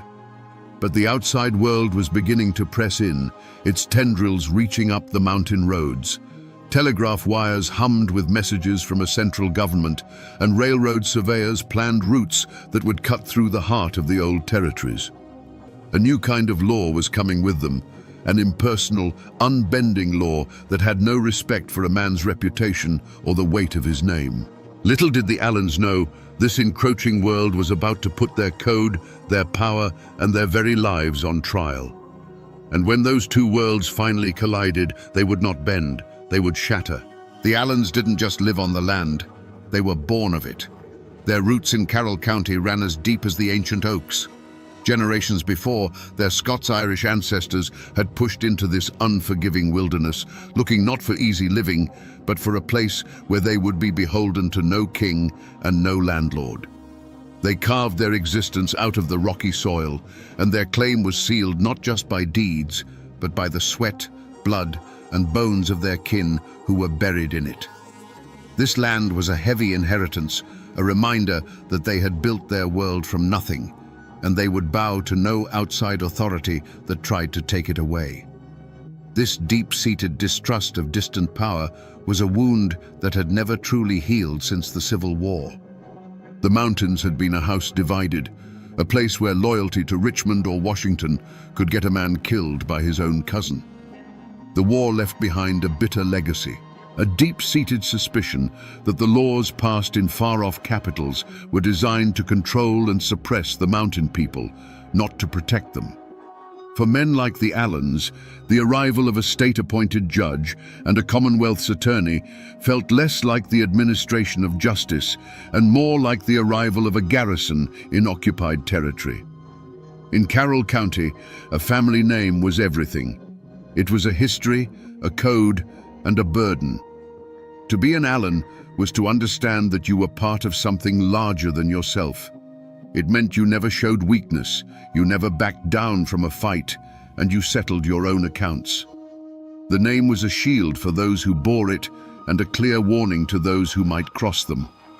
It carried with it the unspoken duty to uphold the family's honor and dominance, a duty that fell most heavily on the patriarch, Floyd Allen. So when Floyd Allen stood in that courtroom, he wasn't just one man facing a year in prison. He was the living embodiment of generations of clan history. He was defending more than his own freedom. He was defending his family's name and the very principle that an Allen did not submit. The courtroom wasn't just a room. It was a battlefield where the old ways were clashing with the new. Judge Massey represented the cold, impersonal law of the state, but Floyd Allen represented the hot-blooded, unwritten law of the mountains, a law that had been the final word in these hills for over a century. In the weeks leading up to Floyd Allen's trial, Carroll County was holding its breath. This wasn't just about one man's freedom, it was a reckoning. In the general stores, in the churches, and in the dark corners of saloons, the lines were being drawn. To speak in favor of the court was to risk the wrath of the Allen clan. To defend the Allens was to mark yourself as an enemy of the state's progress. Families who had been neighbors for generations suddenly looked at each other with suspicion. The air grew thick with a poison that had been seeping into the soil for years. This wasn't the first time the Allens had clashed with the law. There were stories, old fistfights at county fairs that were settled with a handshake instead of a warrant, disputed land claims where an Allen's fence post mysteriously moved overnight, and business deals where the other party always seemed to get the short end of the stick. More recently, there had been a simmering feud between Floyd and Sheriff Lewis Webb. Webb was a man determined to prove that no one was above the law, and he had made a point of arresting men connected to the Allens for minor infractions. Each arrest was a small poke at the bear, a test of power that Floyd saw as a direct personal challenge to his authority. Whispers spread through the hollows like wildfire in a dry season. People said Floyd Allen had sworn an oath that he would never spend a single night in a penitentiary cell. Others claimed that Judge Massey had been warned not to even come to Hillsville, that the Allens had already passed their own sentence on him. Rumors flew that Allen men were buying up every box of cartridges they could find, and that friends of the family were quietly making their way toward the county seat, their rifles cleaned and ready. Whether these rumors were true or not didn't matter. They created an atmosphere of inevitable violence. The trial became less about the law and more about a final, decisive confrontation. Everyone in the county, from the lowest tenant farmer to the wealthiest merchant, felt it coming. They knew that the feud between the old mountain code and the new state law was about to be settled, and it would be settled not with gavels and law books, but with lead and blood. In the mountains, people listened to the whispers of the woods, and in the weeks before the trial, the woods were sending out warnings. Old-timers later swore that the winter of 1912 felt different, holding on with a bitter, unnatural cold. On the high ridges, hunters claimed to hear a sound that hadn't been heard in decades, the chilling, woman-like scream of a painter, a mountain lion. To the mountain folk, it was a terrible omen, a cry from the land itself that blood was about to be spilled on its soil. It was as if nature was already mourning for the men who were about to die. The human omen arrived in Hillsville with polished shoes and leather briefcases. Judge Thornton Massey and Commonwealth's attorney William Foster were not mountain men. They were agents of a distant government, men who saw the world in the black and white text of law books. They walked into Carroll County with the confidence of men who believed they held all the power, that their authority was absolute and backed by the full might of the state. They could not understand that in these hills they were the outsiders. They were the foreign body that the clan, like a feverish immune system, was preparing to violently reject. On the morning of March 14th, a heavy stillness settled over the town of Hillsville. Sheriff Lewis Webb felt it in his bones. He was a local man, caught between the two great forces. He knew Floyd Allen, and he knew the unbending pride that coursed through the veins of that family. As he strapped on his pistol that morning, he wasn't just preparing for a day in court. He was preparing for a war. He could see the hard, unblinking eyes of the Allen clan members gathering on the courthouse steps. The air was thick and electric, like the dead calm before a lightning strike. Every man in that town knew that something terrible was about to happen. They were just waiting for the first drop of rain or the first flash of fire. The courtroom in Hillsville on March 14th, 1912, was a powder keg waiting for a spark. The air was thick with the scent of wet wool, chewing tobacco, and raw fear. On the bench sat Judge Thornton Massey, his face a grim mask of authority. Standing ready was Sheriff Lewis Webb, his hand hovering near the butt of his revolver, and scattered throughout the room, in the gallery and among the benches, were the Allens. They weren't there as spectators. They were there as soldiers, their eyes cold and watchful, their coats hanging heavy with the weight of concealed pistols. The jury filed back in, their faces pale. The foreman refused to look at Floyd Allen as he read the verdict. Guilty. A low murmur rippled through the crowd, a sound like a distant rock slide. Then came the sentence: 1 year in the state penitentiary. For a man like Floyd Allen, a patriarch who had ruled his corner of the world with an iron will, this was an unimaginable disgrace. It wasn't the loss of a year of freedom. It was the public destruction of his honor, a declaration that his power meant nothing here. In that moment, something inside Floyd Allen broke. He rose slowly to his feet, his wounded pride radiating from him like heat. He looked not at the judge, but at the men of the court, the men of his county. And then he spoke the words that would ignite a war, a sentence that would be carved into the memory of those mountains forever. "Gentlemen," he said, his voice calm but edged with steel, "I ain't a-goin'." It was a declaration of independence. It was a final, absolute rejection of the court's authority. Judge Massey, stunned by the defiance, quickly ordered the sheriff, "Get your man." As Sheriff Webb took a step forward, the world seemed to slow down. Hands went to guns. Every man in that room held his breath, balanced on the knife's edge between law and anarchy. And then it happened. A single deafening crack of a pistol shot shattered the silence. To this day, no one knows for sure who fired it. Was it Floyd Allen making good on his promise? Was it Sheriff Webb trying to enforce the judge's order? Or was it Floyd's son, Claude, firing from the gallery to protect his father? It doesn't matter. That first drop of blood was all it took. In that instant, the trial of Floyd Allen was over, and the war of the Allen clan had begun. The courtroom was no longer a place of law.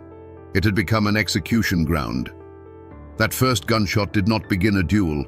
It detonated the world. The courtroom erupted into a volcano of sound and fury. It was not a chaotic panic. It was a coordinated, devastating volley.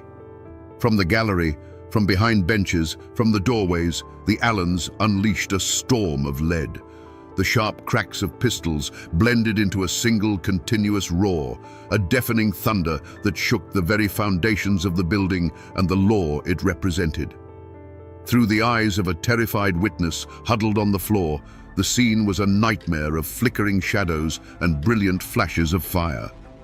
Judge Thornton Massey was slammed back into his high-backed chair as if struck by an invisible fist. For a moment he sat upright, his face a mask of shock, before sliding silently from the bench. His gavel clattered onto the wooden planks, the last sound of order in a world now ruled by chaos. The symbol of the law was the first to fall. Sheriff Lewis Webb, caught in the open as he moved toward Floyd, never had a chance to draw his weapon. He crumpled to the floor, his life extinguished in an instant. Commonwealth's attorney William Foster staggered back, a look of disbelief on his face, before collapsing amongst the very law books and papers he had used to condemn Floyd Allen. Men who had moments before been arguing points of law were now diving for their lives under tables and behind railings. The air grew thick and heavy with gun smoke, so dense it choked the lungs and burned the eyes. The constant splintering of wood and shattering of glass was punctuated by the screams of the wounded and the terrified. Augustus Fowler, a juror who had simply done his civic duty, was caught in the crossfire and fell, a random victim in a war he had no part in. For 90 seconds, the Hillsville courthouse was the heart of a maelstrom, a place where the only authority was the muzzle of a gun. And then, as suddenly as it began, it was over. A deafening silence fell over the room, broken only by the groans of the wounded and the soft flutter of legal papers drifting down through the hazy, acrid air. When the smoke began to clear, the walls and the judge's bench were pockmarked with dozens of dark, ugly holes, silent witnesses to the carnage. The law of the state had been tried, judged, and executed in its own sanctuary. Through the haze, the surviving Allens moved with a chilling purpose. They were not panicked. They were a clan of soldiers retrieving their wounded leader. They scooped up the bleeding Floyd Allen, and before anyone could fully comprehend what had just happened, they were gone. They melted out of the courthouse and vanished into the misty streets of Hillsville, leaving behind a scene of unimaginable slaughter. The war had been declared, the first battle had been won, and the Allens were now retreating into the mountains that would become both their fortress and their prison. To understand what happened in that courtroom, you have to try, just for a moment, to look at the world through Floyd Allen's eyes. In his mind, he was not the criminal. He was the victim of a conspiracy. These men, Judge Massey, Attorney Foster, they were outsiders, invaders who had come into his territory, his kingdom, to strip him of his authority and his honor. The trial wasn't a search for truth. It was a public ritual of humiliation designed to break him and, through him, the power of the Allen clan forever. When the jury foreman spoke the word guilty, it wasn't just a verdict. It was the deepest possible insult. When the judge pronounced the sentence of 1 year in a cage, it was a death sentence for Floyd's pride. In that moment, The switch flipped. The courtroom was no longer a place of law. It became a battlefield. The judge was not an arbiter of justice. He was the enemy commander who had just ordered his execution. The sheriff was not an officer of the court. He was the enemy soldier sent to capture him. The primal, unwritten law of the mountains, the law of survival and violent defense of one's own, instantly overrode the written law of the state. There was no room for hesitation. The moment the attack on his honor became a physical threat, the moment Sheriff Webb moved to lay hands on him, the time for words was over. For the Allens, this was self-defense. They were not murdering men. They were eliminating threats. In the cold calculus of clan survival, a judge who would cage their patriarch was an existential danger that had to be neutralized. The volley of gunfire was not an act of chaotic rage. It was the brutal, logical conclusion of their code. It was a preemptive strike to prevent the destruction of their world. As they carried their wounded leader from the smoking, blood-soaked courthouse, there was likely no remorse. There was no triumph. There was only the grim, chilling satisfaction of having met a mortal threat with overwhelming force. They had done what they had to do. They had defended their king and the honor of the clan. In their minds, they weren't fugitives fleeing justice. They were soldiers, retreating from a victorious battle, heading for the high ground to prepare for the long, bloody war that they knew was coming. When the last gunshot faded, the silence it left behind was more terrifying than the noise. It was a heavy, sacred silence, the kind that falls over a fresh grave. In the courtroom, the survivors lay frozen on the floor, the ringing in their ears slowly giving way to the soft, wet sound of dripping blood. The air was a choking fog of gun smoke, and through the haze, the afternoon sun cast long, dusty rays that illuminated a scene from hell. Overturned benches, scattered legal papers stained crimson, and the still forms of men who, minutes earlier, had represented the full authority of the Commonwealth of Virginia. Slowly, the bravest of the townsfolk crept toward the courthouse doors. They peered into the smoky darkness, and a wave of collective shock and horror rippled through them. The news spread not like a rumor, but like a physical blow, striking the heart of Hillsville and knocking the breath out of it. The courthouse, the very symbol of order and civilization in their small world, had been desecrated. It was no longer a hall of justice. It was a slaughterhouse, a tomb for the law itself. The telegraph key began to chatter frantically, tapping out a message of carnage that sent a shockwave across the state and the nation. This was not just a backwoods murder.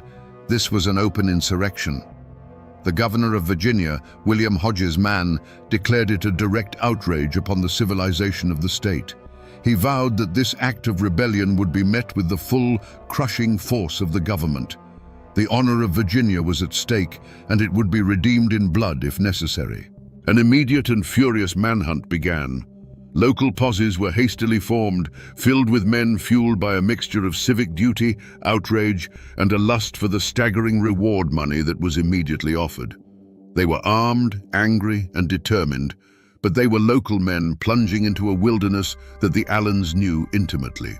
As the first groups of riders galloped out of town, they were heading not just into the mountains, but into the Allens' world, where every ridge could hide a rifleman and every neighbor could be a spy. But while Hillsville was a whirlwind of chaos and the state was mobilizing for war, the Allens were already gone. They had moved with the swift, silent efficiency of ghosts. They had treated Floyd's wounds, gathered their forces, and melted into the labyrinth of misty hollows and dense forests they called home. The mountains had swallowed them whole. As the first posses nervously picked their way up the muddy tracks into the high country, they were hunting shadows. The Allens had won the battle, and now, on their own turf, they prepared for the siege. The Carroll County Courthouse massacre didn't unite the community in grief. It ripped it in two. A fault line cracked open, running through families, churches, and friendships that had stood for generations. In the days that followed, the general store became a silent theater of suspicion. Men who had known each other since boyhood would now only nod curtly, their eyes avoiding contact. A word spoken in defense of the slain judge could be seen as a betrayal of your own mountain people, while a word of sympathy for the Allens could mark you as an enemy of the state. Every conversation was a minefield, and silence became the safest language. A wall of silence, as dense and impenetrable as the mountain laurel, rose up to protect the fugitives. It was a wall built of two things: fear and kinship. The fear was simple and immediate. The Allen clan was vast, and their reach extended into every hollow. To be seen talking to a lawman could mean a burned barn, a dead milk cow, or worse. The posses might be in town today, but the Allens would be your neighbors forever. This fear was a cold, hard fact of life that every mountain family understood. But it was more than just fear. For many, the Allens were not monsters. They were their own. They were men who had stood up against an arrogant outside law that sought to humiliate one of their patriarchs. The heavy-handed tactics of the first posses only deepened this resentment. When lawmen from the flatlands began kicking in doors and treating every mountain family as a potential conspirator, they weren't winning hearts and minds. They were proving the Allens' point. They were an occupying army, and many locals chose to side with their own, even if they were now branded as outlaws. This division wasn't abstract. It was written in small, secret acts of courage and cowardice. A cousin of the Allens would find a sack of cornmeal and salted pork left on a stump deep in the woods, a silent offering from a neighbor who dared not show their face. A farmer whose land bordered an escape route would see tracks in the mud and say nothing. At the same time, another man would look a deputy straight in the eye and swear on a Bible that he had been with one of the Allen boys miles away from the courthouse on the very afternoon of the shooting. These were not just lies. They were oaths of allegiance to the unwritten code of the mountains, a code that was now at open war with the laws of Virginia. The local posses were doomed from the start. They were good men, but they were hunting legends in a landscape that belonged to the legends. For weeks, they crashed through the underbrush, chasing rumors and echoes. The Allens were always one step ahead, phantoms in the mist. A warm campfire found abandoned, a footprint in the mud leading to a rushing creek. It was like hunting ghosts who knew every secret path, every hidden cave, and every sympathetic ear in 100 square miles. The great manhunt was becoming a great embarrassment, and the honor of Virginia was bleeding away with every passing day. Frustrated and furious, the state unleashed a new kind of predator on the Blue Ridge Mountains. They called in the Baldwin Felts Detective Agency, the infamous Pinkertons of the South. These were not local lawmen. They were cold-eyed professionals, manhunters for hire, known for their ruthless efficiency in the bloody coalfield wars. They arrived in Hillsville on a special train, clad in city clothes but carrying the deadliest weapons of the age, Winchester repeating rifles and semi-automatic pistols. They brought with them a cold, corporate style of violence, and they saw the mountains not as a home, but as a hostile grid to be systematically swept and cleared. With the Baldwin Felts agents in charge, the hunt became a brutal, grinding war of attrition. The dragnet tightened. Teams of detectives leading packs of baying bloodhounds pushed deep into the hollows. They moved with a chilling purpose, raiding farmhouses in the dead of night, kicking down doors and dragging men from their beds for interrogation. They cared nothing for the mountain code of conduct. To them, every silent farmer was a potential conspirator, every cabin a potential hideout. The mountains fought back against them. Sudden downpours washed away scents, confusing the dogs. The treacherous terrain lamed their horses and broke the axles of their wagons. The silent, watchful eyes of the mountain people followed their every move, and the forest itself seemed to conspire to hide its fugitive sons. The first major breakthrough came not from brilliant detective work, but from exhaustion and a tip-off. Floyd Allen, wounded and weakened, had been holed up in a cabin, his body too broken to continue the flight. A posse, led by the relentless detectives, surrounded the house at dawn. There was no final gun battle. Floyd, feverish and in pain, knew the game was up. He surrendered. The fiery patriarch finally captured. His personal war brought to an inglorious end. His son Claude was captured soon after. The state had its prize, the man who had declared, "I ain't a-goin'." But as the detectives celebrated their victory, a chilling realization began to dawn on them. They had the lion, but the foxes had gotten away. The local posses had nabbed a few smaller members of the clan in the initial chaos. Now the Baldwin Felts men had the leader. But Sidney Allen, the cool-headed strategist, and his fiercely loyal nephew Wesley Edwards, the men many believed were the true masterminds of the courtroom escape, were nowhere to be found. The massive, expensive and brutal hunt that had terrorized an entire county had failed in its most crucial objective. The shadows of the Blue Ridge had been searched, but the cleverest of the fugitives had simply vanished, as if the earth had opened up and swallowed them whole. The trial of Floyd and Claude Allen could never have been held in Hillsville.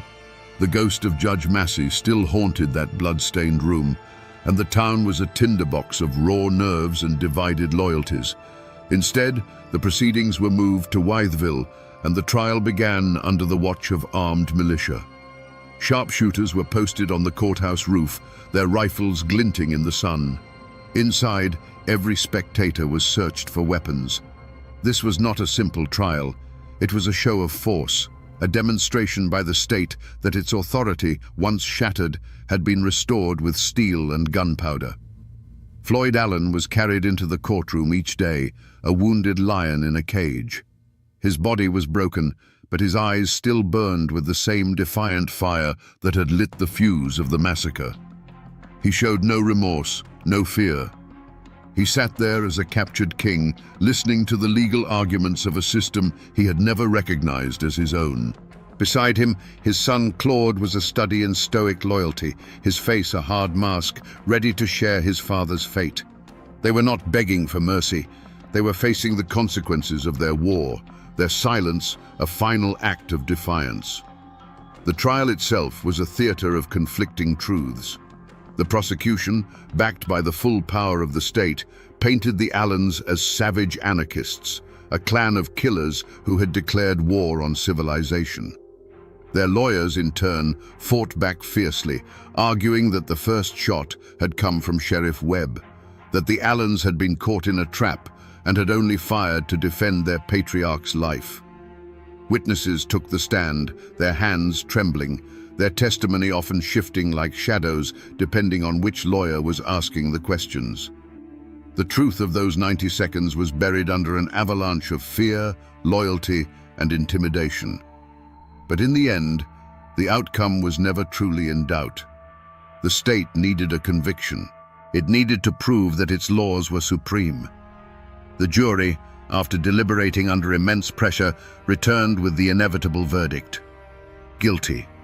Guilty of murder in the first degree.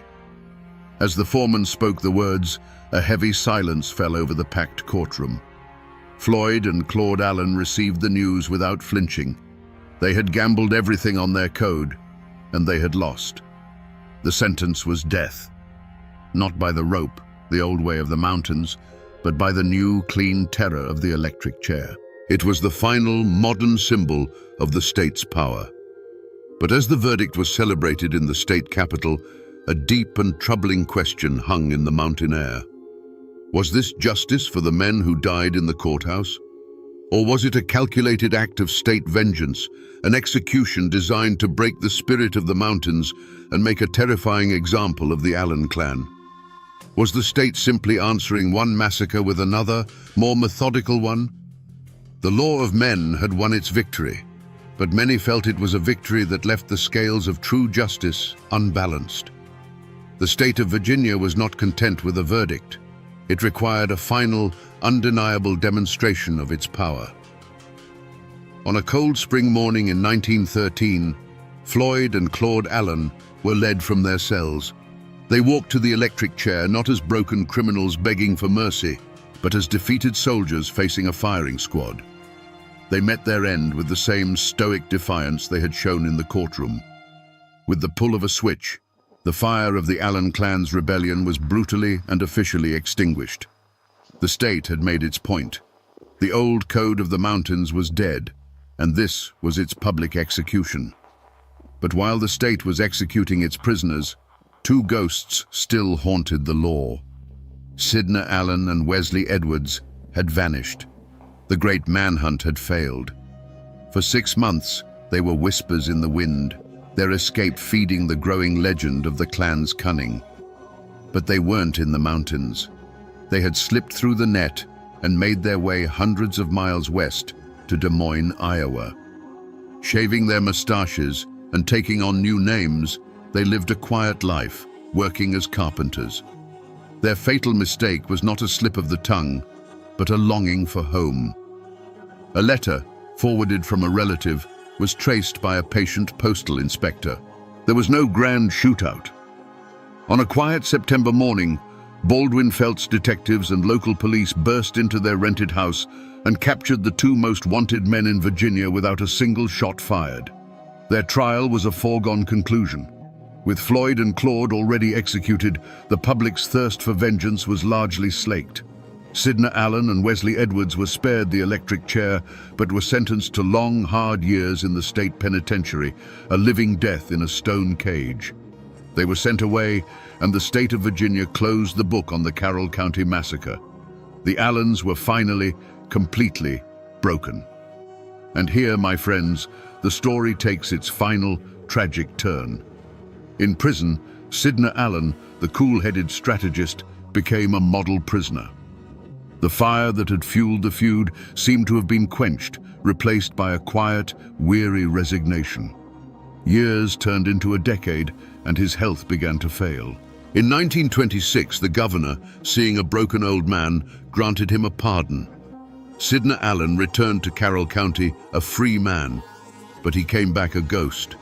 He returned not to his magnificent home, which stood as a monument to a life that no longer existed, but as a shadow of his former self. He had outlived his world. 1 year later, Sidney Allen died, his freedom a brief, bitter epilogue to a life of power and ruin. With the leaders of the clan dead or in chains, a heavy, deliberate silence settled over Carroll County.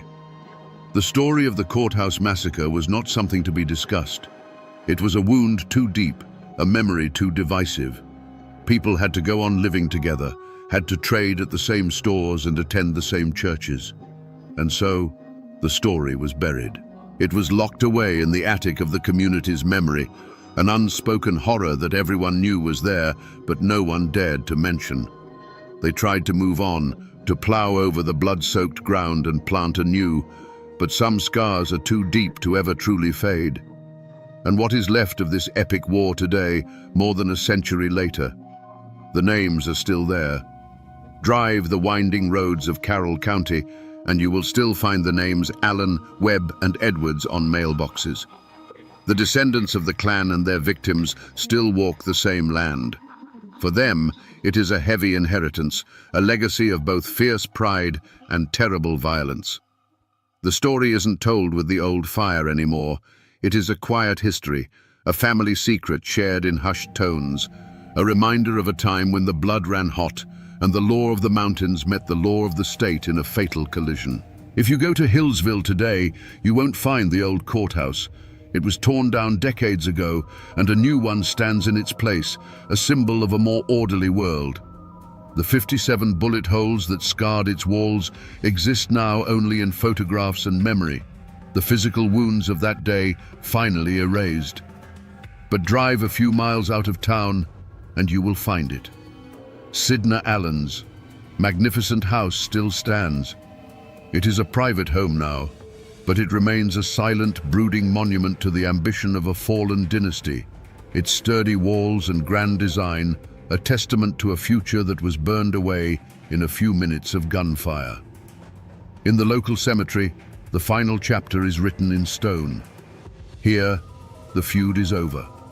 The combatants lie in a final, silent truce under the shade of ancient trees. Floyd and Claude Allen lie not far from the men they were convicted of killing. The simple dates carved on their tombstones give no hint of the 90 seconds of chaos that forever bound their fates together. Here, they are all equal, their passions cooled, their war finally over. The people of Carroll County tried to bury the story, to let the grass grow over the scars. But the mountains don't forget. They were here long before the Allens arrived, and they will be here long after the last stone on their graves has crumbled to dust. The wind that whispers through the pines on the Blue Ridge still carries the echo of those gunshots. The dark hollows where Sydney and Wesley hid still hold the memory of their flight. The land itself is the final witness, the keeper of a story that is now part of the very soul of this place. So we return to the question that echoed from that bloody courtroom. What pushes a man to declare war on the law in its own temple? After walking through the smoke and shadows of this story, we can see the answer is not a simple one. The slaughter in Hillsville wasn't just the act of a cornered criminal, it was the last, desperate roar of a dying world. Floyd Allen saw himself not as a lawbreaker, but as a sovereign king in his own land, and the court's verdict was an invasion, a declaration of war against his entire way of life. The gunshots were the death rattle of an unwritten code of honor that had ruled those mountains for 150 years. This is a story about the brutal collision of two Americas. It is a story of family loyalty pushed to its most violent and tragic extreme. It is a story of pride so fierce it would rather die in a blaze of gunfire than bend its knee to a foreign power, even if that power was the government of its own state. There were no simple heroes here. There were proud, violent men who met their fate, and a new, organized form of power that meted out its own cold and methodical form of violence in return. The manhunt for the Allen clan became a legend, a defining myth of Appalachia's transition into the modern world. It is a harsh and brutal lesson that reminds us that progress is often not a peaceful parade, but a bloody, painful conquest.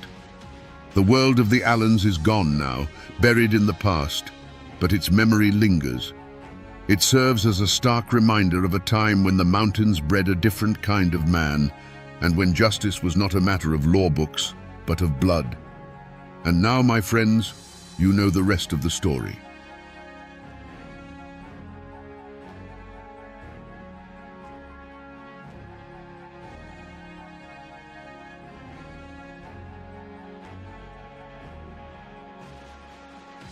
The rope creaked in the cold February dark, a sound swallowed by the Missouri woods.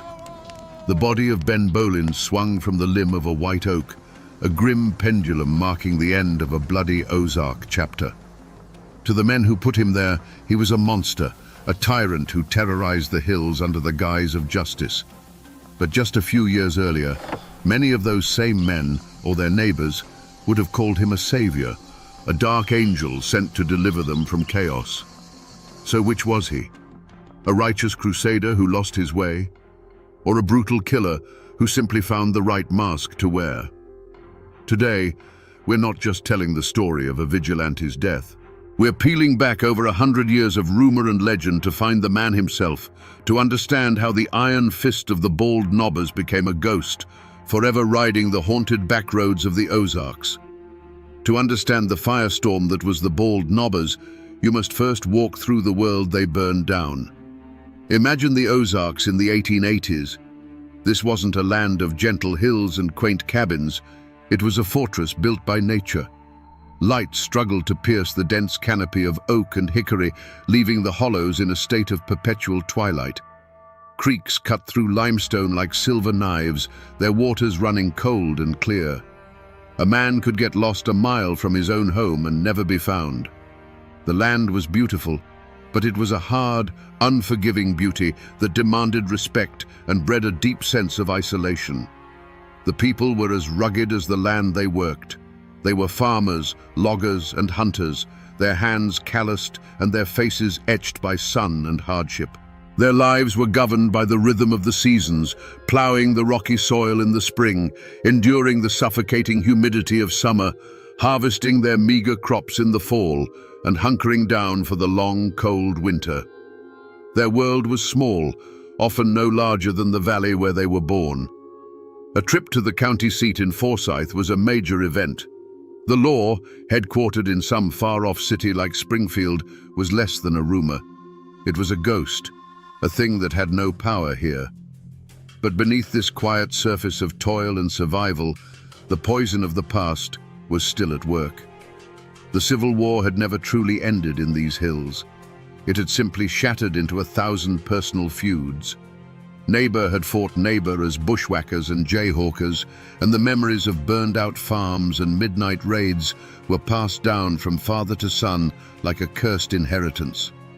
Trust was a rare commodity, usually reserved for immediate kin. At night, heavy wooden bars were dropped across cabin doors, and the sound of an unfamiliar horse was enough to make a man reach for the rifle he kept over the mantel. This simmering fear created a vacuum, and into that vacuum crept a new kind of evil. Gangs of thieves and cutthroats, like the notorious Taylor brothers, roamed the countryside, preying on the very people the law was supposed to protect. They stole livestock, burned barns, and terrorized families, knowing there would be no consequences. Decent folk felt helpless, trapped between the ghosts of old hatreds and the very real threat of modern outlaws. They were good people pushed to the edge, praying for a savior. And in the smoky corners of general stores and under the shade of churchyard oaks, a dangerous idea began to take root. It was whispered at first, a desperate question passed between men who were tired of being afraid. If the law wouldn't protect them, who would? If justice was blind or simply too far away, then perhaps it was time for them to create their own. They didn't know it yet, but they were laying the foundation for a movement that would offer them salvation with one hand and deliver damnation with the other. The storm was gathering, and its name was justice. The Ozarks weren't settled, they were conquered. Not from some foreign power, but from the wilderness itself. The families that put down roots here in the generations before the war were mostly Scots-Irish, a people known for their fierce independence and a deep-seated suspicion of any authority they didn't create themselves. They weren't given land grants from a distant king. They earned their homesteads with an axe, a plow, and a rifle. Every field cleared of rocks, every cabin raised log by log, was a testament to their grit.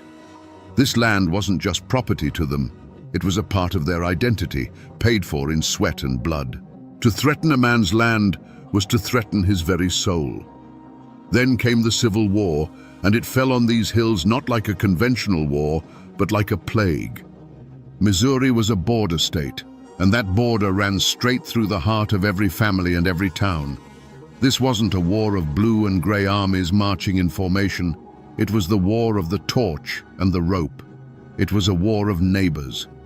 Confederate sympathizers formed guerrilla bands known as bushwhackers, while Union men became jayhawkers. They didn't fight over grand strategy.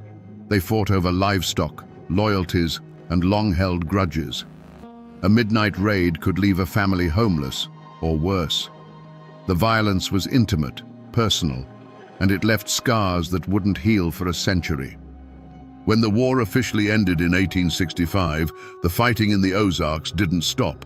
It just lost its flag.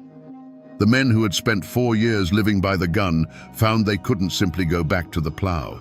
Some of the most brutal bushwhackers and jayhawkers simply became outlaws, continuing their reign of terror without the thin veil of military cause.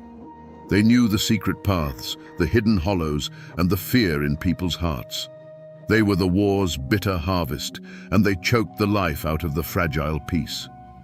This is where the weight of a name became a life or death matter. A family name in Taney County wasn't just a label, it was a history. It told people where your father stood in the war. It whispered of old debts and unsettled scores. To be a Taylor was to carry the reputation of Confederate defiance and post-war banditry. To be a Kinney suggested a history of staunch unionism. Long before the bald knobbers ever pulled on their masks, the battle lines were already drawn, etched into the landscape by the ghosts of the war. The conflict to come wasn't new. It was simply the old feud, waiting for a spark to set the hills ablaze once more. In the center of this simmering pot was Nat Kinney. He wasn't a vigilante by nature.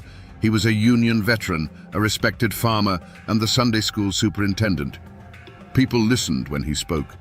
He saw the moral decay, the fear in his neighbor's eyes, and it offended his sense of order. On the other side were men like the Taylor brothers, who swaggered through the county as if they owned it. They and their associates were the festering wound, a constant source of trouble, known for their love of whiskey, brawling, and taking whatever they pleased. They were the embodiment of the lawlessness that Kinney and other decent folk were growing to despise. The conflict didn't start with a gunshot, but with 1,000 smaller cuts. An old farmer's fence would be cut in the night, his cattle scattered for miles. A man who spoke too loudly against the outlaws in the Kirbyville saloon would find his corn crib burned to the ground a week later. These weren't random acts, they were messages. One of the most galling incidents involved a public fistfight where one of the Taylors brutally beat a younger man over a perceived slight, all while the local constable conveniently looked the other way. The message was clear. There is no law here but us. Fear is a patient poison, and it spreads through whispers. In the general store, while weighing out flour and salt, men would speak in low tones. Heard the Taylors were seen near John Green's place, right before his best mule went missing. At church socials, women would exchange worried glances, sharing stories of strange riders seen on the road after dusk. Every unsolved theft, every act of vandalism was laid at the feet of the same handful of families. Rumor hardened into fact, and suspicion curdled into a collective certainty. This constant drip of intimidation and gossip created a siege mentality. The community wasn't just being attacked from the outside, it was rotting from within. The outlaws were emboldened by the lack of consequences, and the law-abiding majority felt increasingly isolated and powerless. The air in Taney County grew thick with a toxic mix of fear and resentment. It wasn't just about stolen property anymore. It was about honor, dignity, and the terrifying realization that if they didn't draw a line in the dirt themselves, the tide of violence and chaos would soon wash away their homes, their families, and their entire way of life. The winter of 1884 bled into the spring of 1885 with a strange and heavy feeling in the air. The old folks, who read the land like a book, saw bad signs everywhere. They said the woods themselves seemed to hold their breath. Panthers screamed from the high ridges with an unusual frequency, their cries sounding almost human. The screech owl, the death bird of Ozark lore, was heard calling from the eaves of more than one cabin, a sound believed to foretell a coming tragedy. A sudden violent hailstorm in late March flattened the first green shoots of corn, and men looked at the bruised sky and muttered that it was a sign of God's displeasure. But the true omen wasn't in the sky or the woods.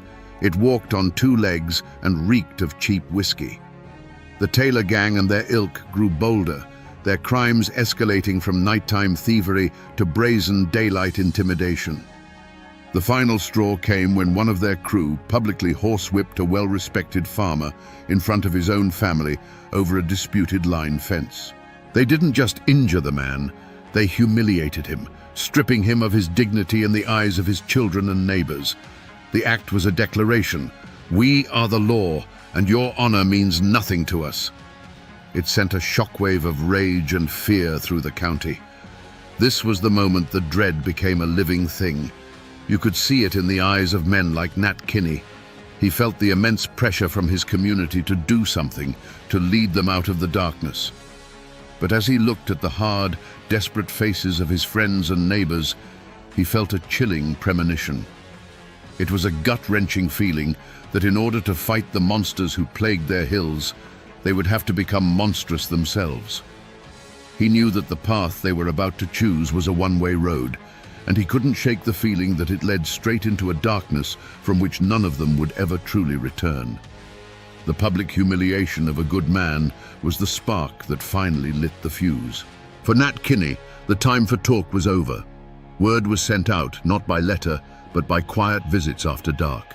A trusted friend would ride to a neighbor's cabin, speak a few hushed words on the porch, and then melt back into the night. The message was simple. Be on the Bald Knob, east of town, after midnight. Come alone and come armed. There was no need to explain what it was about. Every man who received the summons knew in his bones that the time for choosing a side had arrived. They gathered under a cold, star-dusted sky on a treeless hill that would give them their name. They were ghosts in the moonlight, emerging from the woods in twos and threes, rifles cradled in their arms. These were not criminals. They were farmers, blacksmiths, and church-going men, their faces grim and set. At the center of the clearing, a small bonfire crackled, casting their long, dancing shadows across the barren ground. The only sounds were the whisper of the wind and the nervous shuffling of boots on stone.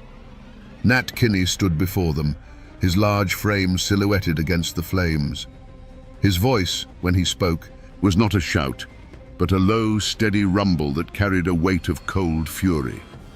He spoke of the law that had abandoned them, of the thugs who terrorized their wives and children, and of the honor that was being stripped from them, piece by painful piece. The law won't protect us, he declared, his words cutting through the night air. So we will become the law. We will be the answer to our own prayers. We will sweep this county clean of the filth that infests it, or we will die trying. A low murmur of agreement rippled through the crowd. This was what they had been waiting for, a leader, a plan, a cause. Kinney had them raise their right hands, and there, in the flickering firelight, they swore a solemn oath. They swore secrecy upon pain of death. They swore loyalty to one another, and they swore to mete out justice with rope and switch to any man who threatened their homes and their peace. In that moment, they ceased to be individual farmers. They became a single entity, a phantom army born of desperation and rage.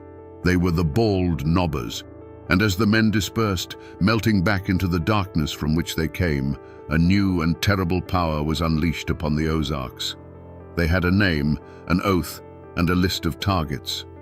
Among them stood men like Ben Bolin, his hands still tingling from the oath, his mind already turning to the work ahead.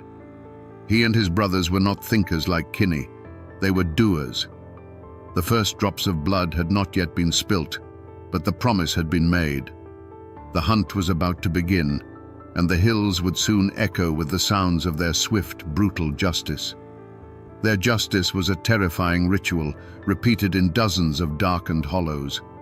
It always began with the sound, a low thunder that started far off and grew steadily closer. It was the sound of shod hooves, dozens of them, moving as one through the night. To the family huddled inside their cabin, it was the sound of a coming judgment. The dogs would bark themselves into a frenzy, then fall eerily silent as the phantom army surrounded the home. And then, the waiting. A silence so heavy you could feel it pressing in on the log walls. From the darkness would come a single, commanding voice, often rough and distorted by the flannel mask. Come out, or we're coming in. Inside, a man would have to make a choice that was no choice at all. To surrender was to face the switch, the tar, the rope. To resist was to invite something far worse. This ritual of fear was the Bald Knobber's true weapon, and for a time, it worked. They drove out the worst of the outlaws and brought a fragile, terror-enforced peace to the hills. But the night they rode on William Edens, the ritual changed. Edens was not a notorious outlaw. He was just a man who had defied them, who had spoken out against their methods. He refused to be intimidated. When the thunder of hooves surrounded his cabin and the voice called out, Edens refused to open his door. He would not surrender his home to masked men. From inside, his family heard him shout his defiance into the darkness. What happened next was not justice, it was an execution. The night didn't just splinter with the sound of a kicked-in door. It exploded in a blinding, deafening roar. A volley of rifle and shotgun fire ripped through the thin wooden walls of the cabin. To the children cowering on the floor, the world became nothing but the flash of muzzles painting terrifying momentary pictures in the dark, the scream of lead tearing through wood and the smell of gunpowder filling their lungs. The air itself seemed to shred around them. When the shooting stopped, the silence that rushed back in was profound and absolute. Heavy boots stomped onto the porch. The remnants of the door were torn from its hinges. Through the smoke and darkness, the family saw only hulking shapes, demonic silhouettes against the moonlight, as their father was dragged from the home he had tried to defend. There was a final terrible struggle in the yard, a woman's desperate plea cut short. Another shot rang out, sharp and final, and its echo was the only eulogy William Edens would receive. The next morning, when the neighbors arrived, they found a scene of unimaginable horror. They didn't need to see the body to understand what had happened. The cabin itself was the testament. It looked as if it had been clawed by some great furious beast. The log walls were pockmarked with dozens of dark, ugly holes, silent witnesses to the chaos. This was not a whipping. This was not a warning. This was murder, cold and brutal. On that night, the bald nobbers crossed a line, and in the blood of William Edens, their righteous crusade was drowned forever. The saviors had become the monsters. To understand what happened at the Edens cabin, you have to try for a moment to look through Ben Bolin's eyes. In his mind, he wasn't a murderer. He was a surgeon, and the Ozarks were his patient, riddled with the cancer of lawlessness. A tumor doesn't have rights. You don't reason with it. You cut it out, cauterize the wound, and move on. The tailors and their kind were the primary tumor, but men like William Edens, men who defied the cure, who obstructed the surgery, were part of the disease too. In Bolin's brutally simple logic, if you weren't actively helping to save the patient, you were helping the sickness spread. The switch didn't flip for Ben Bolin on the night of the Edens murder. It had been welded into position the moment he took the oath on that bald knob. While other men, perhaps even Kinney, saw their night riding as a temporary necessary evil, Bolin saw it as a righteous calling. He was the hammer, and it was not the hammer's place to question the nail. Each whipping, each threat, each act of terror was simply a tool for the job. He likely felt contempt for the weakness he saw in others, for the men who flinched at the sound of a switch on bare skin. They didn't have his clarity. They didn't understand that to fight monsters, you must be more terrifying than any monster. So when William Edens shouted his defiance from behind that door, Bolin didn't hear a brave man defending his home. He heard the sickness talking back. He heard a direct challenge to the new order, the only order that could save them. The hail of gunfire that shredded the cabin wasn't a moment of lost control. It was a calculated, overwhelming response to that challenge. It was a message, written in lead and smoke, not just for Edens, but for anyone else who thought they could stand in the way. This was the cold calculus of his crusade. After the final shot echoed into silence, as the other masked men stood in the shocked aftermath, Ben Bolin likely felt no remorse. He wouldn't have felt the thrill of a killer, nor the chilling emptiness of a man who has lost his soul. He would have felt the quiet, grim satisfaction of a job well done.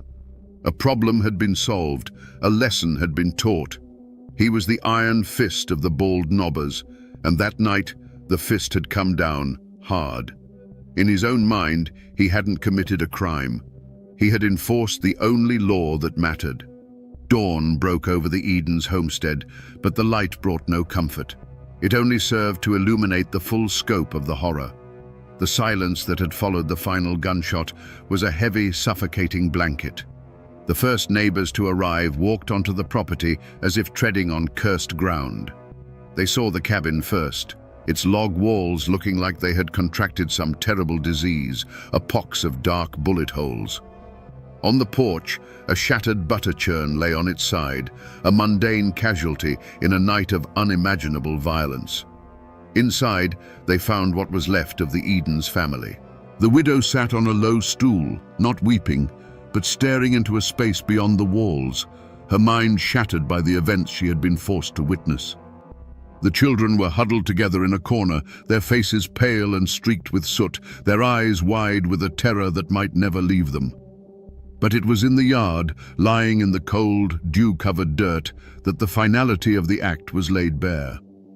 William Edens was dead, and the bald nobbers had killed him. But they had made a fatal mistake. In their furious volley, they had also shot Charles Green, Edens' son-in-law. They had left him for dead, but he wasn't. He had survived. Wounded and bleeding, he was a living witness to the slaughter. And more importantly, he had recognized some of the men behind their crude flannel masks. He knew their voices. He knew their names. His survival was a ticking clock, and with every breath he took, the bald nobber's reign of terror was 1 second closer to its end. The news of the murder didn't spread as a whisper. It tore through the Ozark Hills on a current of shock and rage. This was different from the stories of whippings and warnings. This was a line crossed in blood. The story reached the courthouse in Forsyth, and from there it traveled by telegraph to the state capitol.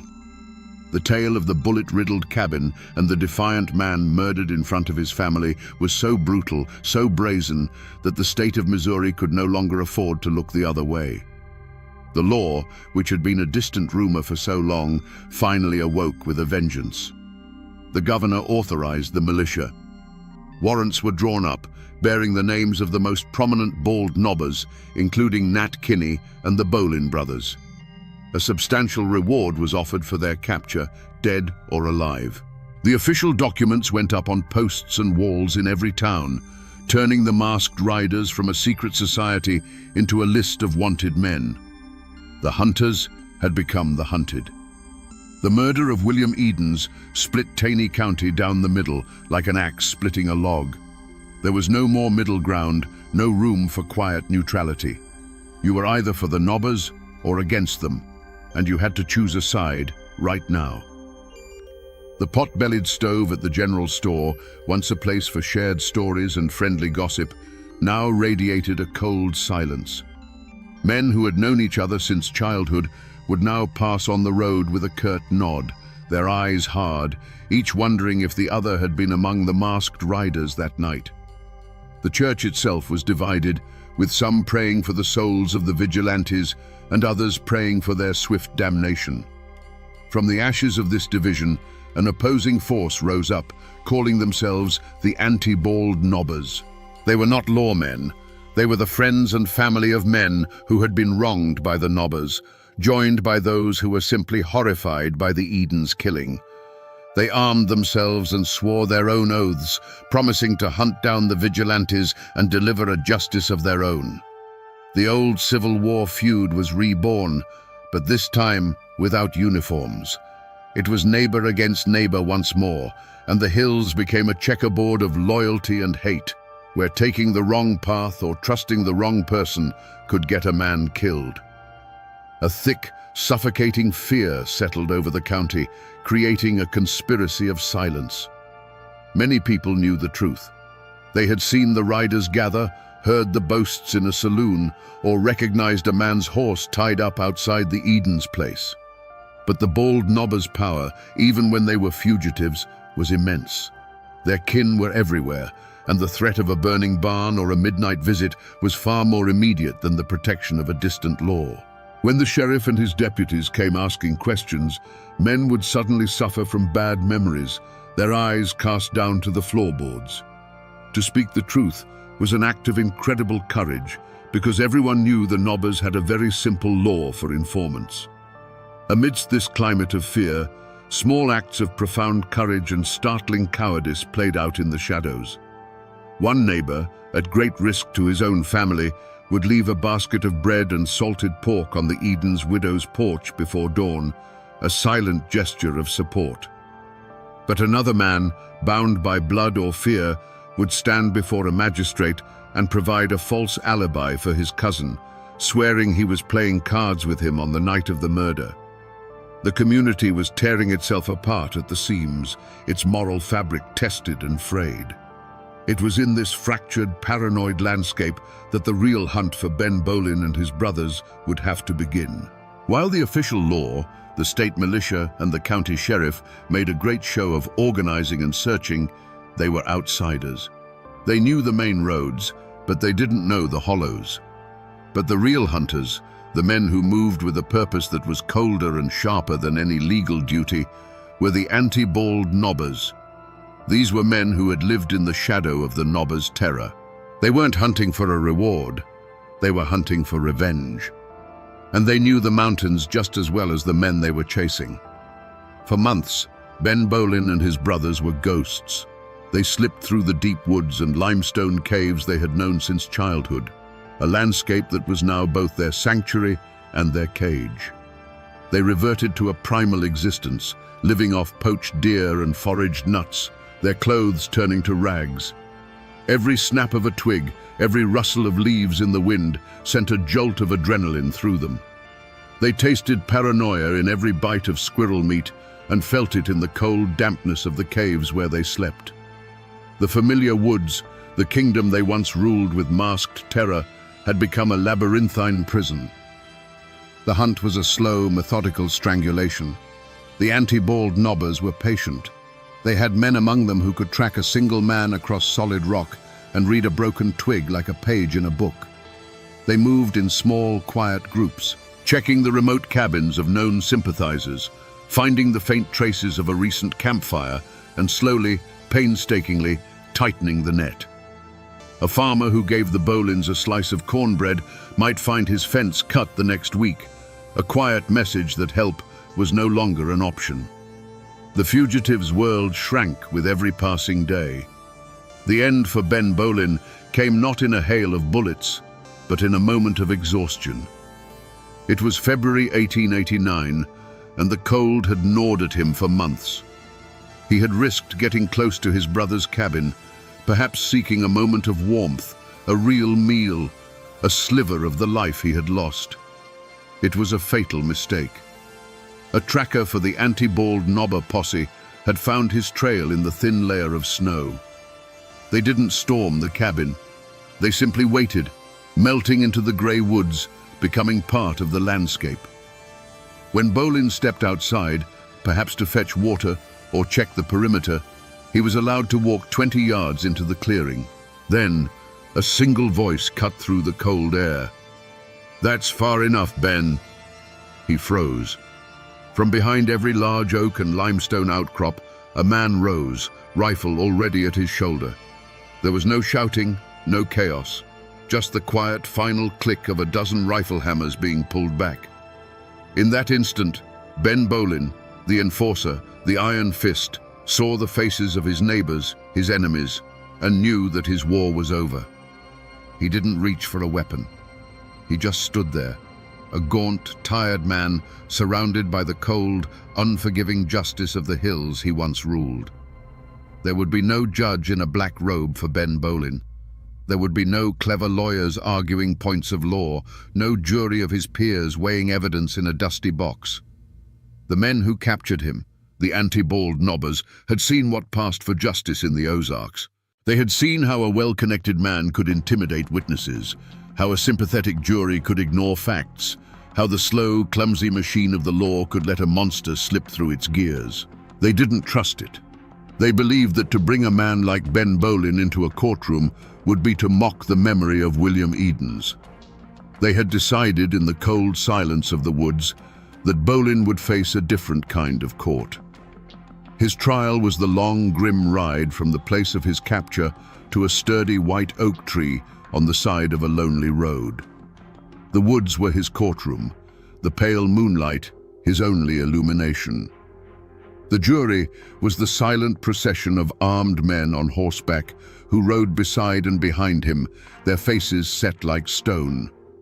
There was no testimony offered, no evidence presented, because in their minds the case had been proven long ago, in the bullet holes of the Edens cabin, in the terrorized eyes of his family, and in the arrogance of the masked crusade Bolin had helped lead. Through it all, Ben Bolin remained unbroken. He did not beg for his life or plead for mercy. Accounts passed down through the generations say he sat tall in the saddle, His hands bound tight behind him, his gaze fixed straight ahead. His silence was his final act of defiance. He had lived his life by a code of brutal, unforgiving strength, and he would not abandon it in the face of death. He looked at the hard faces of his captors, not with fear, but with a quiet, burning contempt. He was a wolf cornered by hounds, and he would grant them no satisfaction. The verdict was delivered without a single word being spoken. When the posse stopped under the thick, bare limbs of the oak tree, the judgment was clear. They didn't grant him a final prayer or a chance for last words. The justice they dispensed was as swift and impersonal as the justice he had once delivered with a hickory switch. The rough hemp of the rope was thrown over a branch. The noose, tied with an efficient knot, was slipped over his head and cinched tight against his neck. A sharp slap on the rump of his horse, and it was over. Ben Bolin, the iron fist of the bald nobbers, was executed by the very vigilante justice he had championed. The question that hangs in the air, even to this day, is a chilling one. Was this justice? Or was it just another murder, another link in an endless chain of Ozark violence? The anti-bald nobbers had rid the world of a man they saw as a tyrant, but in doing so, they had become a mob, acting as their own judge, jury, and executioner. For the other captured bald nobbers, the official law would have its day in the Forsyth courthouse. But for Ben Bolin, the verdict had already been rendered, not by the law of men, but by the cold, hard law of the mountains. Ben Bolin's death was not the end of the story. It was merely the end of a chapter written in rope and vengeance. The consequences of the Bald Nobber War continued to ripple through the hills for years, leaving behind a landscape of broken lives and bitter silence. For the survivors of the Edens family, the mountains that had been their home became a prison of memory. Every creek, every ridge, every shadow held a piece of the horror they had endured. They could not rebuild their lives on ground soaked with their own blood and grief. Sometime after the trials, they packed what little they had left, turned their backs on Taney County, and vanished, seeking a place where the name Edens didn't echo with tragedy. For the other captured bald nobbers, the law of men finally arrived in Forsyth. The trial was a spectacle, the biggest in the county's history. And in May of 1889, 3 men, Dave Walker, his son William, and John Matthews, were led to a specially built gallows in the courthouse square. Before a crowd of thousands, they paid the ultimate price, their public execution serving as the state's final, brutal statement that the reign of the masked riders was over. But for the dozens of other nobbers who were acquitted or never charged, their freedom was a curse of its own. They walked out of the courtroom not into the arms of a grateful community, but into a life sentence of suspicion and contempt. These men, who had once been the secret kings of the night, now lived as pariahs in the daylight. Neighbors who had once feared them now simply shunned them. Their businesses failed, their crops seemed to wither on the vine, and they were met with the justice of cold shoulders and closed doors. They were haunted men, forever looking over their shoulders, wondering if every stranger on the road was a relative of someone they had wronged. Some stories say a few of them met quiet, untimely ends years later. A hunting accident, a fall from a bluff, accidents that no one ever questioned too closely. They had escaped the hangman's noose, only to find a slower, colder justice waiting for them in the unforgiving memory of their neighbors. And so, the community, exhausted by hate and bloodshed, made a collective, unspoken decision to forget. The name Bald Nobber became a curse, a word not to be spoken aloud. The grotesque horned masks were burned in secret, the records of their meetings buried or destroyed. Parents stopped telling their children the full bloody story, opting instead for a vague tale of troubles in the old days. They tried to plow over the history, to plant a new crop of peace and pretend the soil beneath wasn't filled with bones. They wrapped the entire saga in a thick blanket of silence, hoping that if they didn't speak its name, the monster they had created would finally die. The forced silence that fell over Taney County could never last. A story this soaked in blood has a way of seeping back up through the ground. Walk through the Ozark Hills today, and you will still find the old names, Bolin, Kinney, Taylor, on mailboxes and in the phone book. The descendants of the riders and their enemies now share pews in the same churches and shop in the same stores. The blood feud is long over, the wounds scabbed over by generations of peace. But the echo remains. To carry one of those names is to carry a piece of that violent history, a faint whisper of a time when your great-grandfather might have been either the masked man on the horse or the one bolting his door in fear. The physical scars on the land have faded more slowly. For decades, the white oak where Ben Bolin was lynched stood as a dark monument on the side of the road.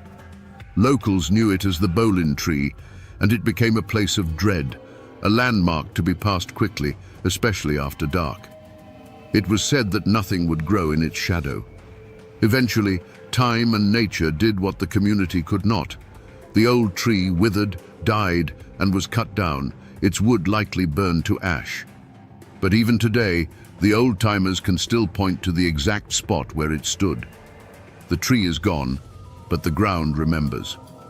In the town of Forsyth, the old courthouse where the other nobbers were tried is gone, replaced by a new one.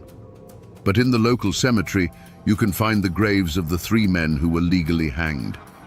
Their tombstones are simple, weathered by 100 Missouri winters, giving no hint of the spectacle of their deaths. They are quiet, stone reminders of a time when the law finally brought its terrible, formal power to bear on the chaos.